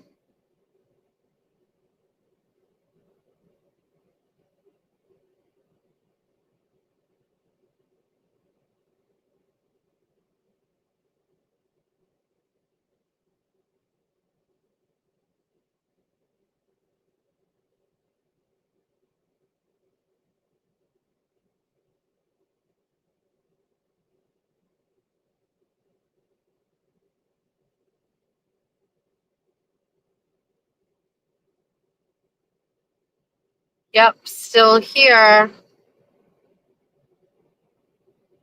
How much should a microwave for my office cost? Certainly not 300. That sounds excessive. But we're in Trump's America now, and everything is expensive. Thanks, Trump.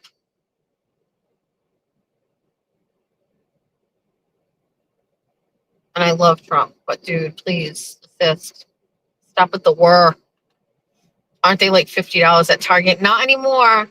Not anymore. I think the one that I got from my studio was 200, which actually we replaced the one in my house with. I can't believe I'm still in this. I can't believe.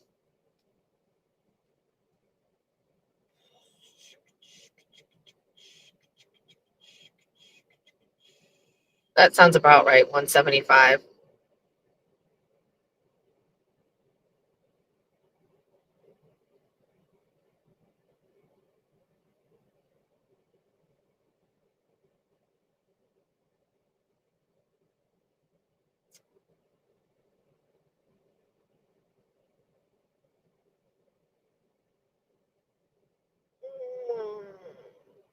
Let's open up X.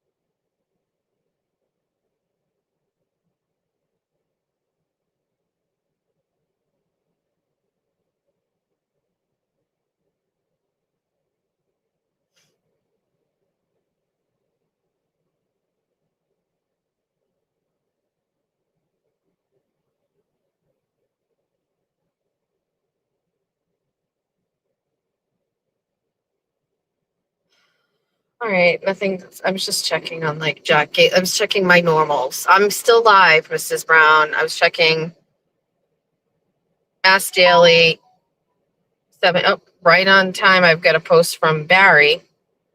What's next? Oh, you will all learn what it meant to take this into real life in 2025. My calls to the Morris County Bar. Oh, what is this, Barry? Flash attorneys. Select attorney.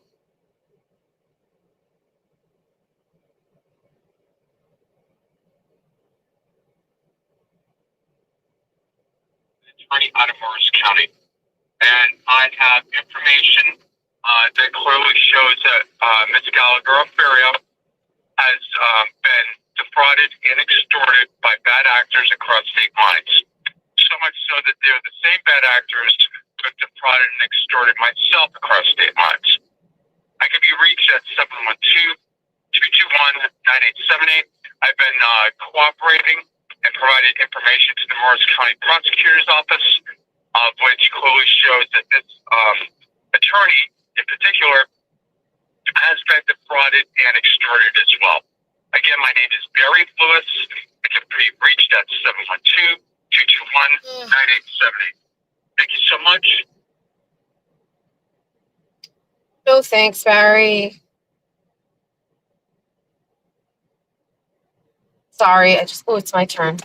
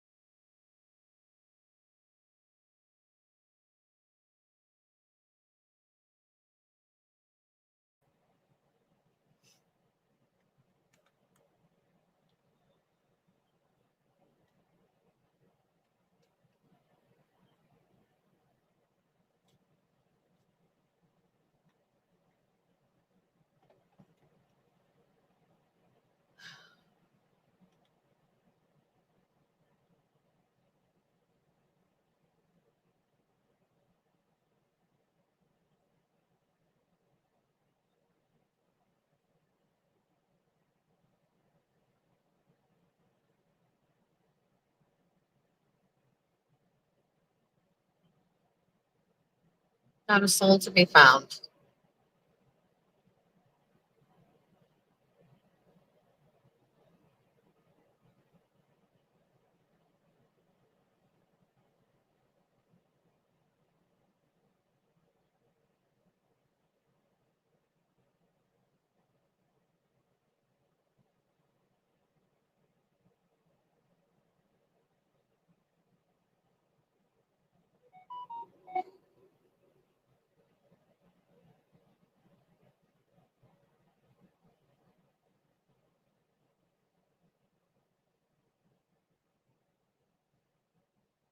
Oh, we got a new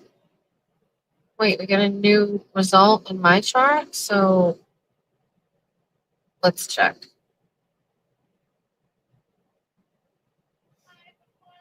It's Machado.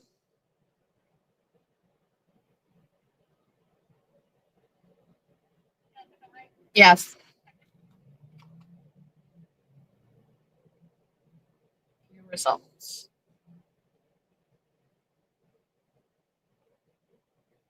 Do you have the chart?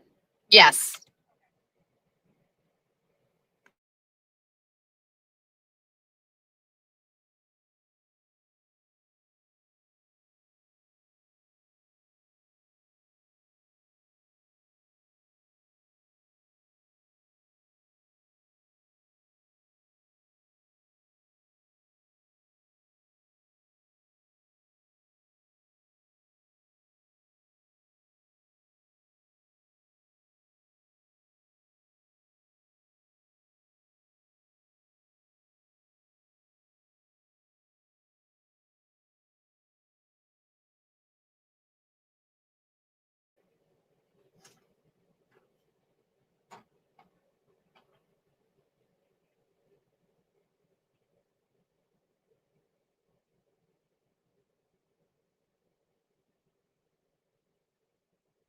Oh,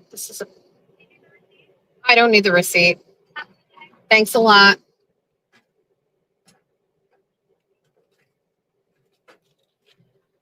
Okay. 4 hours later. 4 hours. Okay, we're in the clear. We can go home.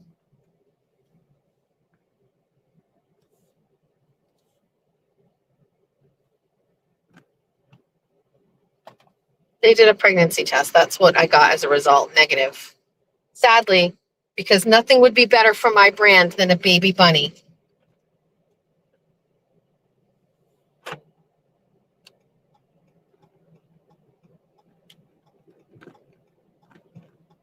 There's a bright blue car that somebody had suggested was going to be in the spot.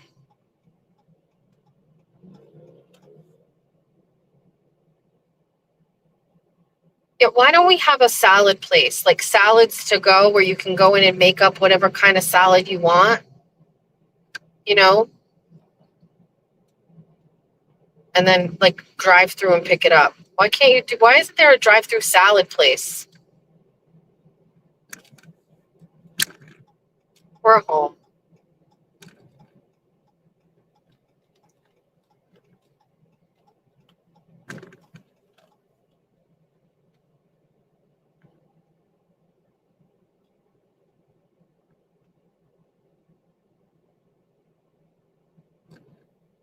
I like this time of year. We can see straight to the river and it's blue and pretty.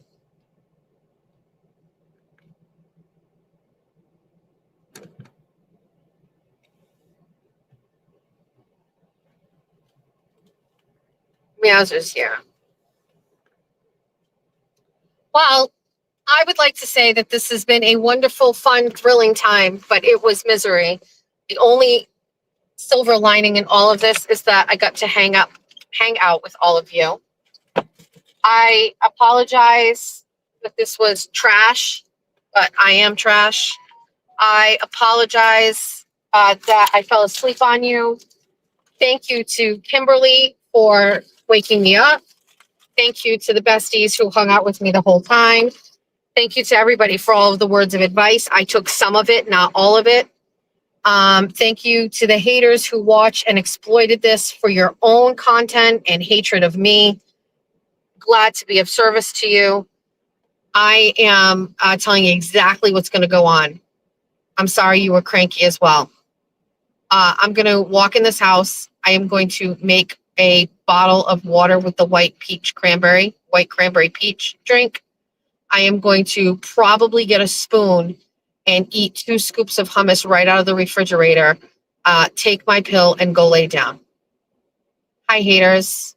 I am taking my meds 100%. I will exploit this sickness for everything that I can, including views, donations, cash,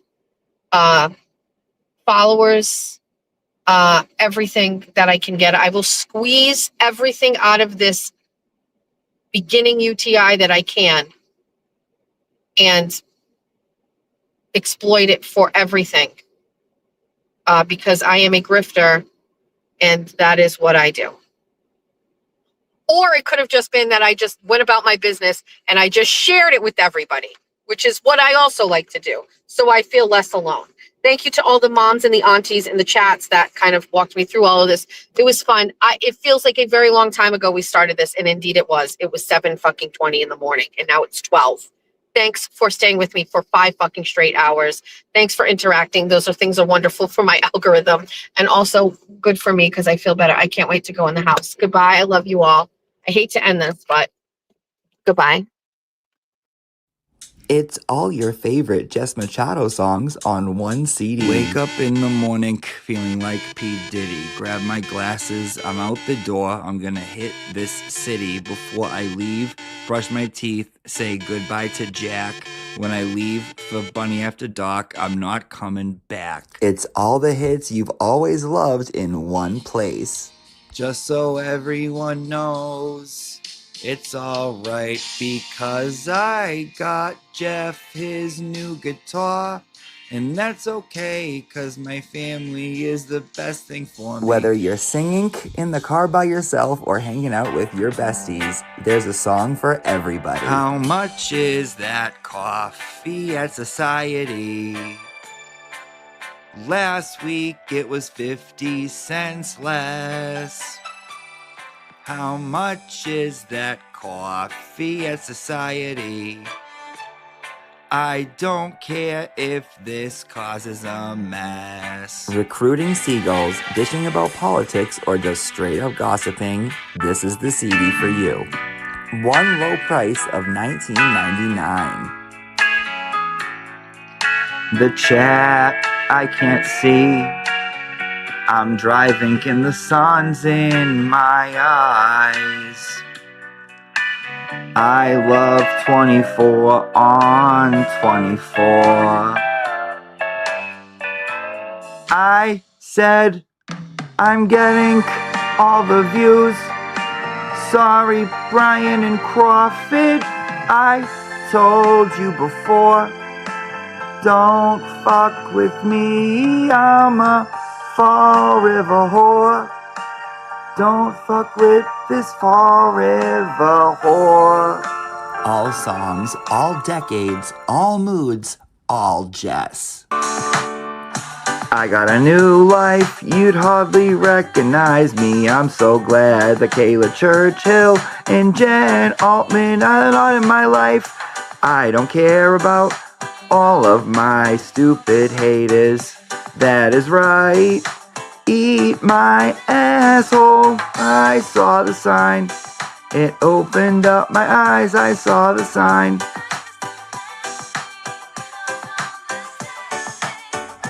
Get out of bed and call today.